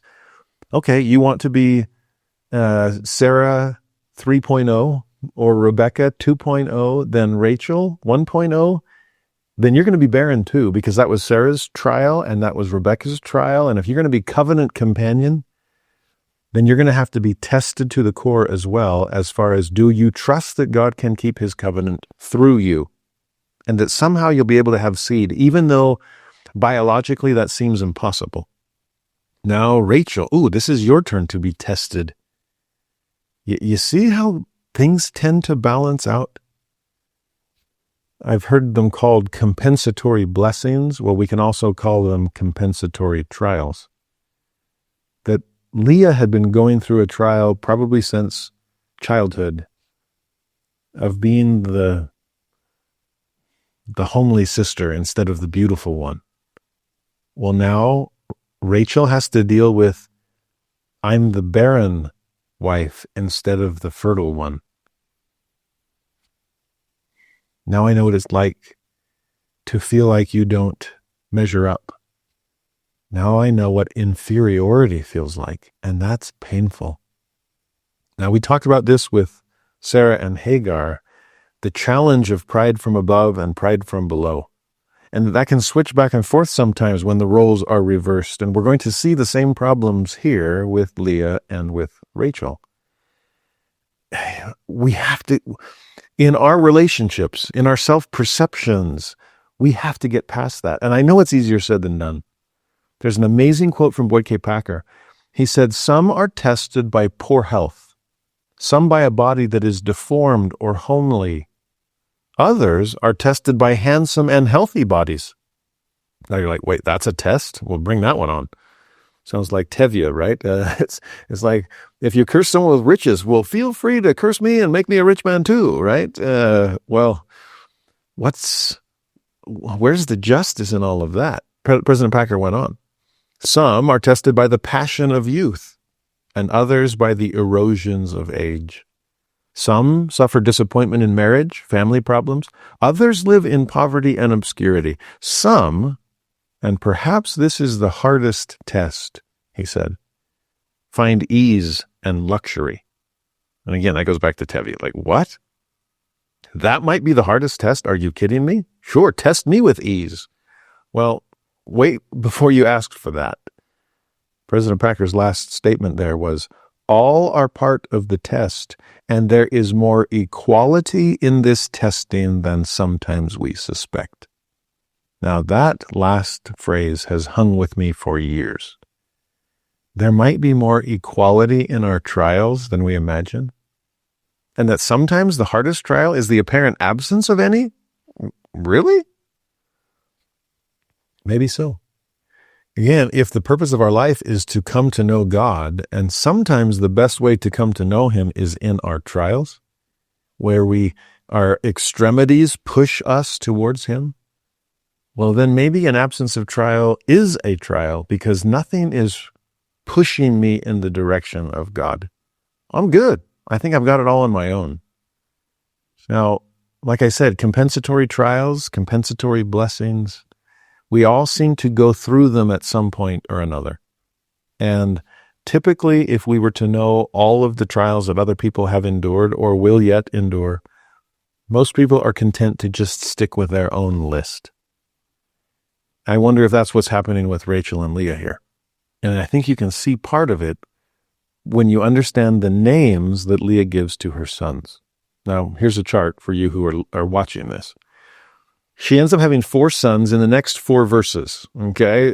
Now, you thought it was rapid fire with big LDS families today. Well, there's time. We saw 7 years pass in a single verse. Well, there's some time passing between each child, obviously, okay? At least for gestation period, if nothing else. But verse 32, Reuben, her firstborn. Verse 33, Simeon is born. 34, Levi is born. 35, Judah is born. Now, think about their names. And the footnotes can help us with our Hebrew. Now, Reuben means, look, a son, which I always laugh at. It's like the birth comes and she's all, Reu, Ben. And Jacob's like, okay, if that's what you want to call him. And she's like, what? No. I don't know how it all works, but Reuben means, look, a son. And then the way Leah explains it, she says, surely the Lord hath looked upon my affliction. Now, therefore, my husband will love me. When Simeon is born, and Simeon means hearing, Leah says, because the Lord hath heard that I was hated, he hath therefore given me this son also. When Levi is born, and Levi means joined or pledged, Leah says, now this time will my husband be joined unto me, because I have borne him 3 sons.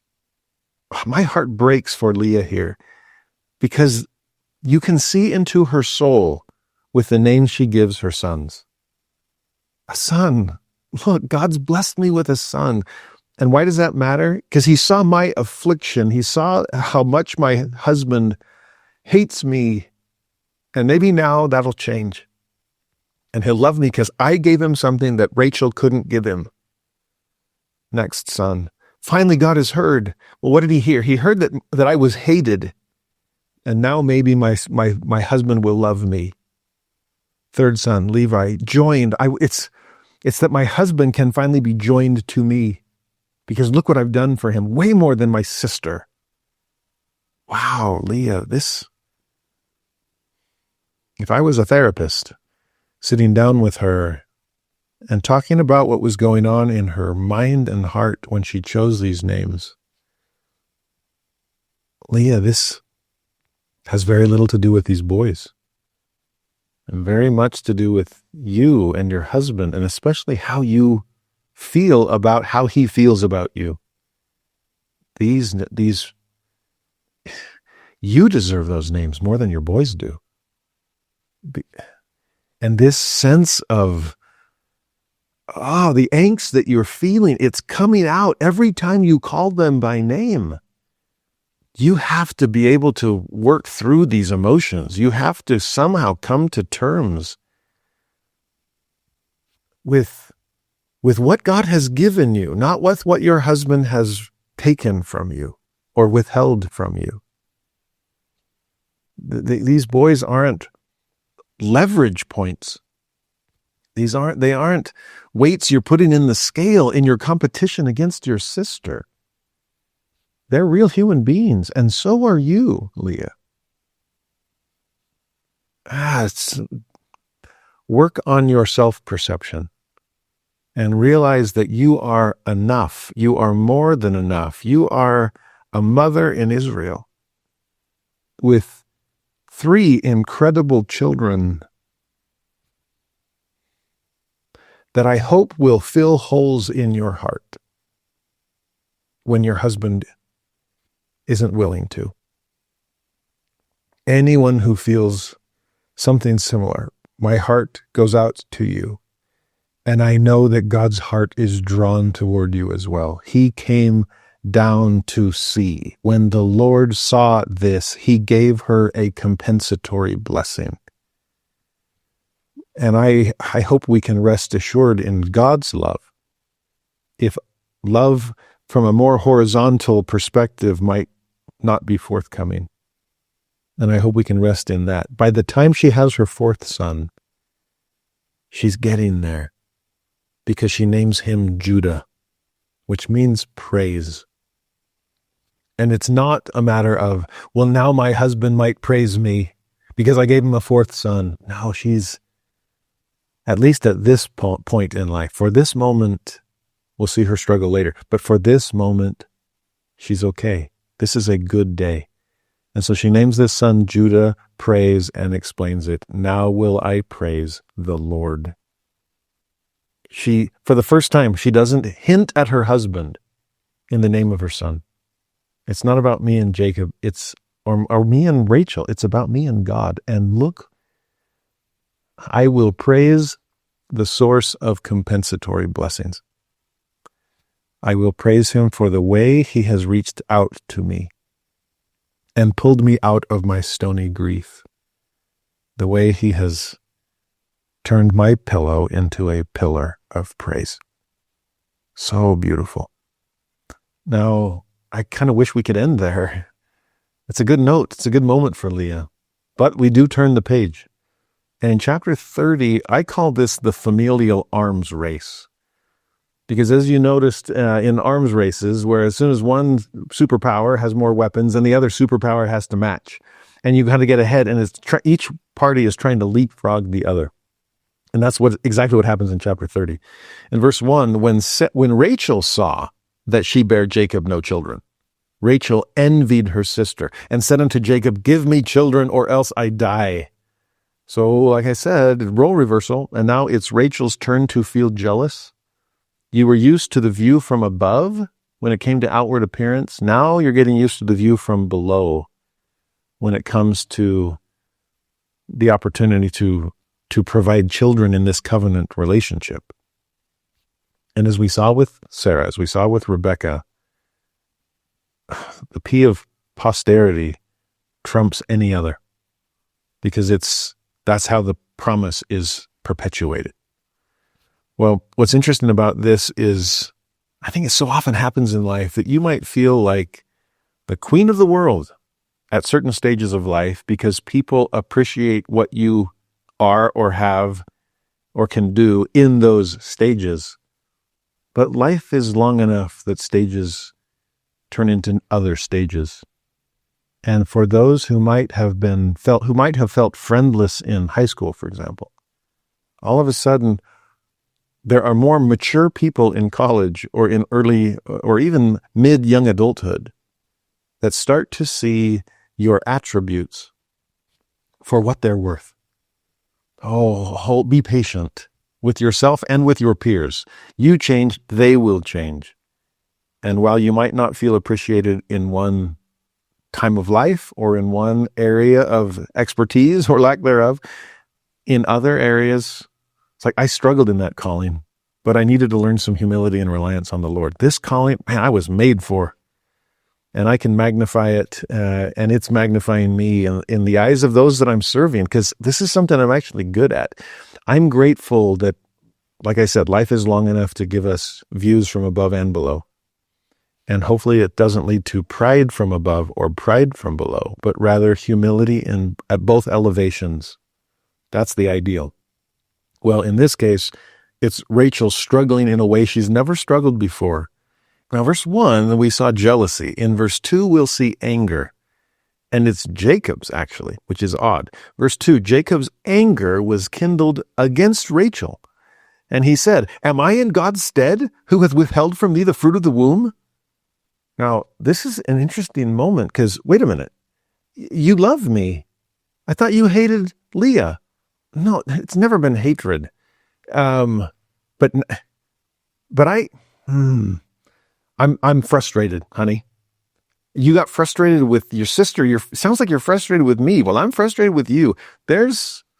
Welcome to human nature again. We've seen it throughout these Genesis stories, and I'm grateful for it because I feel my own human nature well up too often myself. But what's interesting here is this couple is going through a trial. It's the trial of infertility at this point. And there's blame that's starting to go in the wrong direction.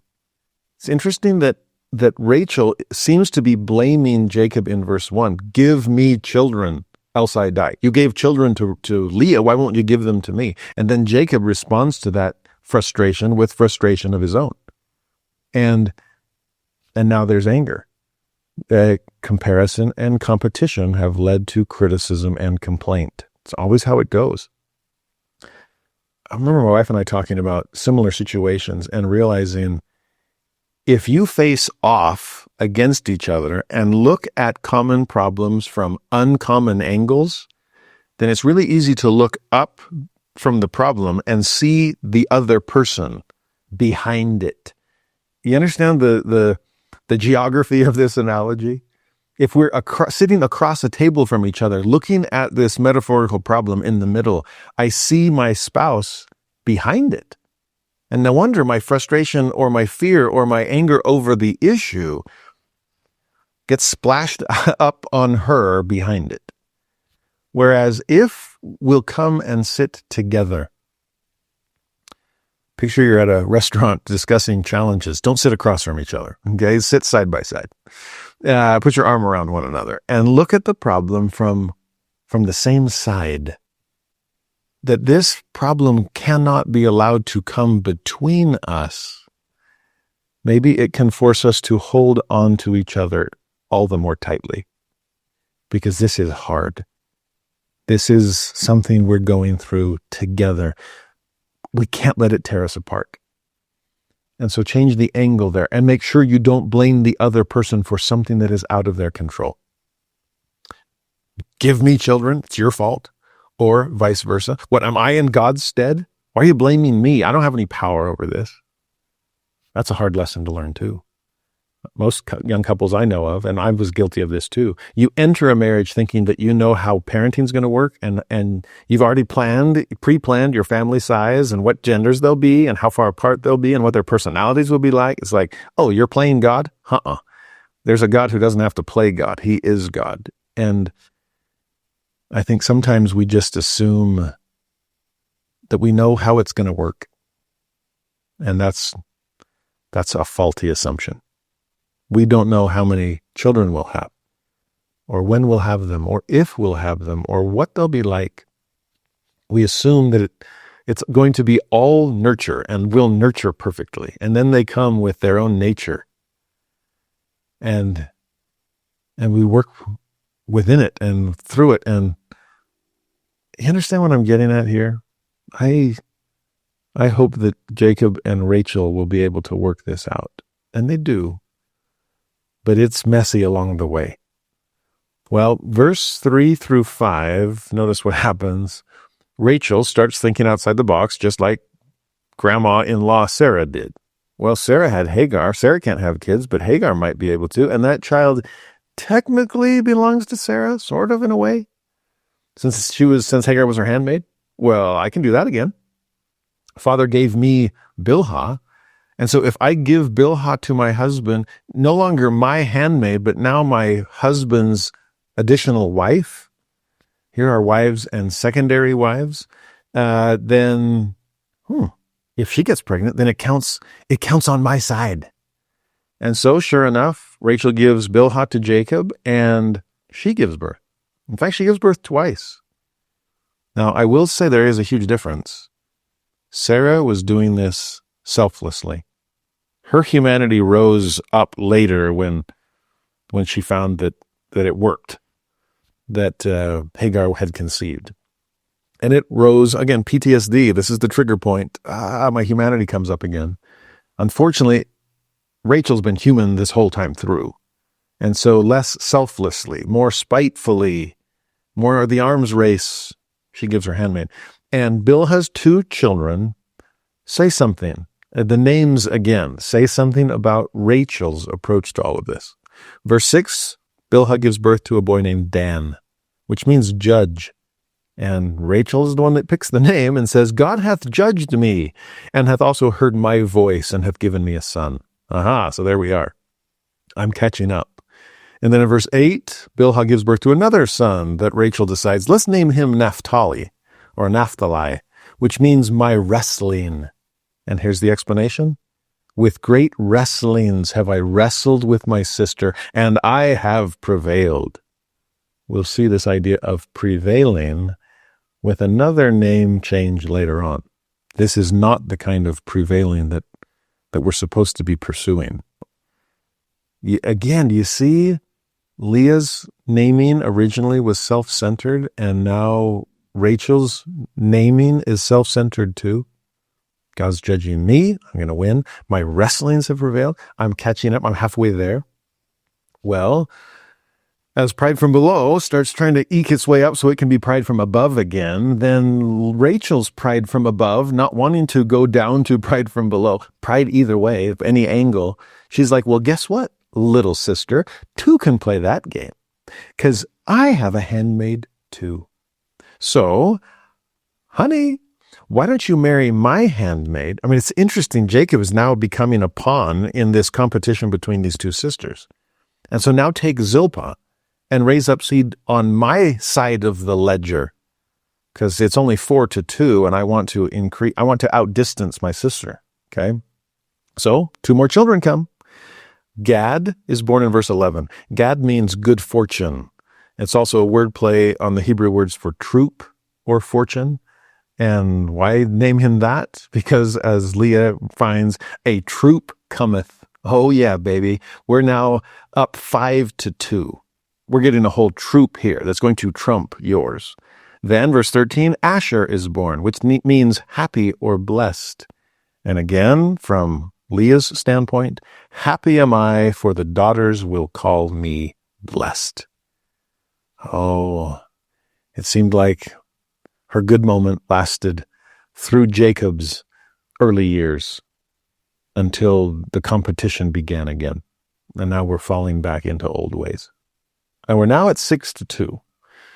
6 on Leah's side, 2 on Rachel's side. And this is where it starts to get a little weird. Okay, so bear with me on this one. From 14-16, Reuben is out harvesting wheat. Now remember, he's the oldest son.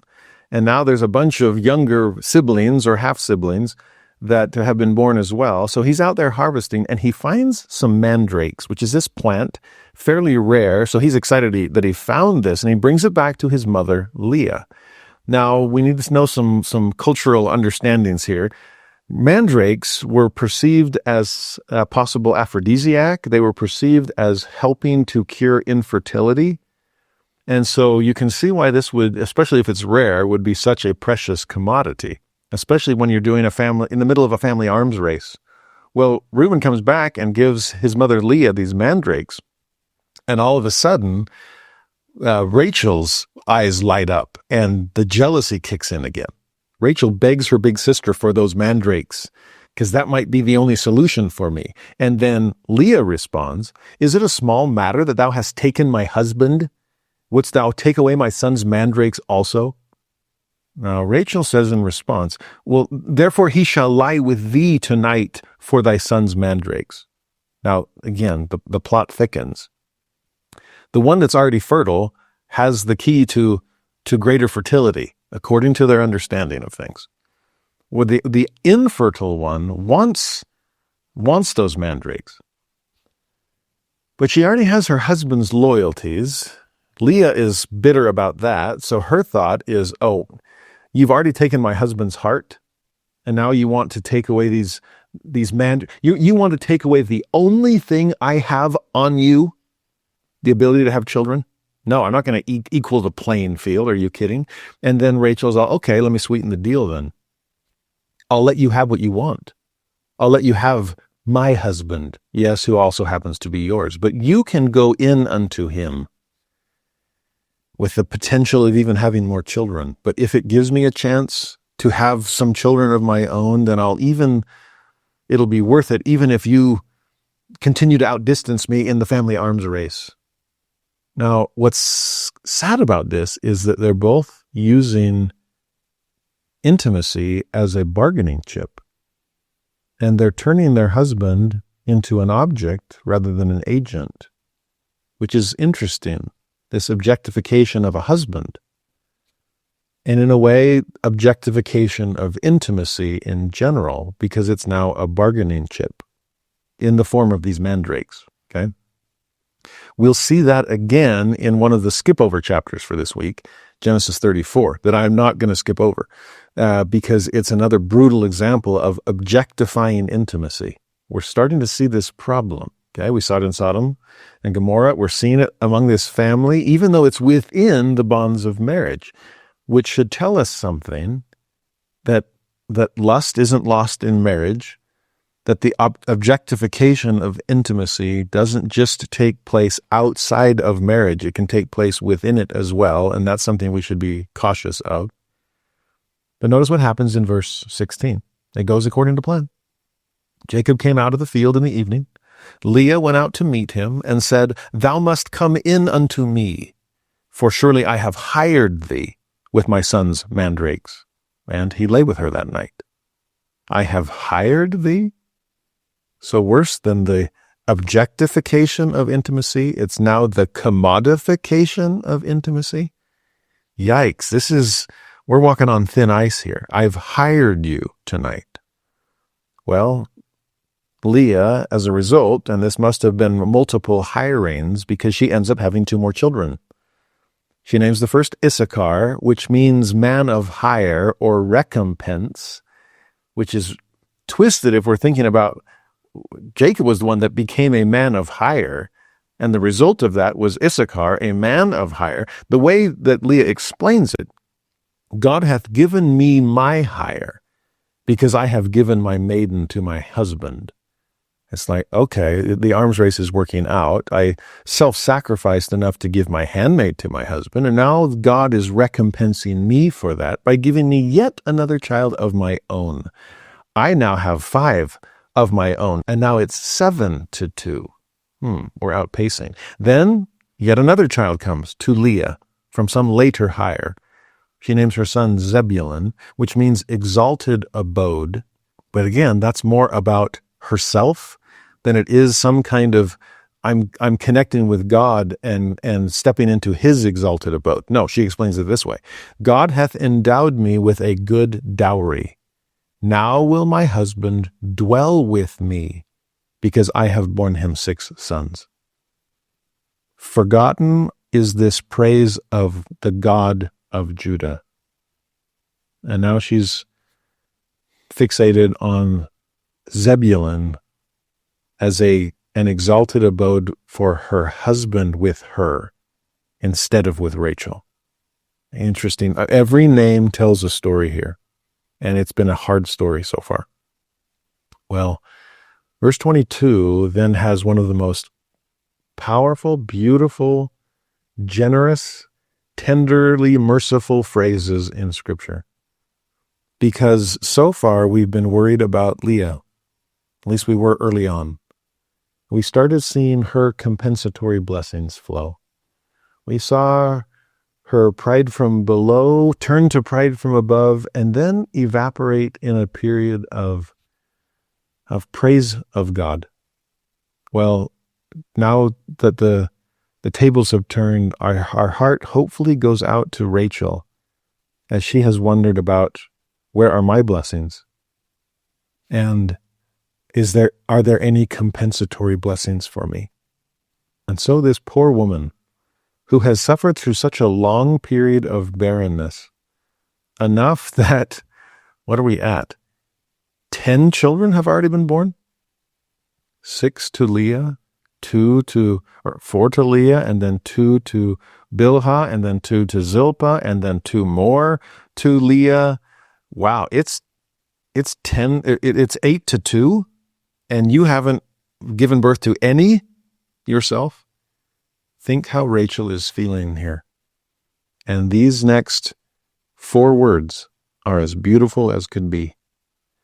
And God remembered Rachel. He remembered her.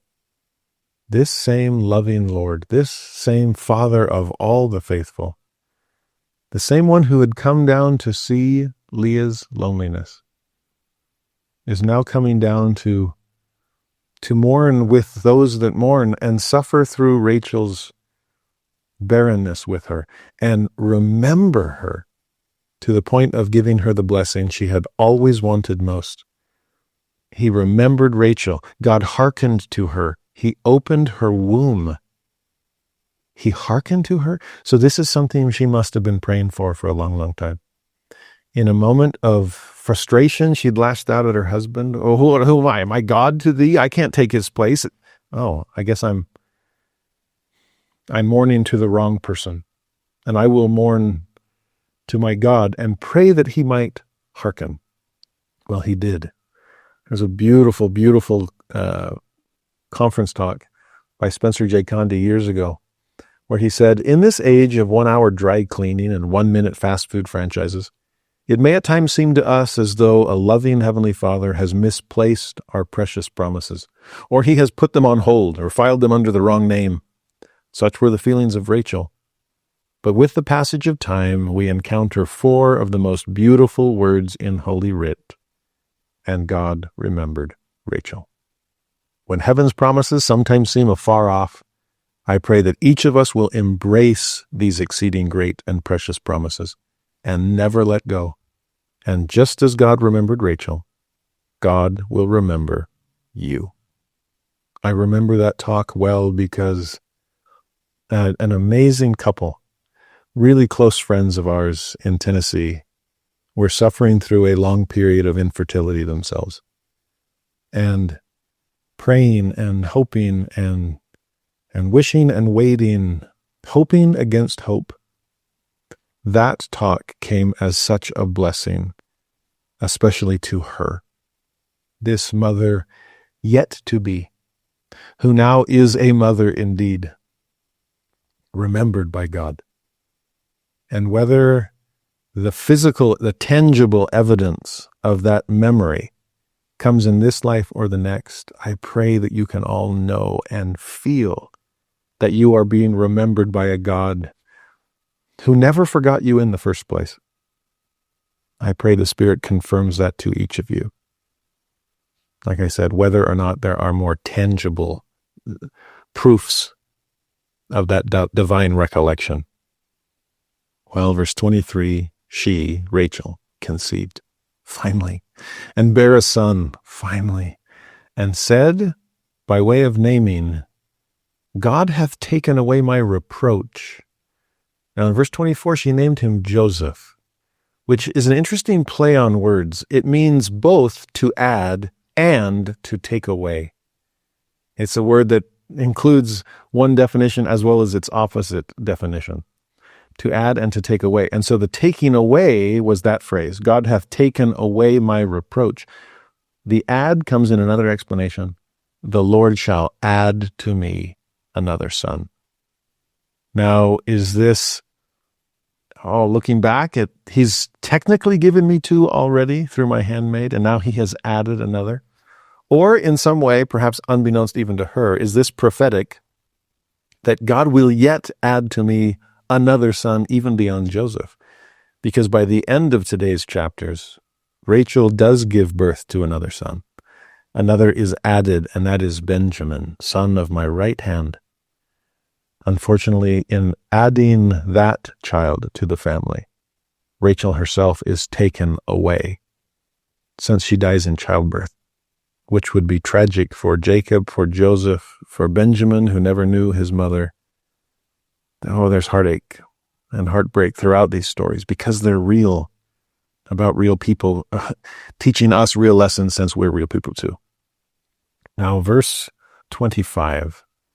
It came to pass, when Rachel had borne Joseph, that Jacob said unto Laban, send me away, that I may go into mine own place, to my country. Give me my wives and my children, for whom I have served thee, and let me go. For thou knowest my service which I have done thee. It's interesting that only after Rachel has a son does Jacob finally feel like now we can return to our land of promise. The promised son through the promised wife, the God of Abraham, Isaac, Jacob, the God of Sarah, Rebekah, Rachel. A covenant son has come in Joseph, and now we can return to our promised land. So, father-in-law, at least 14 years have passed since even to ask to leave, he would have had to pay that 7 years of dowry for Rachel's hand. But let me go. Now, 27, Laban says to Jacob, I pray thee, if I have found favor in thine eyes, tarry, for I have learned by experience that the Lord hath blessed me for thy sake. I love that statement. It's like, actually, is there any way you can stay a little longer? I know the 14 years are up and you don't owe me anything, but man, I owe you something, or I owe your God something, because God has blessed me for thy sake. I know that from personal experience. I hope our neighbors can say that if we ever move. I hope our ward would feel that if we were to move out of it. We're not planning on it. We love where we live. But it's interesting. I hope people can say, coworkers and friends and neighbors and fellow ward members, whomever you know, I hope they have learned by personal experience that your presence is a present to them, that your presence is a gift from God in their lives. That's the way it was for Jacob toward Laban. Now, knowing how much Jacob's labor had blessed himself, Laban wants Jacob to stay around as long as possible, okay? So he comes up with this plan, and he says, well, stick around and keep serving me, and let's make it worth your while. I mean, I hope that these last 14 years were worth your while. I mean, you look at your family now. I mean, this is starting to seem almost stars and sand-like, huh? But Laban asked Jacob, what would it take for you to stay? And Jacob says, well, all this time I've been paying off my debt, giving you a dowry for your daughters. I have posterity, but not prosperity yet. Could I keep working for you, and you could pay me in sheep and goats and rams and flocks and herds, which is what I've been doing all this time to support you? And Laban is totally fine with that. That stands to reason. You built my flocks and herds, start building your own. Now here's the plan. Verse 31, Laban says, what shall I give thee? And Jacob says, thou shalt not give me anything. Now that's going to be important. And keep it in the back of your mind, because the way it's described here in Genesis 30 is a little confusing. I'll try to sum it up. But he basically says, no, you don't have to give me anything. I'll start totally from scratch. I want to be so far above board or above reproach that you can't try to pull the wool from over my eyes or pull the rug from under my feet, because we're going to start totally on your side of things, okay? So don't give me anything. And then here's how the plan is going to come forth. This goes from verse 32 to 36. Step one was, we're going to separate out Laban's flocks by color. Some are going to be striped and spotted and speckled, and others are going to be more of a solid color. Now, according to a bunch of commentaries, at that time period, or in that part of the world, the solid color was much more common. And the way it's described here, the speckled or the ring-straked, the spotted, are more rare. And again, giving Laban the benefit of any doubt and Jacob's putting himself in the worst possible situation. I'm not asking you to give me anything to start. What we're going to do, step one, is we're going to separate out the flocks. The solid colors versus the striped and speckled.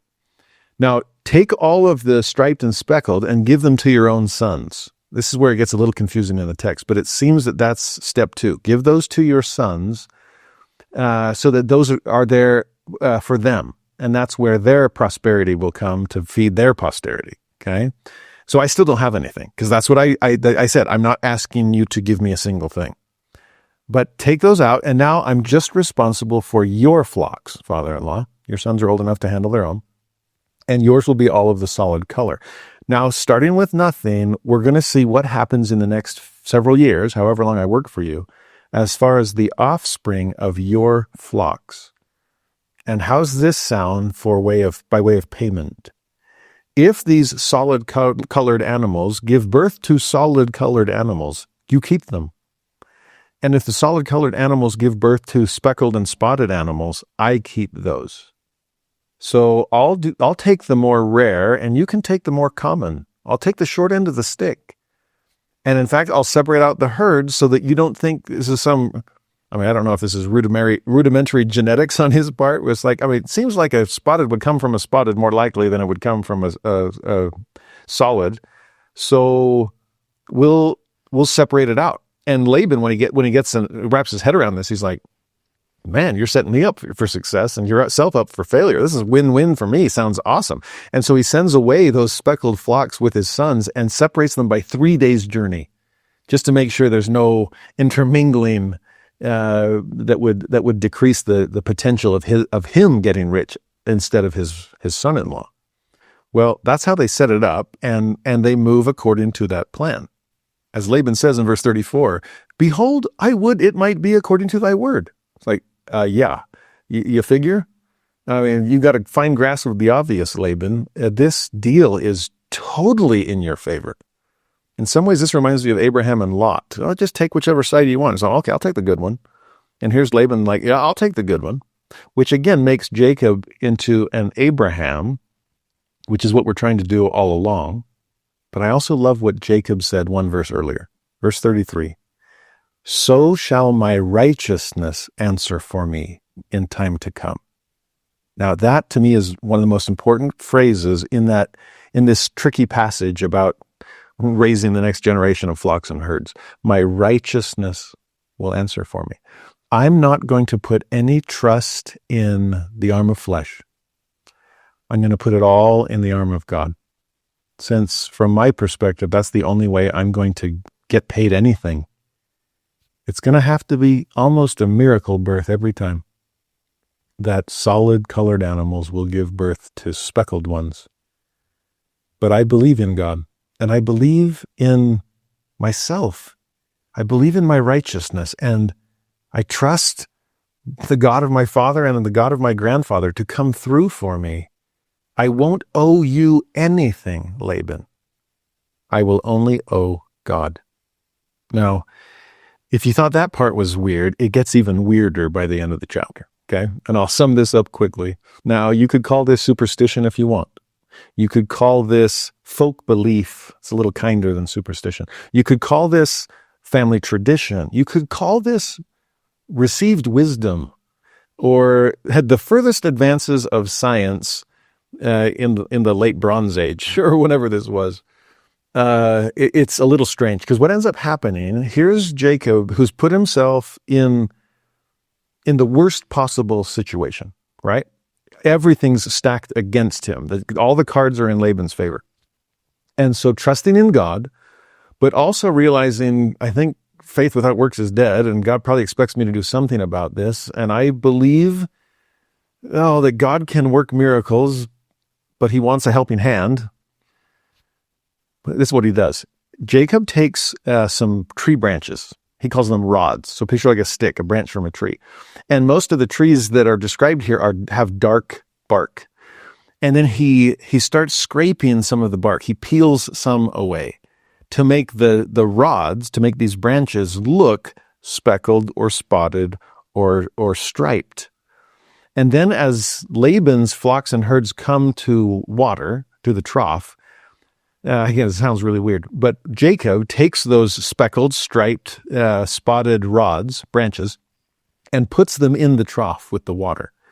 And the superstition or the received wisdom or the common assumption of the day was whatever these animals are looking at when they conceive, that's probably what their offspring are going to look like.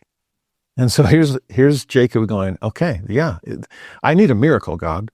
I need a miracle. And if this helps out in any way, I'll do what we do with our folk tradition, and these sheep and these goats, these herds, as they're looking at these striped and spotted sticks, then they hopefully will give birth to striped or spotted offspring. And sure enough, that's exactly what happens.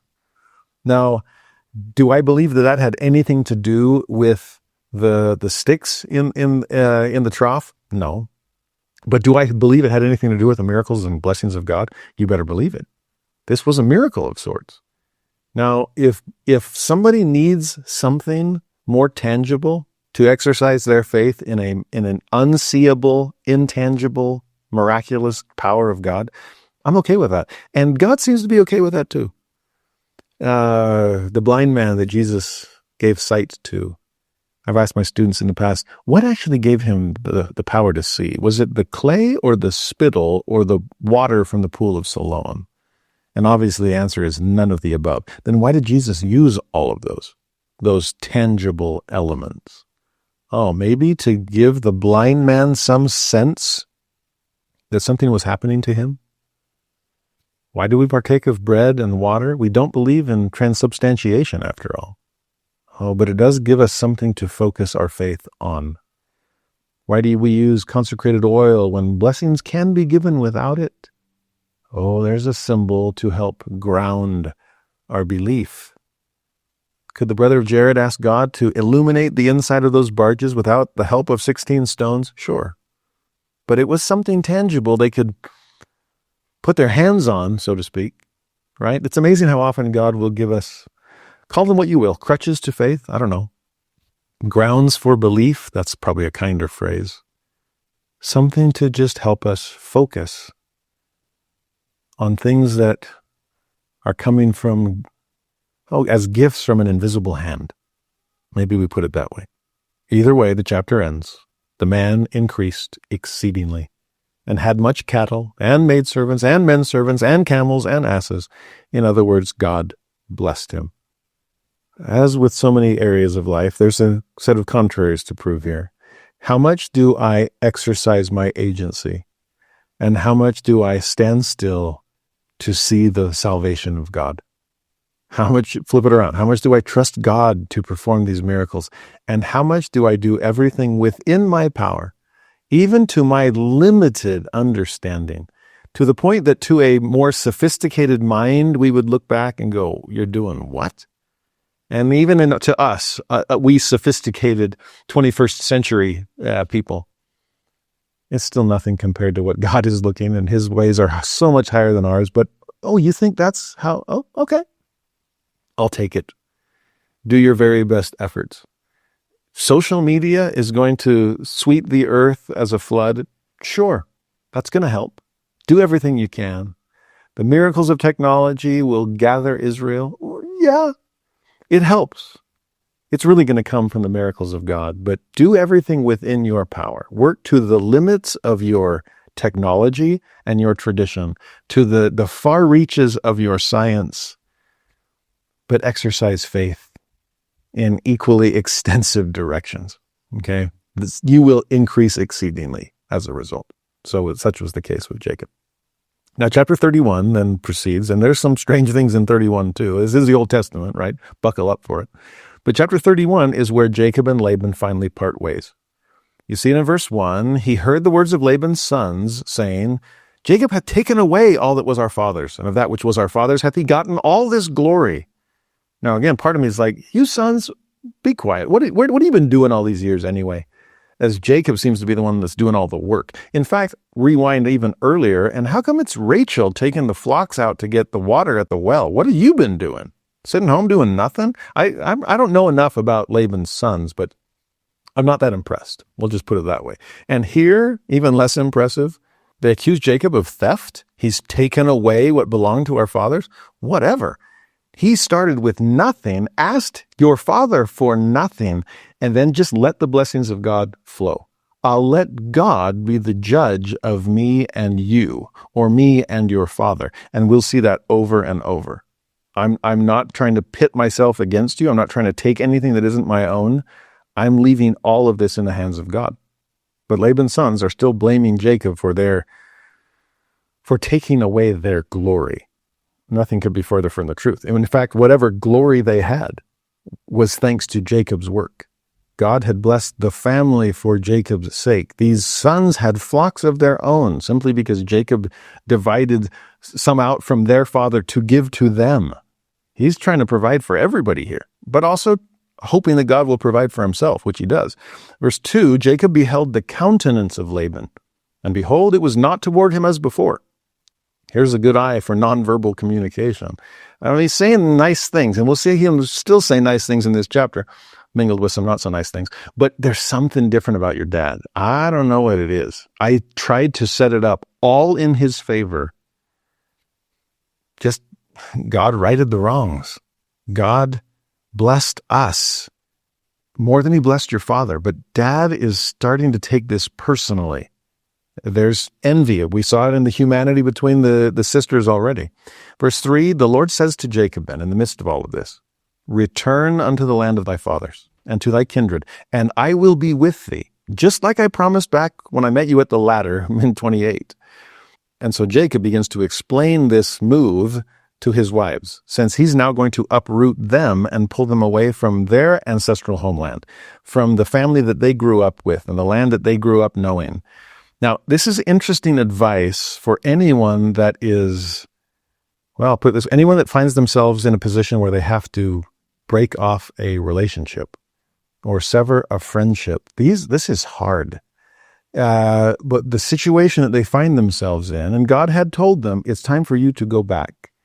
But as Jacob is trying to explain things to his wives, because he knows this is going to be harder for them than it is for him, you're leaving flesh and blood here. I know we're flesh and bones, but it's different.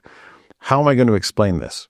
And so as I was studying these verses this week and trying to make sense of some kind of application, is there anything relatable here for anyone who's in a toxic friendship? If you know any emotional vampires that truly are sucking you dry, and you have even to the point of like divorce, if it comes to that, what principles could we find in these passages that might help guide our decision of, do I stick this out? Do I hope for better days? Or am I at a point where even God is telling me it's time to leave this difficult situation, as much of a heartbreak as it's going to be, okay? And I pray that, again, that we're not looking for excuses here, but I hope that the Lord, that the Holy Ghost will open the eyes of our understanding through these words to see, can this help guide my decisions in really difficult relationships? Okay, let's see where the Spirit takes us. Verse 4, Jacob sent and called Rachel and Leah to the field unto his flock.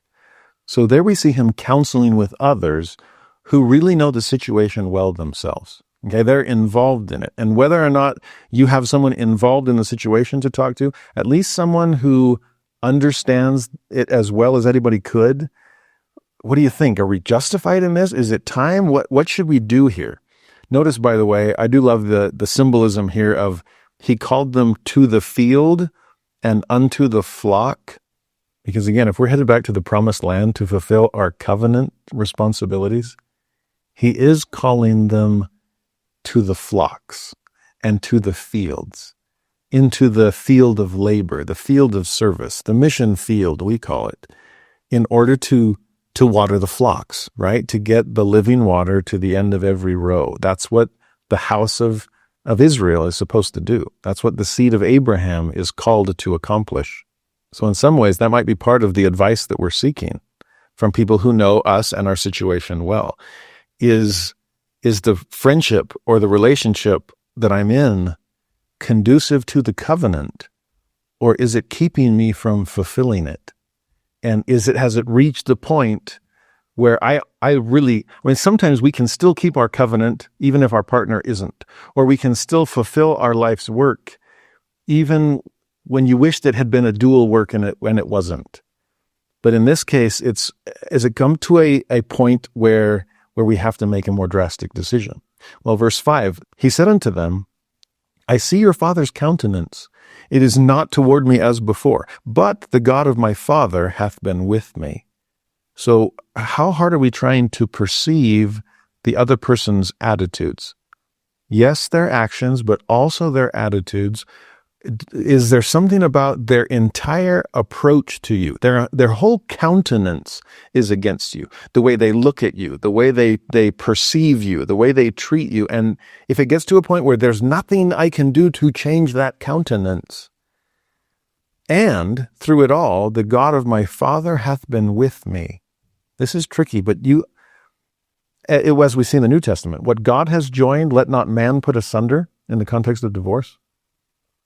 In other words, if God was a part of the relationship, then God has to be part of the dissolving of the relationship. And you better be turning to him for guidance in these matters. Is the God of your father with you in making this decision? Is he the one telling you it's time to leave and go to the promised land? Or is he saying, no, you need to stay? Kind of like what he had said to Hagar. No, you need to go back and work these things out with Sarah. It's not cut and run. Okay, it's interesting to see examples of both. And God might say to leave. God might say to stay. You got to go with God. Now, verse 6, you know that with all my power I have served your father.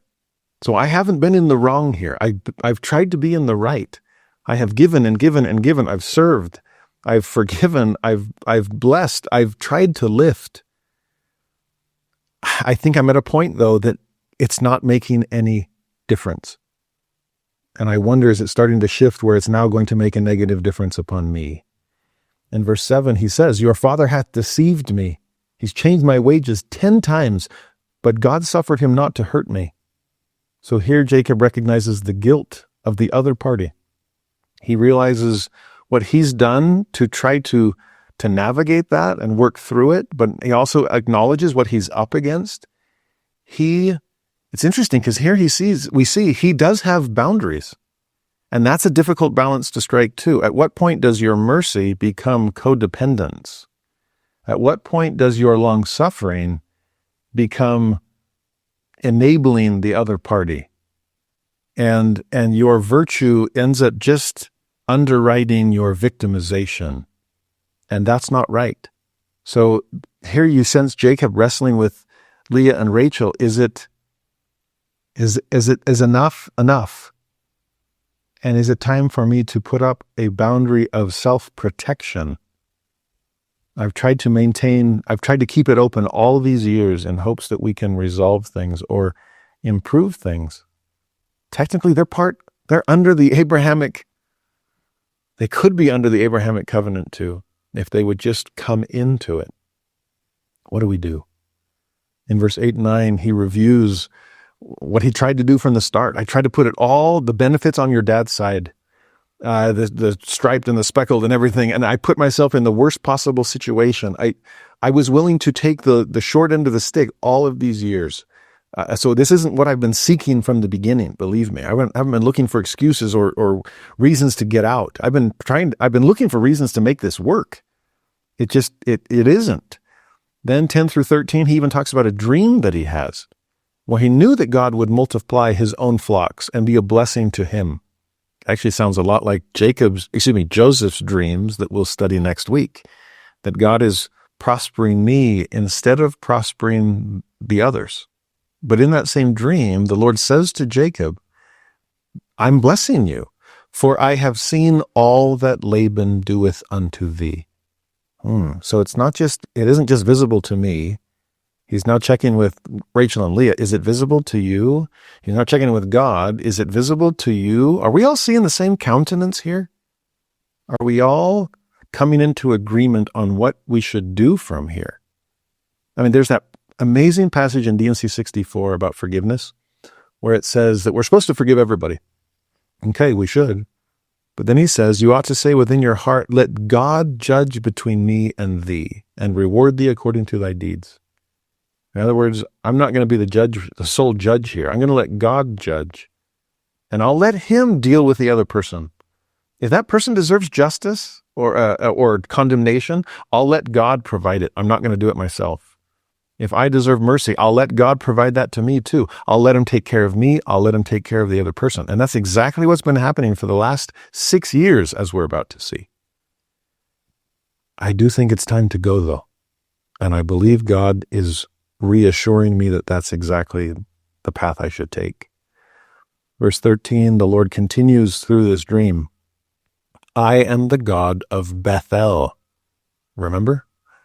Where thou anointest the pillar, where thou vowest a vow unto me. Now arise, get thee out from this land, return unto the land of thy kindred. Evidently, God didn't just remember Rachel. God remembered Jacob. He remembered Jacob's promise. He remembered Jacob's ladder. The same promise I made to you then, I'm reminding you of now. I told you I'd be with you. I told you I'd bring you back. I told you I would remain to do all that I had promised. Well, I've been fulfilling the promise of posterity. Are you ready to go back so I can fulfill the promise of promised land? And from there to be able to get this large family involved with the fields and the flocks so that the blessings of priesthood could bless all nations? It's time to go. So Jacob's ready to go. And so are Rachel and Leah.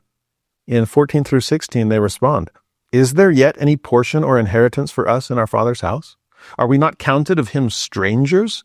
He hath sold us. He hath quite devoured also our money. For all the riches which God hath taken from our father, that is ours." That's our children's. "Now then, whatsoever God hath said unto thee, do." Wow, there's no love lost here between these sisters and their father. They're feeling just as misused as Jacob was. They're sensing he's treated us like strangers instead of like daughters.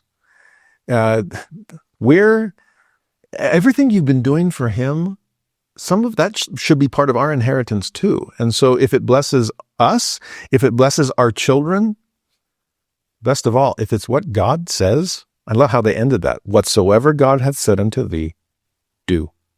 And that's exactly what this family of faith is going to do. So what ends up happening, Jacob's family leaves and they don't tell Laban. They just pick up kind of cover of darkness and like, we're out of here. Because I don't know what Laban's going to do if we were just kind of sit back and discuss things with him. Again, this is the opposite of Hagar's escape. Nope, got to go back and deal with this. No, this is go. Just pick up and run. And that's exactly what they do. But before they go, and this is where this chapter gets a little weird, Rachel ends up stealing her father's images. That's how it's put in King James. These images would have been some kind of pagan idol, some kind of false god, which makes you wonder, well, what's Laban doing with it? Or even bigger question, why on earth would Rachel want to steal them? Now, there's a lot of possibilities here, and the scriptures don't explain it at all. So we kind of are left to guess at things. One possibility is she doing it to spite her father? Like, they've stolen from us. They've devoured our money. Well, what can I take from him that he really values? I'll take that as payment. Maybe it's something like trickery on Rachel's part to counteract the trickery of her father's part.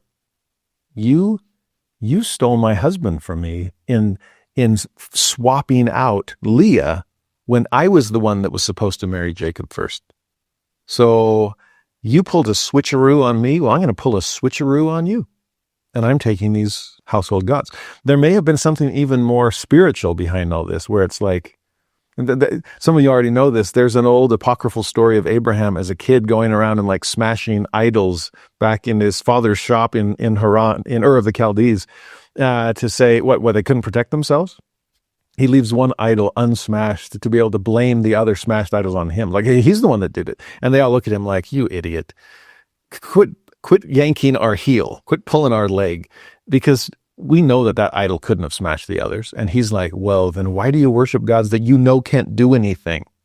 So I wonder if Rachel is pulling a similar trick where it's like, Dad, your gods can't protect themselves?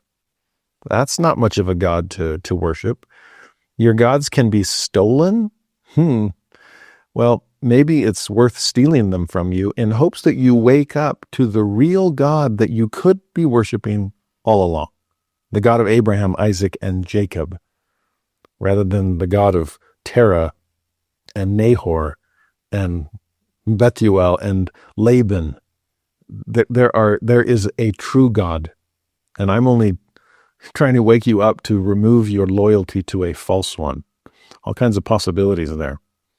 But whatever it is, Laban realizes not only that his gods are missing, but that his kids and grandkids are too. And so he finds out that they've all taken off without saying a word, and he bolts after them. They had like a 3-day head start, and he ends up catching up with them like 7 days later. Okay? But one of those nights when he was in hot pursuit, he has a dream. Jacob's had a dream to reassure him it's time to go. Well, the same source now gives some information to Laban. And in his dream, God says to him, "Take heed that thou speak not to Jacob, either good or bad." In other words, don't make any promises. There's good. Don't make any threats. That's bad. Just let him be. Honor his agency. He's doing the right thing here because you've been doing the wrong thing, Laban. So leave him alone. So he goes into this, finally catches up, but he knows down deep, I'm in the wrong, Jacob's in the right, and I have to let this proceed according to their plan. Now, once he gets there, he has a conversation with Jacob. And this is the flip side of the lesson that we just were discussing about at what point is it necessary to sever toxic relationships. Jacob had that conversation with Rachel and Leah. Well, now he's having a conversation with the source of the toxicity. But it teaches similar lessons that I think are worth weighing in on. And there's one other thing I think is worth wrestling with here, and that's based on what Laban says to Jacob as Jacob is leaving. Because sometimes we're the party that the other person is walking away from. And how are we going to respond in that kind of situation? This might be true of a friend that leaves us, or a spouse that has come to the end of their rope and asks for a divorce. It might even be someone who chooses to leave the church. And you haven't been a bad Laban in this situation, but they choose to leave. And how will I respond? I think it's interesting sometimes that we end up wanting to say something good or something bad to them in hopes that they'll change their mind. And here the Lord is saying, nope, no good, no bad. Let this thing proceed, and we'll see where it goes. Now, there's limits to that too. We'll see when we get to the story of Samuel. Okay, but I just want us to think and ponder. I'm looking for application here and relevance. What do we do when someone is leaving us, and what should we or what should we not do? I mean, you think about what Joseph Smith says in Joseph Smith History, that my friends, or at least those who should have been my friends, and if they thought me deluded, they should have worked with me in a proper and affectionate manner to reclaim me. I love that passage. When I think about people leaving the church, too often we want to get that last word in or that last dig so that we feel that we've been right all along. We want them to know just how wrong they are to walk away from us. And from Joseph's perspective, if you thought I was wrong, you had a weird way of correcting me.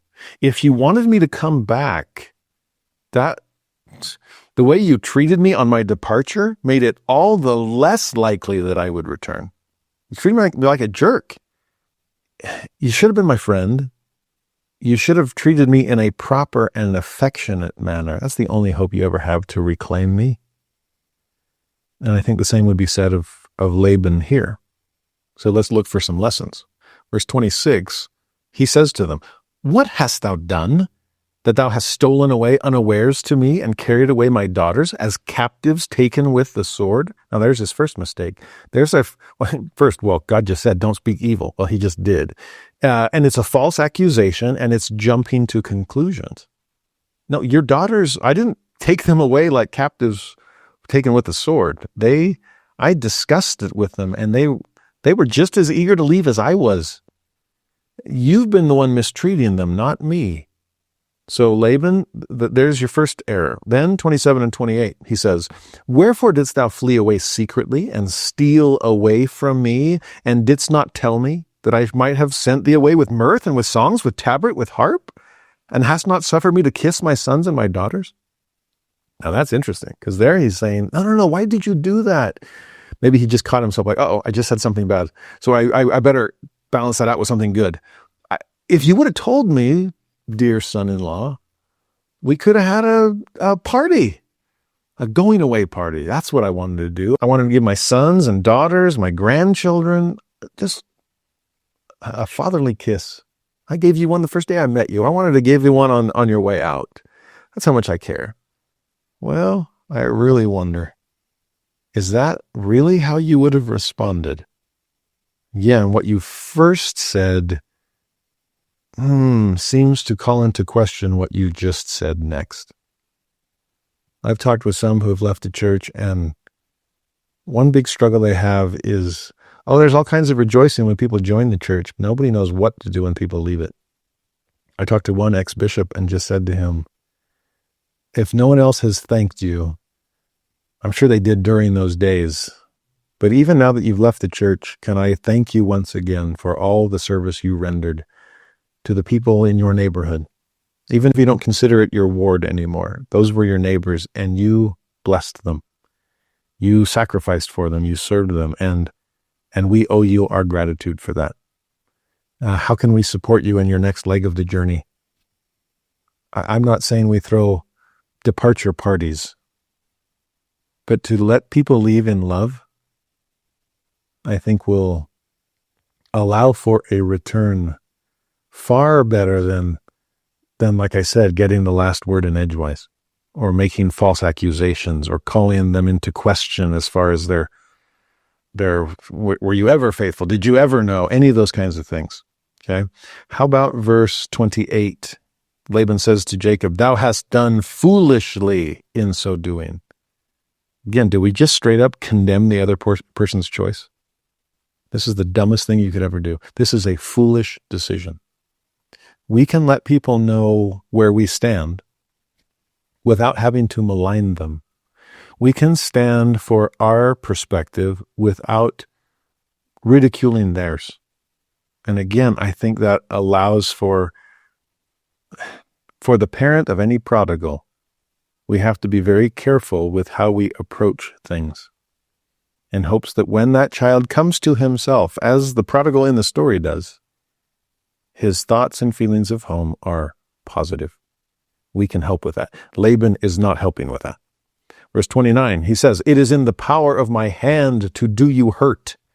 But the God of your father spake unto me yesternight, saying, Take thou heed that thou speak not to Jacob either good or bad." Now, how's that for a veiled threat? Well, it isn't even very well veiled. How's that for passive aggressive? Now I could stand in the way of this. I could put my foot down. I could stop you. I could hurt you on your way out. But it's not the right thing to do. I know that. I'm going to be better than that. I'm going to be better than you. I'm going to rise above that, since that's what God expects of me. I mean, can you feel the condescension? Can you feel the pride from above that's probably only going to be responded to with, or answered with, pride from below? I mean, that is an interesting one. And then verse 30, so interesting. "And now, though thou wouldst needs be gone, because thou sore longest after thy father's house," fine, "yet wherefore hast thou stolen my gods?" And maybe that's the real question all along. I mean, there's another false accusation. You stole them when Jacob had nothing to do with that. But also this, is that really what this has been about? Dear Dad, you weren't so worried about you didn't get to say goodbye, but you've lost something. You've lost your chance to milk me for all I'm worth. You can no longer take advantage of me. But were you after something self-serving? And how dare they take away my gods?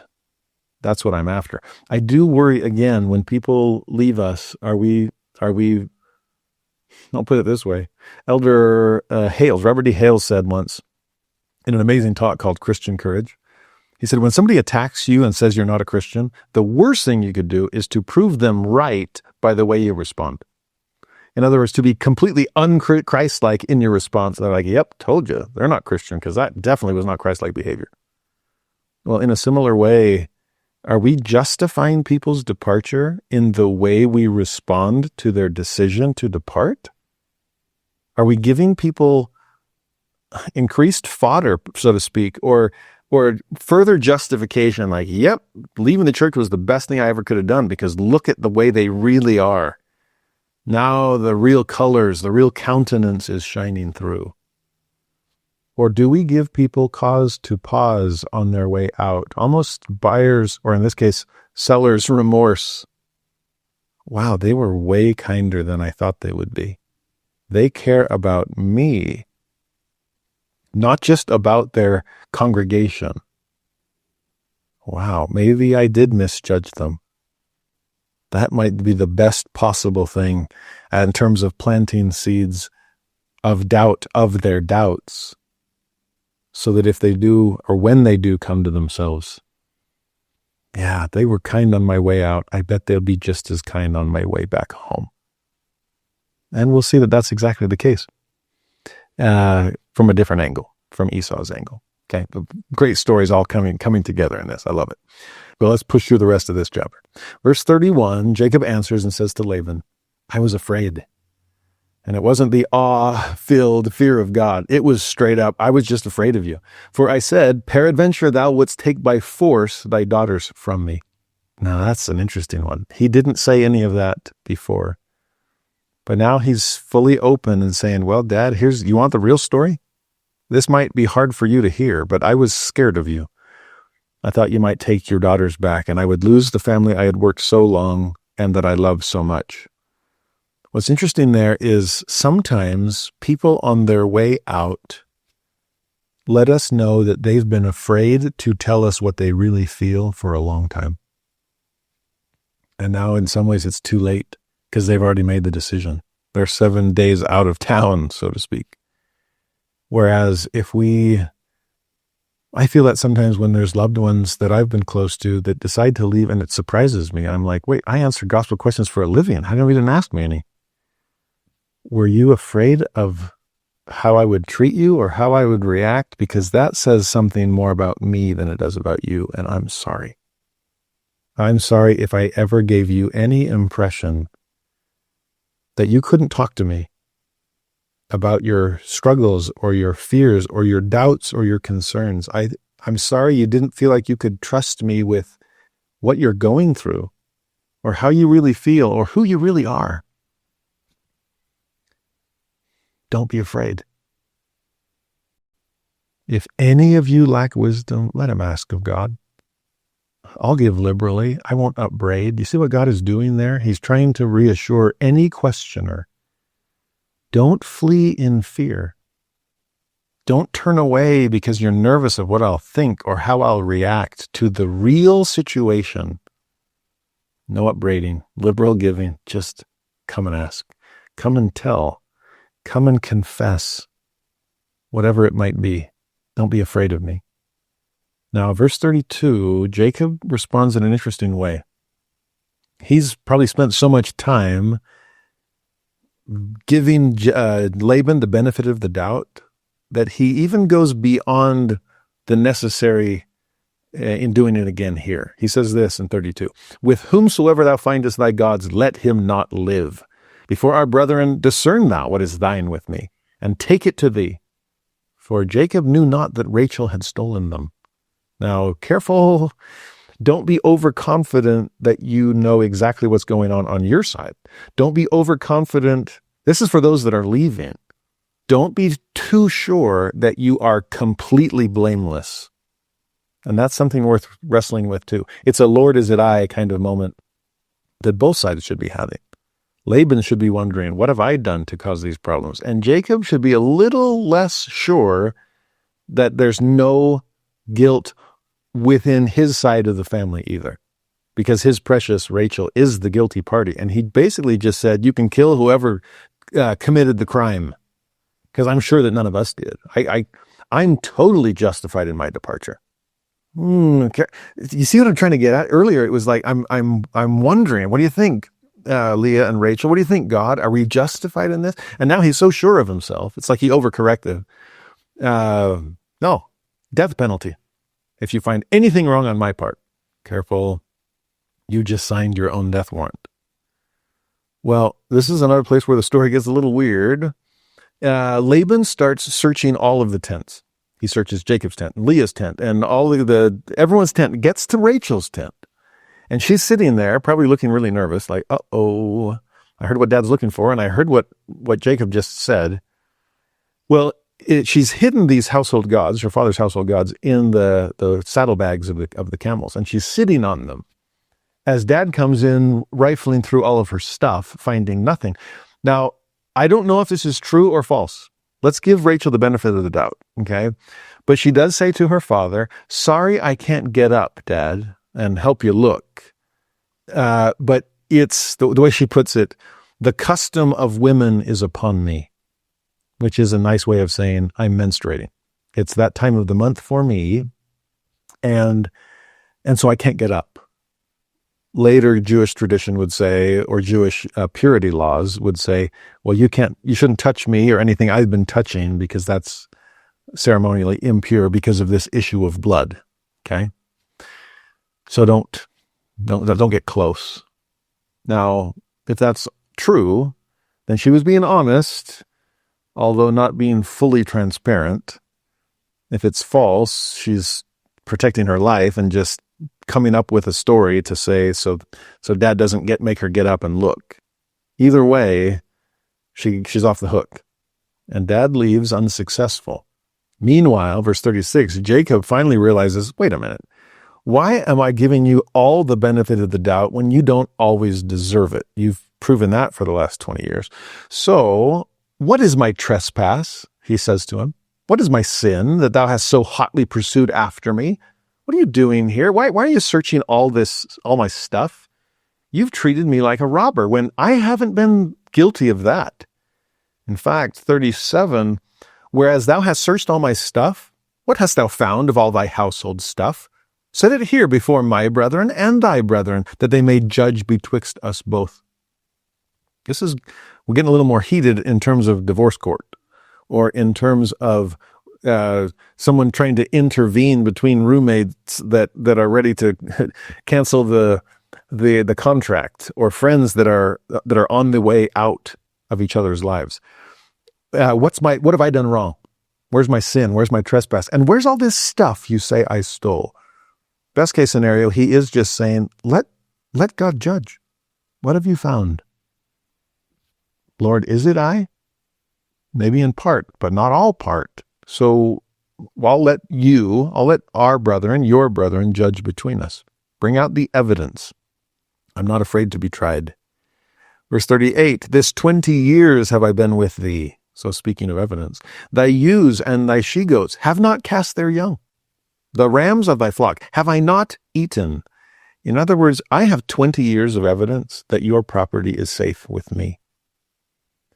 During lambing season, I was always out there in the fields, keeping watch over your flocks by night even, to make sure that they gave birth and survived the experience. I didn't eat your rams on a hungry night out in the fields and just chalk it up to some beast of prey. No, your belongings, your household stuff was always safe in my hands. Could I say the same of you? Verse 39, that which was torn of beasts, I brought not unto thee. I bear the loss of it. Of my hand didst thou require it, whether stolen by day or stolen by night. In other words, I absorbed all your losses. I was willing to always take the short end of the stick. Can you say the same? Again, when we're in difficult situations as far as relationships are concerned, what evidence is there of all you've tried to do? In verse 40, thus I was, in the day the drought consumed me, the frost by night, my sleep departed from mine eyes. I suffered in silence for a long, long time. I endured adverse conditions and tried to make the most of it. I did everything I could for your sake and for our sake to try to maintain the relationship. But, verse 41, thus have I been 20 years in thy house. I served thee 14 years for thy 2 daughters, 6 years for thy cattle. Thou hast changed my wages 10 times. So we both have long track records. And I have all kinds of exhibits, A through Z, on how I've tried to help. And I have, at least 10 exhibits of you trying to change things to make it more favorable to you rather than to me. Finally, verse 42, except the God of my father, the God of Abraham, and the fear of Isaac, since you're connected to him a little more closely, your brother-in-law. Without all that, if that had not been with me, surely thou hadst sent me away now empty. God hath seen mine affliction and the labor of my hands, and rebuked thee yesternight. In other words, dear father-in-law, I couldn't trust you, but I trusted God, and God has come through for me. He has blessed me abundantly. He even blessed you abundantly because of me. How's that for righteousness leavening the lump? This would have been a good family to be in Sodom and save everybody. Well, I've been saving you, but it's time to go. And God himself, who reassured me, also rebuked you. So I don't think I'm telling you anything you don't already know. It's just time to act on it. God has judged us both, and I trust him. Well, at that point, Laban realizes, you're right, and I've been wrong. And so let's make a covenant together. They set up a stone as a pillar. We should be used to that by now. They put a bunch of other rocks around it as a heap. And then they eat there together, which I think is interesting. They call it the heap of witness. Another name for this heap or this pillar they called the lookout point, saying the Lord is going to watch between me and thee when we are absent one from another. So it is a heap of witness, a big pile of promises, and it is a lookout point. This is a commemoration. Remember, Jacob did that at Jacob's ladder to remember the promises of God. Well, now Jacob and Laban are making a similar pillared promise, a similar heap of witness, a lookout point to, will you be faithful to the covenant even when we are out of earshot and out of lines of sight? Will you keep this? Again, we talked about it a few weeks ago with Abraham. If altars are a mini mountain of the Lord that we set up, kind of, again, ground bedrock that we're bringing closer to God, well, here's the same idea. A pile of promises standing as witness that we will be true to our word. This is solid stone. And the stone will not decay, neither will my word to you. You can bank on it. You can ground yourself in it. Even the idea of them eating together, that would have required a sacrifice at this altar, a shared meal, some kind of communion with each other. To think of even animal sacrifice as a shared meal with God, that I'm offering something, he's accepting it. We are communing together. We're sharing in this sacrificial meal together. There's Last Supper. There's a sacrament. Powerful images here. Then 52, they say, this heap be witness, this pillar be witness. I will not pass over this heap to thee, and thou shalt not pass over this heap and this pillar unto me for harm. In other words, covenants also draw lines we will not cross. This is not just a solitary mini mountain of the Lord. This is a mountain range, and I'll stay on my side and you can stay on yours. As far as harm is concerned, I will not cross this line to your detriment. 53, the God of Abraham and the God of Nahor, the God of their father, judge betwixt us. And Jacob sware by the fear of his father, Isaac. It's like I'll swear on my father's grave. I'll swear on my father's covenant.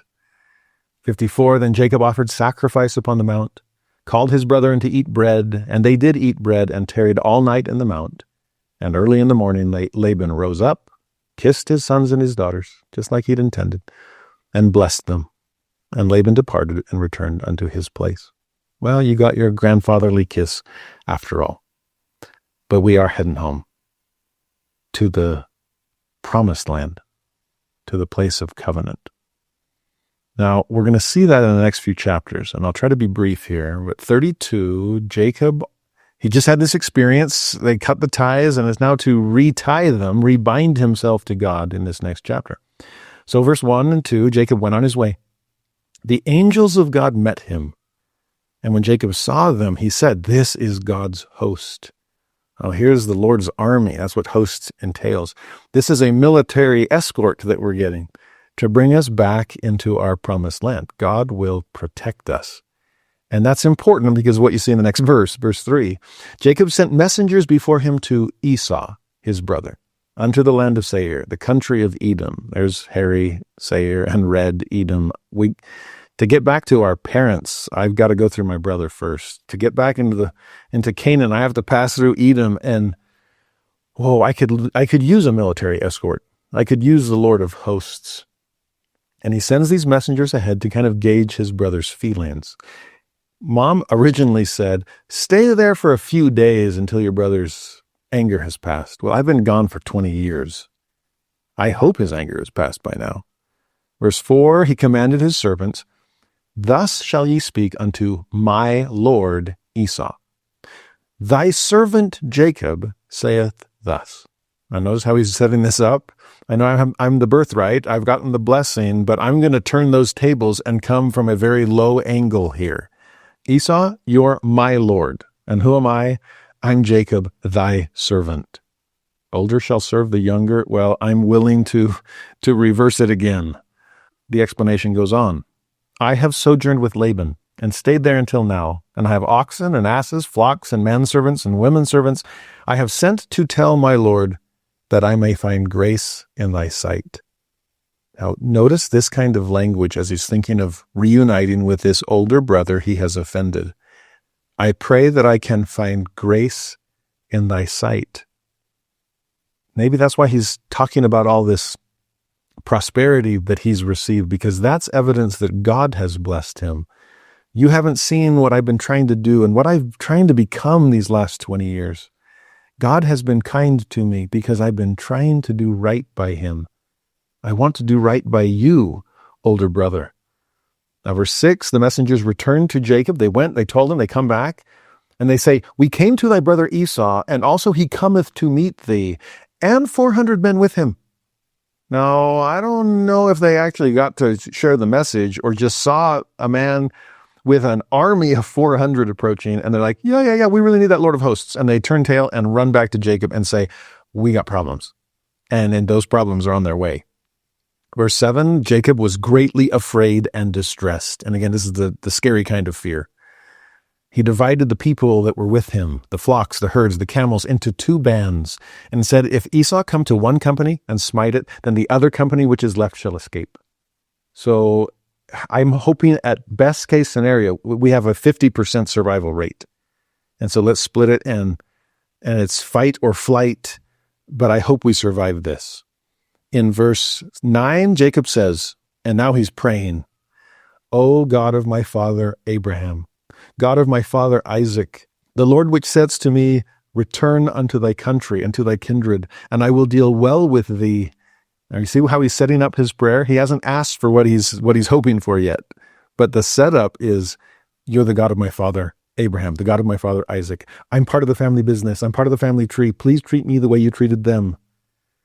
Not only that, you're the one that told me to return to my country, and I'm trying to be obedient. Please honor that obedience and clear any roadblocks on the path.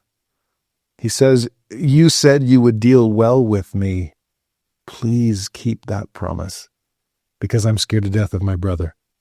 Now, with all that background, now I'm ready to ask for what I need. Actually, not yet. One more verse. Verse 10, I am not worthy of the least of all thy mercies, and of all the truth, other translations say faithfulness. So I'm not worthy of your mercy or your faithfulness, which thou hast showed unto thy servant. For with my staff I passed over this Jordan, and now I am become 2 bands. I left with nothing, and now I'm returning with everything. Again, I stand all amazed. All this grace that so freely you proffer me, I'm not worthy of the least of it, and yet you've given me the most of it. So he still hasn't asked for his blessing, okay? He finally does in verse 11. Deliver me, I pray thee, from the hand of my brother, from the hand of Esau, for I fear him, lest he will come and smite me, and the mother with the children. It's not just me I'm worried about now. That's what drove me out of Canaan. But now that I come back, I'm worried about far more than just me. Esau has so many more people to take his anger out on. So deliver me. And then verse 12, and thou saidst, I will surely do thee good, and make thy seed as the sands of the sea, which cannot be numbered for multitude. Again, he's saying, you promised that I'd have sands as the seashore. Well, we're getting close. I've got 11 sons. Please bless us, preserve us, protect us. Well, he lodged there that same night, it says in verse 13.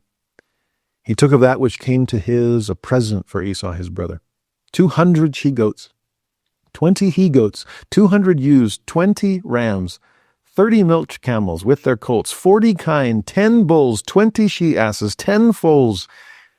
Now, that was a long list, but it was worth reading because that is a massive gift. When Abraham was trying to settle accounts with Abimelech and they agreed, and then he gave him 7 extra ewe lambs as just kind of cherry on top. Well, again, do the math on this. First of all, wow, did God prosper Jacob during those 6 years when he started from scratch. Talk about prosperity, but also talk about trying to preserve my posterity. I'll give up all of this if I don't have to sacrifice those others. I'm trying to win my brother's approval. I'm hoping to find grace in his sight. Now notice how he sets it all up. Verse 16, he delivered them into the hands of his servants. Every drove by themselves, and said unto his servants, pass over before me, and put a space betwixt drove and drove. In other words, this is not just going to be one massive kind of overwhelming gift. Each drove, each herd is big enough that it's a sizable gift on its own. And if we split them up and send them with space in between, then instead of getting one massive gift, Esau is getting gift after gift after gift after gift, hoping to just bury him in blessings in hopes that it will soften his heart. It's almost like waves of remorse, in hoping that just chipping away at a potentially hardened heart will eventually soften it enough that he will accept me. In verse 17, he commanded the foremost, so the first servant with the first flock, when Esau my brother meeteth thee, and asketh thee, saying, whose art thou? And whither goest thou? And whose are these before thee? This is what you shall say. They be thy servant Jacob's. Again, lowering Jacob in comparison to Esau. It is a present sent unto my lord Esau. Again, elevating Esau at the expense of Jacob. And behold, also he is behind us. So eventually you're going to see him too. And I really hope this softens things. Then verse 19, so commanded he the second, the third, all that followed the droves, saying, on this manner shall ye speak unto Esau when ye find him. And his plan is clearly laid out in verse 20. I will appease him with the present that goeth before me, and afterward I will see his face. Peradventure, in other words, maybe, just maybe, he will accept of me. Do you want to talk about a sacrifice of a broken heart and a contrite spirit, as evidenced by all these animals he is laying upon the altar? This is such a symbolic scene we're seeing before us. 21 then, so went the present over before him, and himself lodged that night in the company. And he rose up that night, couldn't sleep, I can't blame him, and took his 2 wives and his 2 women servants and his 11 sons, and passed over the ford Jabbok. And he took them and sent them over the brook, and sent over that he had. This is Jacob's crossing of the Rubicon. Remember when Caesar crosses and it's like, hey, this is the point of no return. I'm crossing and I'm now in the territory I hope that God will grant me. Sends his family across. I just love this. Is he ready for this? Again, he can't sleep. We'll see what's about to happen as he's praying and wrestling literally with God. Is he ready to enter the promised land? Is he ready to leave the temporal time of life in order to fully pursue the spiritual? Yeah, his time out in the world enriched him. Is he now ready to turn it all over to God? Not just the 10th he promised on the way out, but now a consecration of all he has to build God's kingdom now that he's coming back in. Is he ready to fully step into the covenant that he had already made before? The brook Jabbok. Are we ready to cross our Rubicon? Verse 24, that night Jacob went out by himself. Okay, he'd sent his wives and his sons ahead. He's still wrestling with this. And there wrestled a man with him until the breaking of the day. Now that sounds a lot like Enos, as he spends all night and all day, wrestling before the Lord. In Enos's case, it didn't say he wrestled with the Lord. It says he wrestled before him. So who's he wrestling with? Well, himself. His natural man, his past persona. I need to be better. My soul hungers after the eternal life that my father has spent so much of his life describing. Well, here's Jacob wrestling. We perceive it in this story, wrestling with an angel, but also wrestling with his lesser self, wrestling with his past, wrestling with the promises God has made about his future.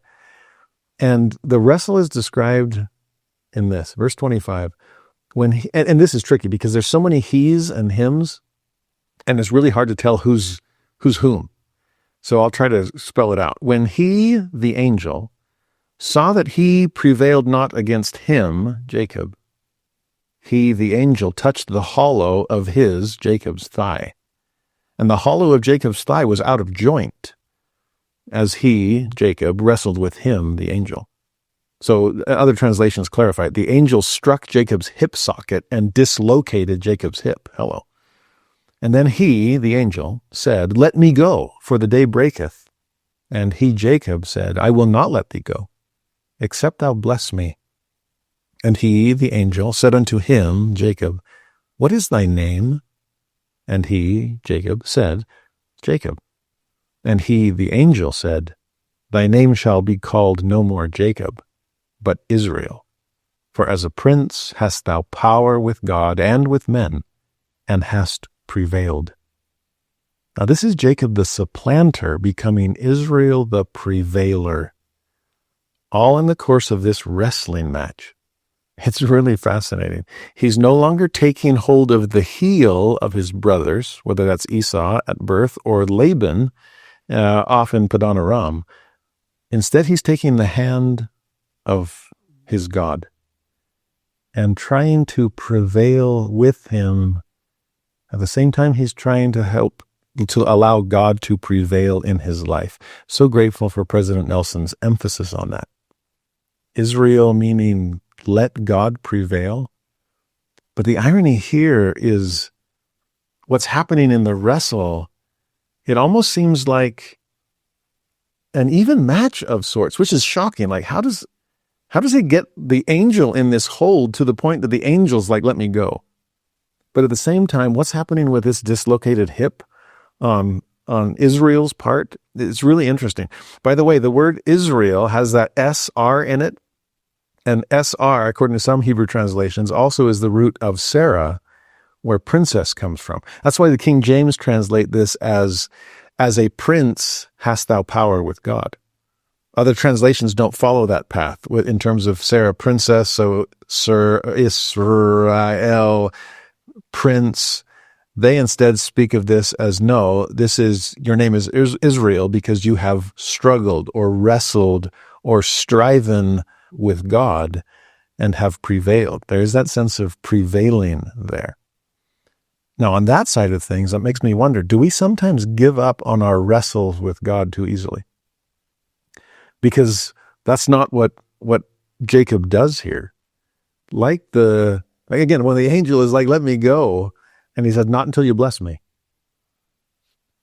I wonder sometimes in the parable of the importunate widow, or the parable of the unjust judge, depending on what you frame it. Here's this judge that doesn't want to help, and the widow just won't give up. She just bird dogs him. Just, "No, I'm not. You have to bless me, please." Now, this is one of those countries you have to prove, yes, we need to honor God's will. But yes, we need to exercise our own so that we have something to offer in the first place. And Jacob's not giving up. God, I need your grace. I need your strength. I need your blessing. And I will wrestle for it. Do we exercise our faith? There's a wrestling match. There's few things that are more exercised than a wrestling match. When I was in Jerusalem, there were 4 of us in our apartment, our little dorm room. And unfortunately, I was the second biggest. And the first biggest was a former heavyweight wrestling champion in high school. His nickname was the Barbarian. Awesome guy, but man, was he strong. And unfortunately, I was the second strongest. And it wasn't a close second. When he wanted to wrestle, he wouldn't even call it wrestling. He'd just say, hey, Halverson, you want to play forgiveness? I'm like, what's that mean? So, well, basically it's I wrestle you to the mat and then you forgive me. Huh, sounds fun. It wasn't, but we tried. At times he'd say, okay, put me in any position you want and we'll start from there. I'm like, okay. So I kind of wrap myself around him thinking I'd never wrestled before. I didn't know any moves. And so I get him in some position that I thought my old football strength would at least carry me through. And he kind of sounded excited and go, you ready?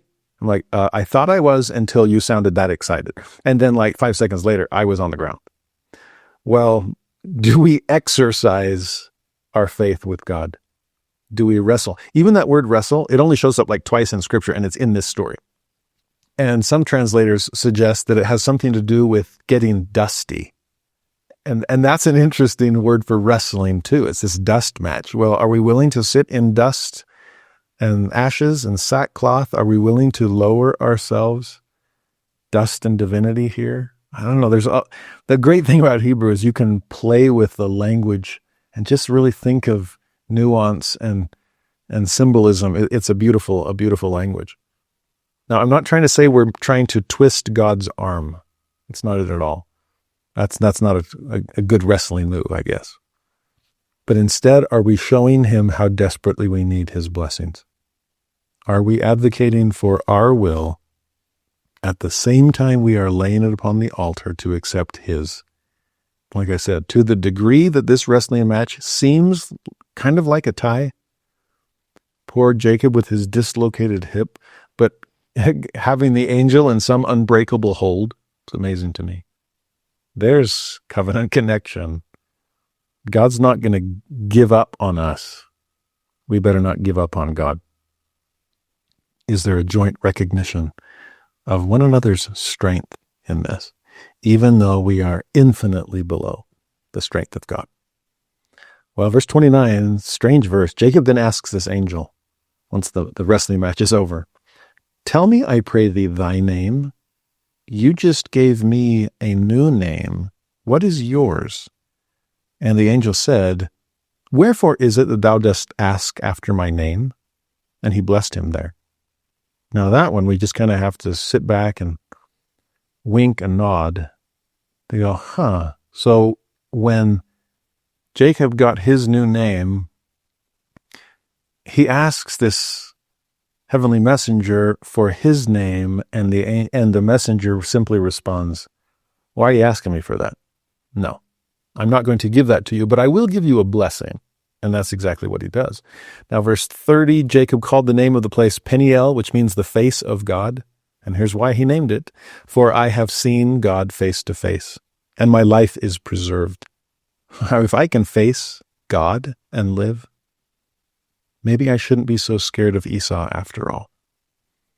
And so verse 31, as he passed over Peniel, which is just a play on the same word, Peniel, the sun rose upon him. He halted upon his thigh, hip still hurt. And therefore the children of Israel eat not of the sinew which shrank, which is upon the hollow of the thigh unto this day. Because he touched the hollow of Jacob's thigh and the sinew that shrank. It's like, wait, what? How come you don't eat that part of the animal? It's a strange story. I won't get into it. We steer clear of that ligament. Okay. But what it boils down to is you picture this, I don't know, limping Jacob, but standing tall, ready now to boldly stride across the brook Jabbok to face his brother, because he faced God. He knows his blessings will be with him. It's no longer the dark night of the soul. The sun has risen upon him. Oh, there's beautiful poetic symmetry here. Jacob's ladder on one side of it, the dark night, and now returning from this round trip voyage with the sun rising upon him.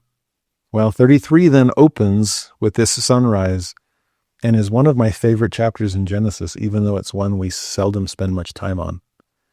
I hinted earlier about Esau as an older brother that's been offended by the younger brother. We saw last week the negative side of Esau. Today we get to see the glorious, beautiful, positive side of Esau.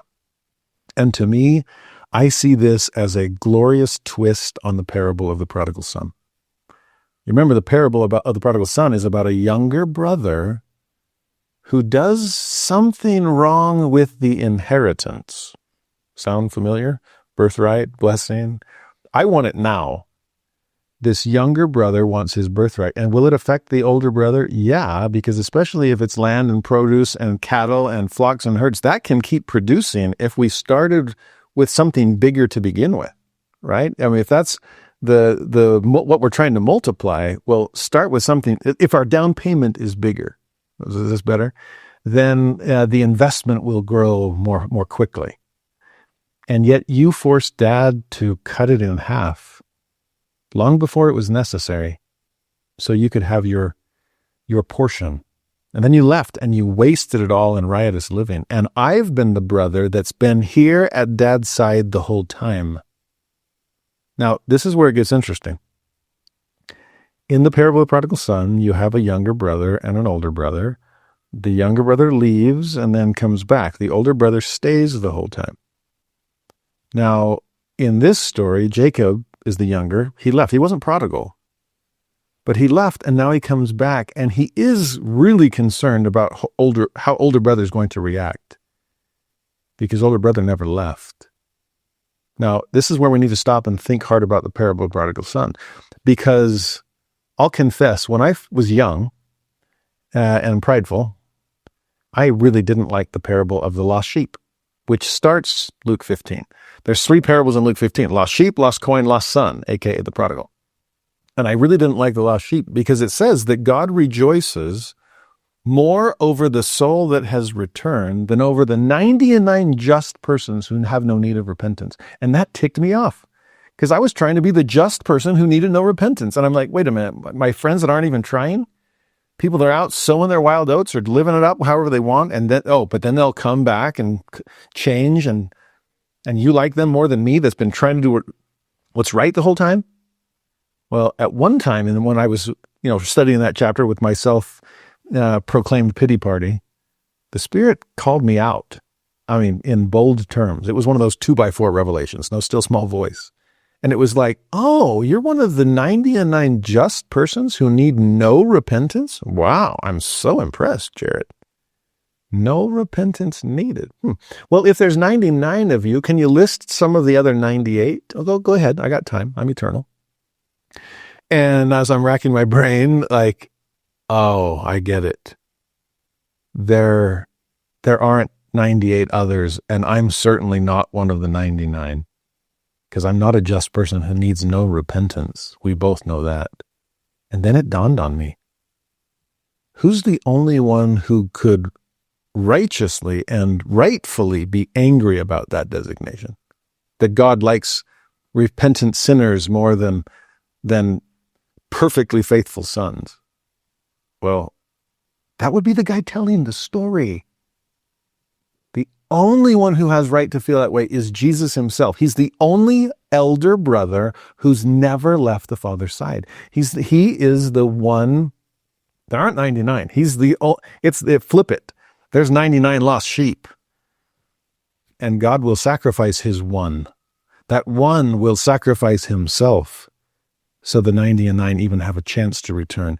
And amazing that Jesus would so humbly say, and God's more excited about your return than my non-departure. Because I was never a question mark. You guys all were. But you've changed, you've come home. I've made that possible. So in the way I read it then is when you get to the parable of the prodigal son, knowing what we now know from the parable of the lost sheep, we look at that older brother in the story and think that's naturally what a perfectly loyal older brother would feel. You mean that's not what you feel, Jesus? You mean you're not that kind of older brother? Now, we would picture Esau in the same way we would picture the older brother of the prodigal son. We would picture him as angry and as bitter and as jealous and as still as mad as the day his brother left, and turning to the father and saying, what? You're going to let him back and kill a fatted calf to celebrate well, whose half of the inheritance are you taking the fatted calf out of, Dad, since it's all mine now? No. He was dead, let him stay that way. If justice only ruled without mercy intervening, then yes, that would be a correct response, or at least a just response from a perfectly just older brother. And that's what we would expect from Esau here. That's what Jacob expects. I'm scared to death. I hope half of us will survive. I hope enough of these gifts sent before me will appease him, that I might find a little grace here. But here's the point of it all. That is not the kind of older brother Esau is. And more importantly, that is not the kind of older brother we have in Jesus. He's not the older brother of the prodigal son, even though he's the older brother of every prodigal son and daughter. He's an older brother of a different type. He's not the kind that chastises Dad for running out to meet us. In fact, this older brother runs out right alongside the Father to find us on the way. He doesn't just allow for a robe and a ring. He provides his very own robes of righteousness to clothe our nakedness and cover our sins.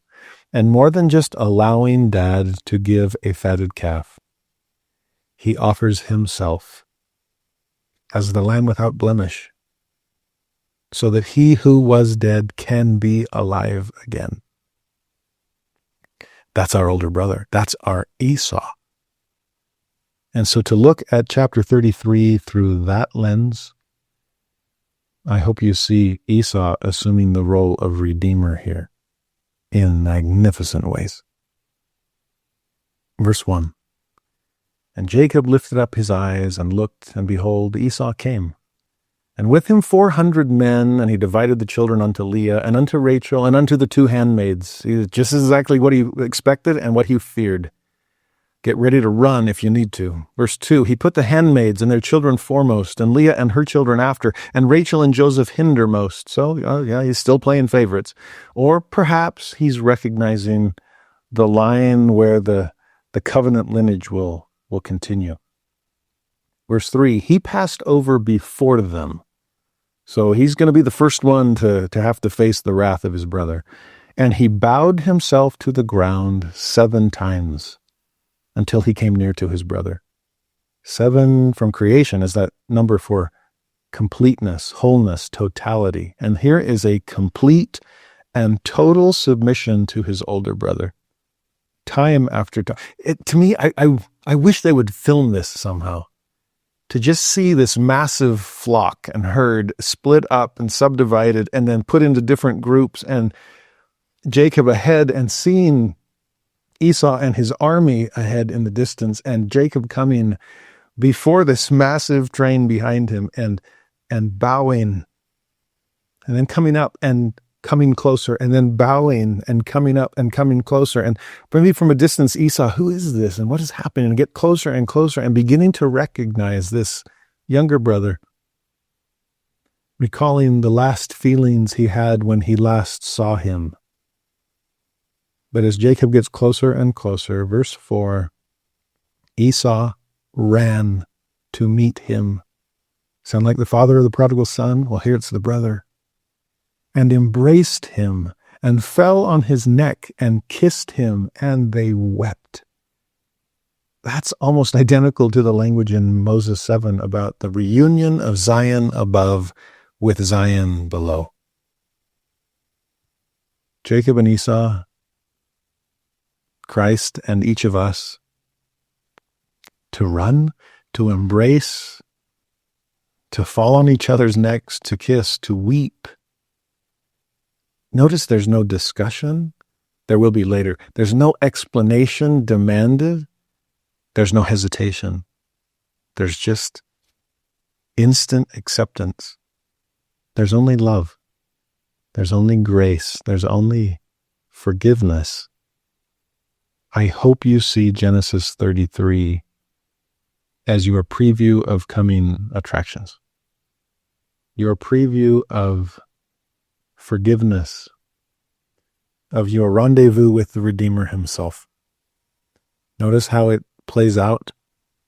Verse 5, Esau lifted up his eyes. He saw the women and the children off in the distance and said, "Who are those with thee?" And Jacob responds, "The children which God hath graciously given thy servant." I know where I stand before you, and it's just kneeling. Now all the wives and all the children come forward. They bow before Esau as well. And then verse 8, Esau says, "Well, what meanest thou by all this drove which I met? How come you kept, all these flocks and herds got to me before you did? What's up with that?" And Jacob's response, "Well, these are to find grace in the sight of my Lord." I remember what we saw in the previous chapter. "I will appease him with the present that goeth before me. Afterward I will see his face. Peradventure he will accept of me." I do wonder and worry that we sometimes serve the Lord out of that same kind of fear, as if our service, our mission, our temple worship, our magnifying of callings, everything, all our works, let's just put it that way, our works, are they meant to pay off our debt? Are they meant to appease God in hopes that we've done enough that he'll turn a blind eye to our sins? It reminds me of the story in the Book of Mormon when Ammon and his brothers just can't bear to see another massacre of their beloved converts among the anti-Nephi Lehi's. And they say, "Come back with us. The Nephites will protect you." And the king of the anti-Nephi Lehi says, "There's no way. They will take out their frustration on us. They will wipe us out because of our many murders towards them. No, I can't do that. I'd rather be slain by the Lamanites." And then Ammon keeps pleading with him and reassuring him. And the king says a fascinating thing. He says, "Okay, maybe we'll give it a try. And maybe this would work. We will be the Nephites' slaves until we have paid them back for the many murders we have committed against them." Now notice what he's saying. Slavery in order to recompense them for what we've taken. Well, there's two problems with this. Number one, it's murder. How do you make restitution for that? You can't bring back the people that are gone. So number one, that's a logical impossibility. And number two, Ammon says to him, "Sorry, I can see where you're coming from. Maybe your heart's in the right place, but it's against the law of our father, the king, that there should be slavery. We don't believe in it. So it's not just illogical, it's illegal." And I love that because I see too many of us, and I'm sure I've been guilty of this myself, hoping to enslave ourselves to the Savior so we can make it up to him for the many murders, for the sins that we've committed. And again, Jesus would say to us, number one, you can't make it up. Those sins occurred. But more importantly, my Father, the King, doesn't believe in slavery. It's a gift of grace I'm offering. It's not a work of works to try to pay me back. Then I would owe you forgiveness, and I want it to be a gift. Let's keep it at that. So in verse 9, Esau says, "I have enough, my brother. Keep that thou hast unto thyself." Esau's content with his place. He's not seeking to supplant Jacob. Remember, supplant is Jacob's name. I'm not trying to Jacob you, Jacob. I'm not trying to supplant the supplanter. I'm fine. I'm not worried about lost blessings or birthrights. I've been incredibly blessed myself, just like Dad said. Just like he said. Verse 10, Jacob says, "Nay, I pray thee, if now I have found grace in thy sight, then receive my present at my hand, for therefore I have seen thy face, as though I had seen the face of God, and thou wast pleased with me." That's one of my favorite verses anywhere. He just named that place Peniel. I've seen the face of God. But now I saw the face of my elder brother, as if it were the face of God. And he was pleased with me. I was so afraid that I had permanently offended him, that I had ruined the relationship beyond redemption. But no, he was pleased. He offered me his grace, and I didn't have to work for it. I didn't buy it. It was a gift that I can accept. No wonder in verse 11, he keeps offering, "Take, I pray thee, my blessing that is brought to thee, because God hath dealt graciously with me, just as you are, big brother, because I have enough." And he urged him, and he took it. But you see that the status or the feeling behind it has changed. I still want to offer my all to the Lord. I still want to give him my flocks and herds of my very heart, but not to pay him back, just to thank him, just to recognize how graciously he has dealt with me. And I want to give. Such powerful principles that we're learning here. Well, verse 12, Esau says, "Let us take our journey. Let us go, and I will go before thee." Talk about beautiful plural pronouns, with Esau leading the way. It's not me versus you. Now it's just us, brothers, returning to our Father in the promised land. So amazing. Instead of tug of war over the birthright, now it's become hot potato with the blessings of God. No, take it. No, you take it. No, you take it. No, you take it. And they keep offering it to each other until finally Esau says, "Okay, thank you, but at least let me bring you in." And Jacob's like, no, it's, you got 400 men. I got little kids. Okay, we're slow. Don't wait for us. It's like, no, we'll wait for it. No, it's okay. You go ahead without us. Well, at least let us keep a few servants back to help. No, we're okay. No, I insist. Okay, fine. And again, treating each other better and trying not to put the other one out. It's such a magnificent reversal of everything we saw earlier in their childhoods. They have both grown up in God and become incredible men of God. And by the end of the chapter, Jacob is now settled down into the promised land in Canaan, near a town called Shechem, where Jacob's well would end up being. And he builds an altar, just like Grandpa Abraham had. He calls it El Elohe Israel, which means God. El, as in Elohim, is the God of Israel, just as he was always meant to be. We have come full circle. And the God of Jacob's ladder is soon to be the God of Jacob's well. And his sojourn outside the promised land will now become a period of growth, of testing, of sacrifice within the promised land, as this family gets ready to turn into the family business all that God intended for them, to bless the entire world. But before we get there, and we'll see that next week with the story of Joseph, if I could just give you a few highlights from chapter 34 and 35, which aren't part of this week's curriculum, they're skip-over chapters, but ones that we really need to wrestle with. This first one's hard. Genesis 34 is about the rape of Dinah. Maybe that's why it was skipped in the curriculum. But notice what happens here. It's worth wrestling with. Verse 1 and 2, Dinah, the daughter of Leah, which she bare unto Jacob. So 12 sons we'll see, but this one named daughter. She went out to see the daughters of the land. And when Shechem, the son of Hamor the Hivite, prince of the country, the city was named after him, when he saw her, he took her and lay with her and defiled her. This is completely unjustifiable. There's no excuse for his behavior. And yet he tries to make one in verse 3. His soul clave unto Dinah, the daughter of Jacob, and he loved the damsel, and spake kindly unto the damsel. Now there are so many problems in what that verse just said.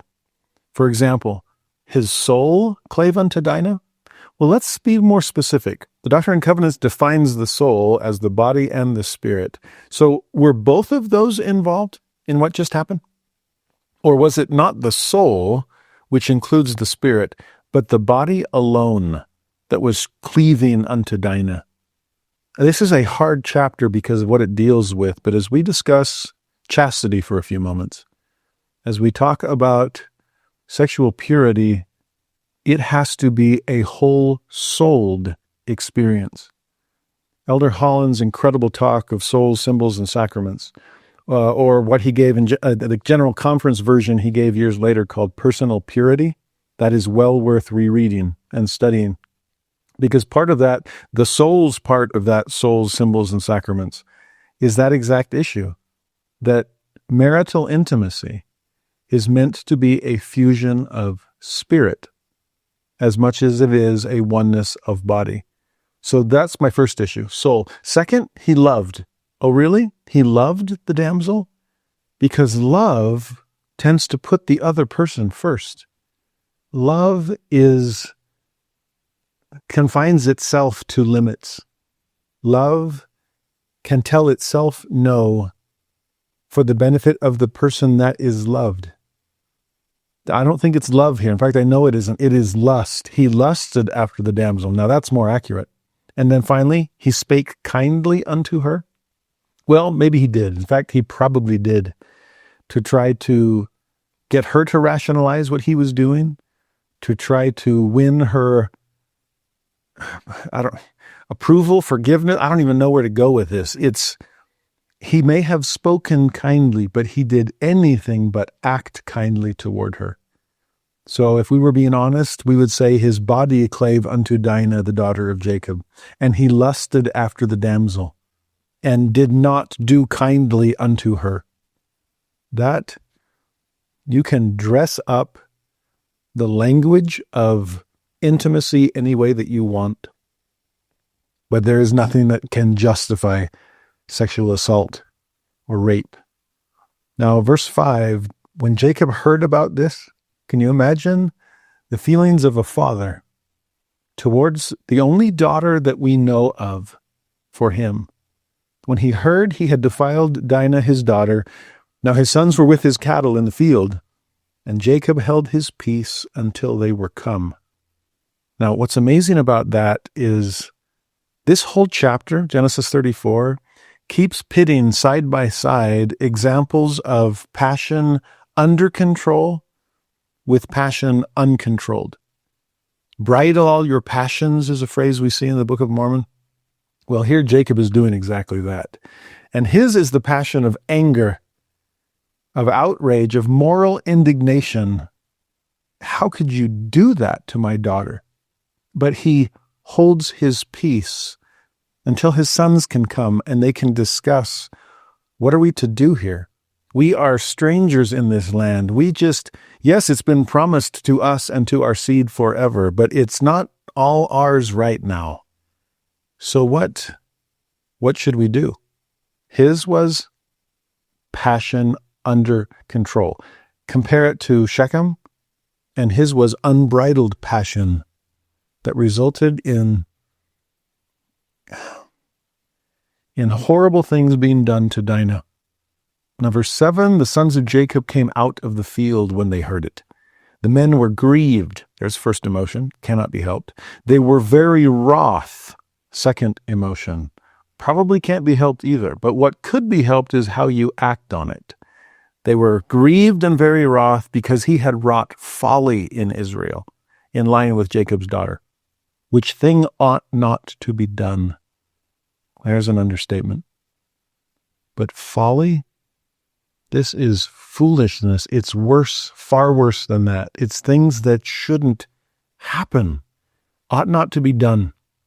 So again, strong emotions, passions, bringing those, but how will we act them out?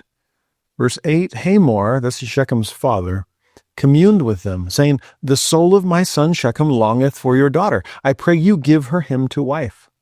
Well, now we're back to the same issue we started with. The soul? No, only the body. Longeth? No, lusteth. Give her to him? Too late for that, because he took her to himself. We talked about the objectification of intimacy before. We saw the commodification of intimacy as a result. Well, here we're back to that objectification of Dinah. And now for the commodification, verse 12, Shechem says, "Ask me never so much dowry and gift. I will give according as ye shall say unto me. But give me the damsel to wife."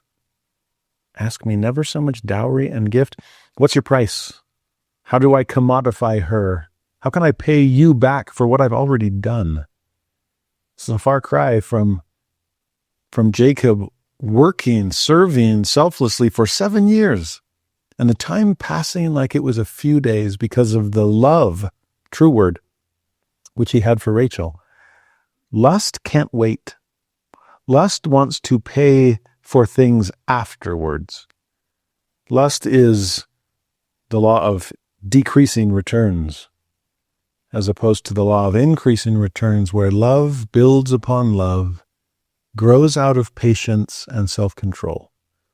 We're talking about two completely different things here. And so I'll give her anything. Well, too late to give her virtue, yours, that is. Raping her did not take away her virtue at all, but it definitely took away Shechem's. And that's not something he can give her back.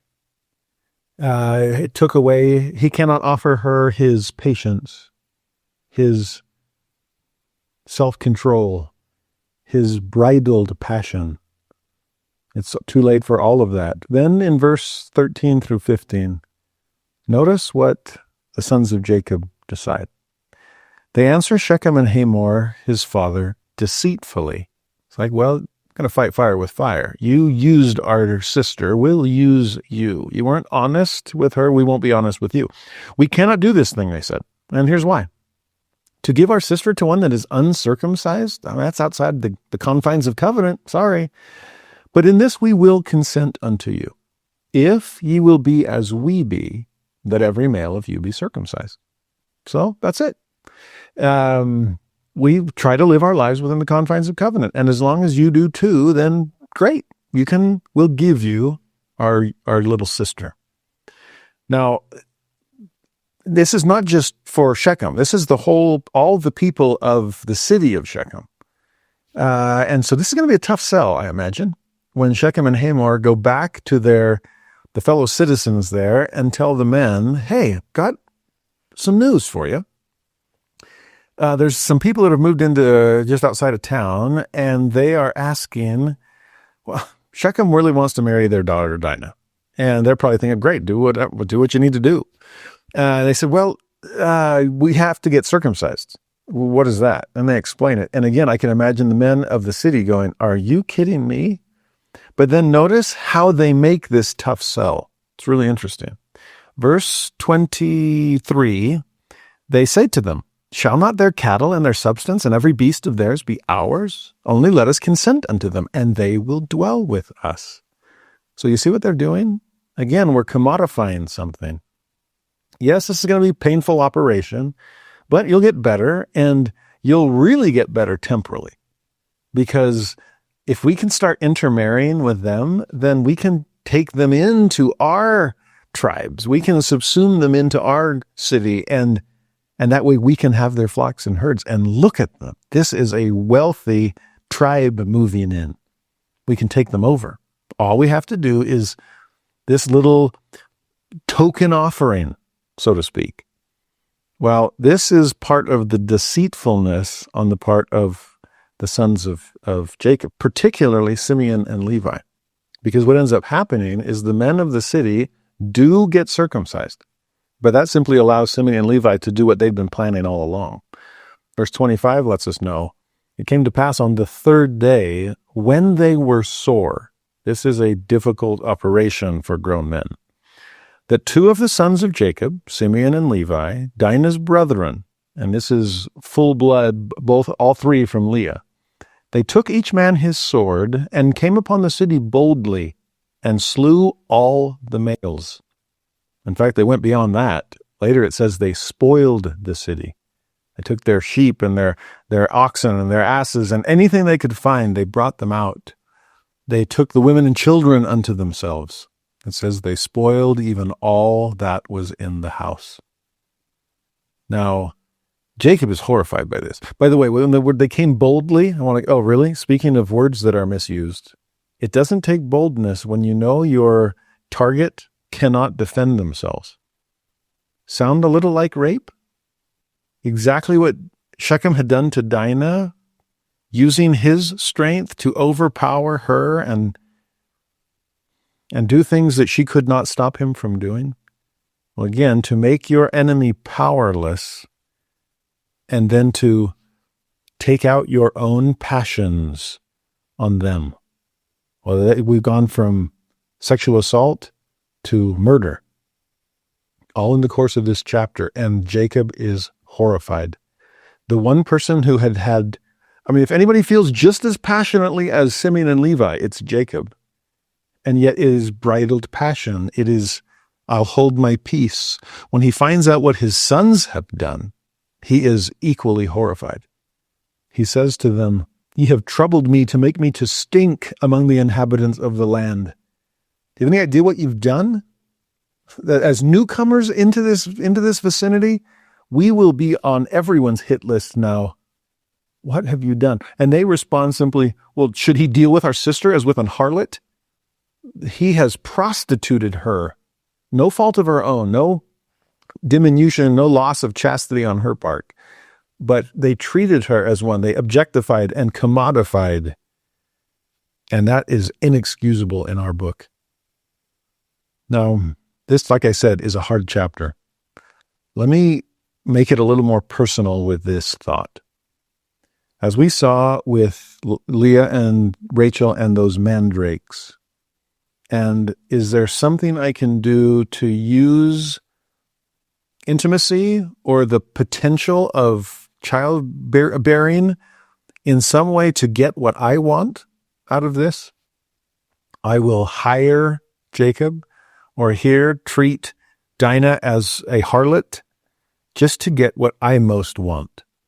Well, the irony is this whole chapter is a story of people misunderstanding the covenant to the point of using it as some kind of bargaining chip, using it, abusing it, just so that people could get what they wanted.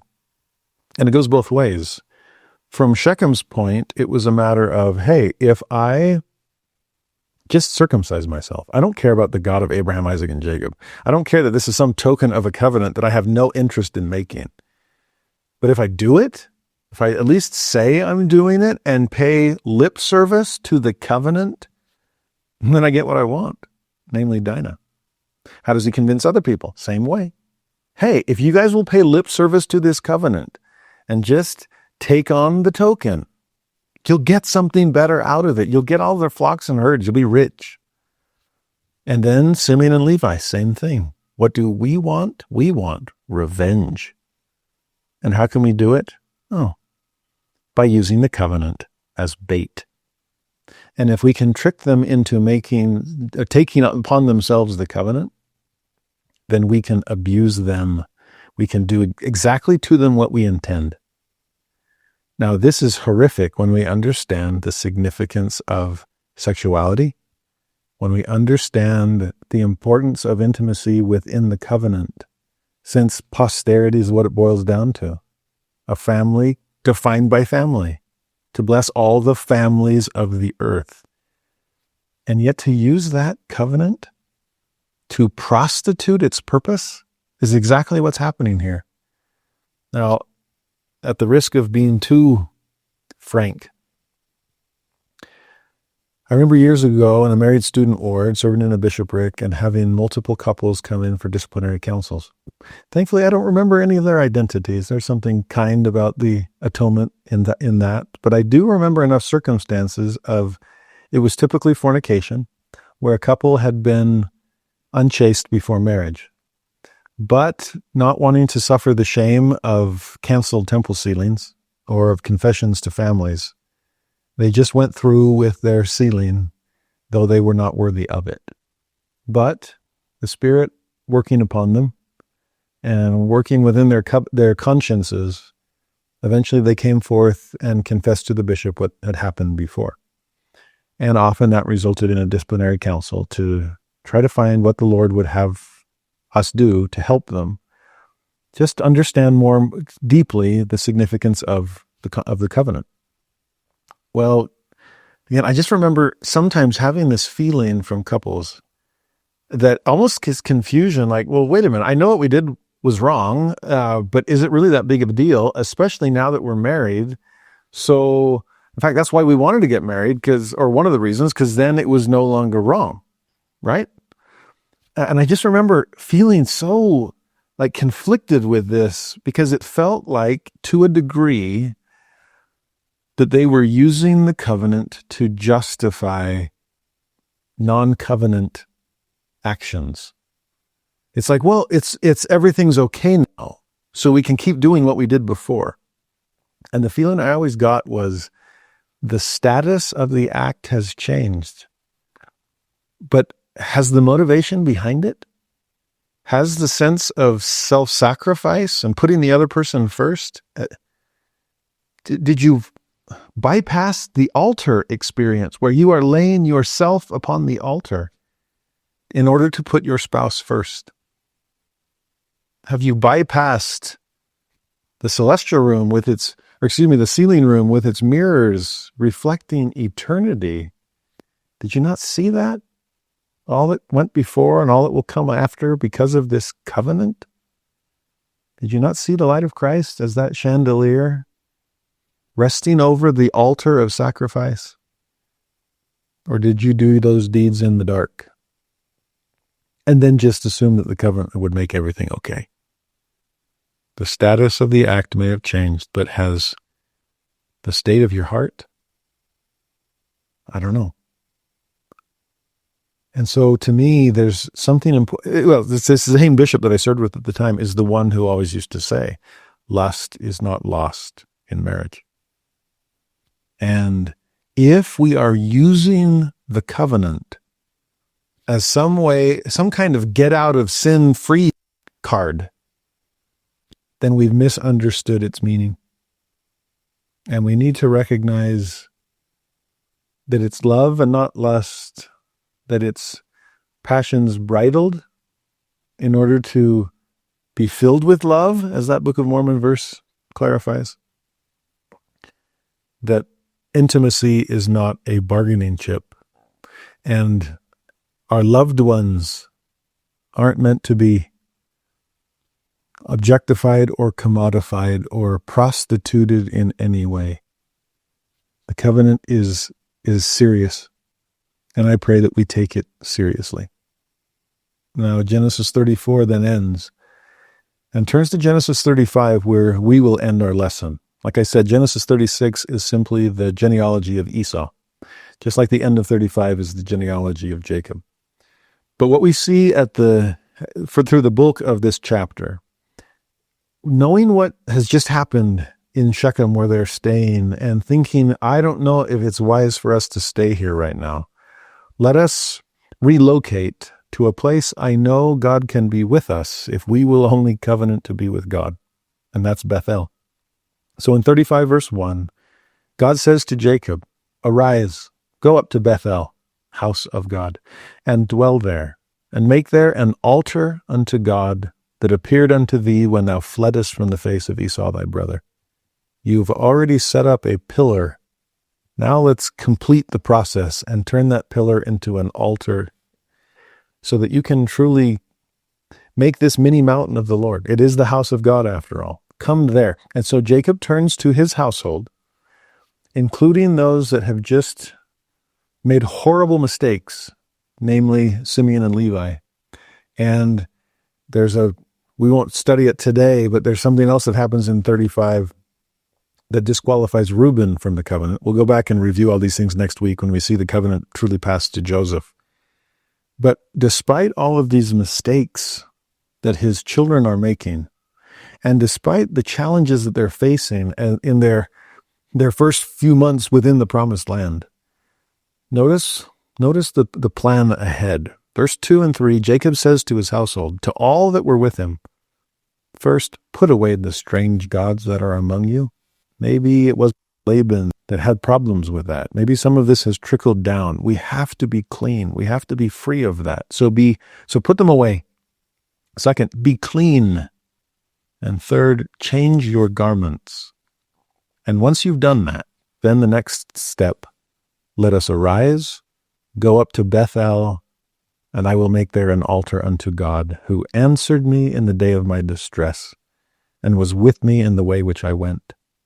We've kind of gotten back to some days of distress, and we need to know where to go from here. And so what better place to renew ourselves and to regain some perspective than at the mountain of the Lord, than at the house of God, that at the altar, at the pillar of Jacob's ladder. Let's start climbing again. If we have slipped off, if we've removed ourselves and fallen back to the base, the Lord will still be there leaning up against the ladder, helping to steady it.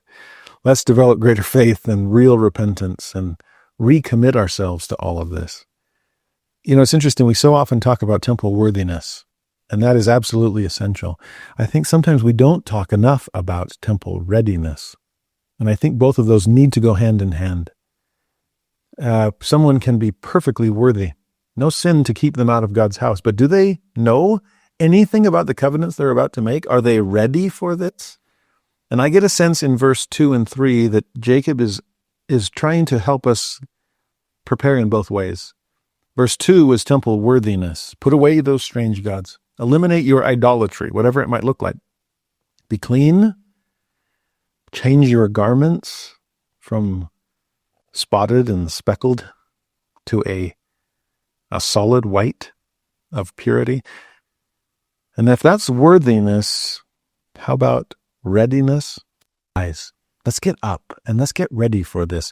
Go to Bethel. Let's make the journey so that we can find our way to God's presence. Let's try to understand what he wants to teach us there, what he wants to have happen to us there. Let's make an altar so we understand what is being asked of us. It's one thing to be clean. It's another thing to know that we are to become sacrificial. And so let's be ready for this. Worthiness and readiness come together.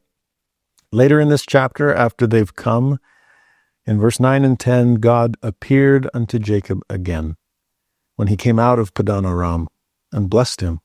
And God said unto him, this will sound familiar, thy name is Jacob. Thy name shall not be called any more Jacob, but Israel shall be thy name.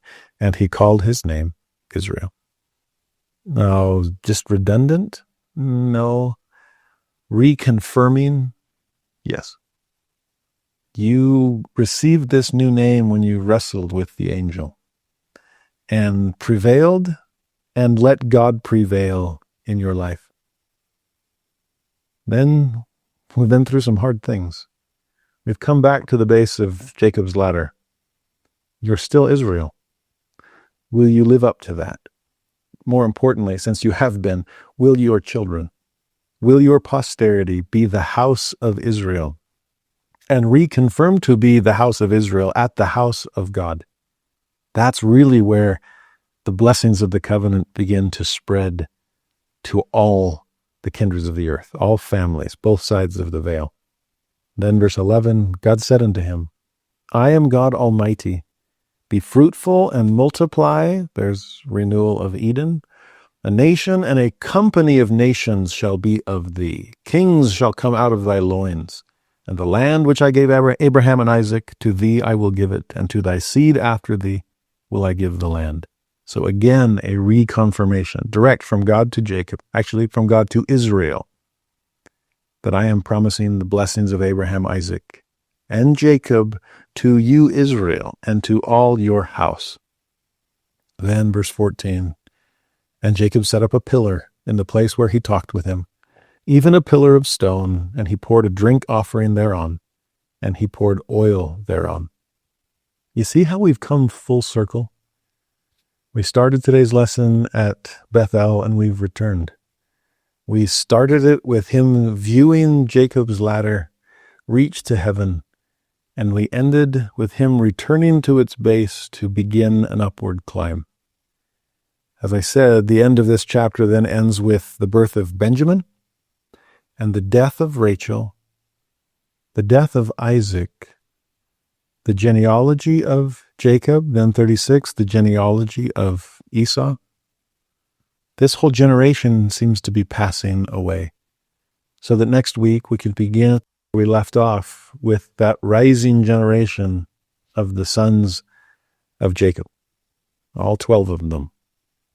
There's some intense stories yet ahead, and so many of them are stories of reconciliation, as we saw between Jacob and Esau today, as we see between Jacob and Jehovah as they meet at that ladder.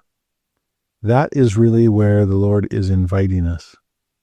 As we know from that beautiful hymn that takes Jacob's ladder as its text.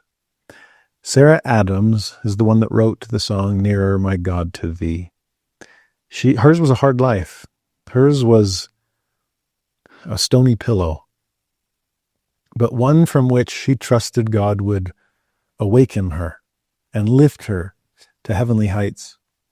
Her mother died when Sarah was 5. Her father died when she was about 20. She herself had very poor health. She was losing her hearing, and for someone inclined to music, that would be difficult. She was caring for her invalid sister, who died when Sarah was 41, and so worn down by that selfless service, she passed away herself less than 2 years later. But through all of those difficulties and trials, she knew that she was being inched towards eternity and coming to know the God that she loved. And that's all she wanted, to be nearer to him. That was Jacob's hope. And all that we've seen today was a step-by-step, rung-by-rung journey toward him. And so, coming back to the base of Jacob's ladder, can we sing together? Though like the wanderer, the sun gone down, darkness be over me, my rest a stone, yet in my dreams I'd be nearer, my God, to thee. Nearer, my God, to thee, nearer to thee. There let the way appear, steps unto heaven, all that thou sendest me in mercy given. Angels to beckon me, nearer, my God, to thee. Nearer, my God, to thee, nearer to thee. Then with my waking thoughts, bright with thy praise, out of my stony griefs, Bethel I'll raise. So by my woes to be nearer, my God, to thee. Nearer, my God, to thee, nearer to thee. Or if, on joyful wing, cleaving the sky, sun, moon, and stars forgot, upward I fly. Still all my song shall be, nearer, my God, to thee. Nearer, my God, to thee. Nearer to thee. My dear brothers and sisters, if you find your head resting on rocky soil, if you find stony grief surrounding you, I pray that the Spirit will confirm to you that God is beckoning you nearer, and that someday it will be joyful that you are winging your way, sun, moon, stars behind you, forgotten, along with those stony griefs far off in the distance. I testify of an elder brother who never left the Father's side, who is running out to meet us in order to fall upon us, weeping, joyful, eager to bring us home. I am so grateful that all of us, sons and daughters of Jacob, are being invited to let God prevail in our lives. And with an elder brother that makes that prevailing possible. Continue wrestling, my friends. Continue climbing the ladder. I testify that God is with us every step of the way.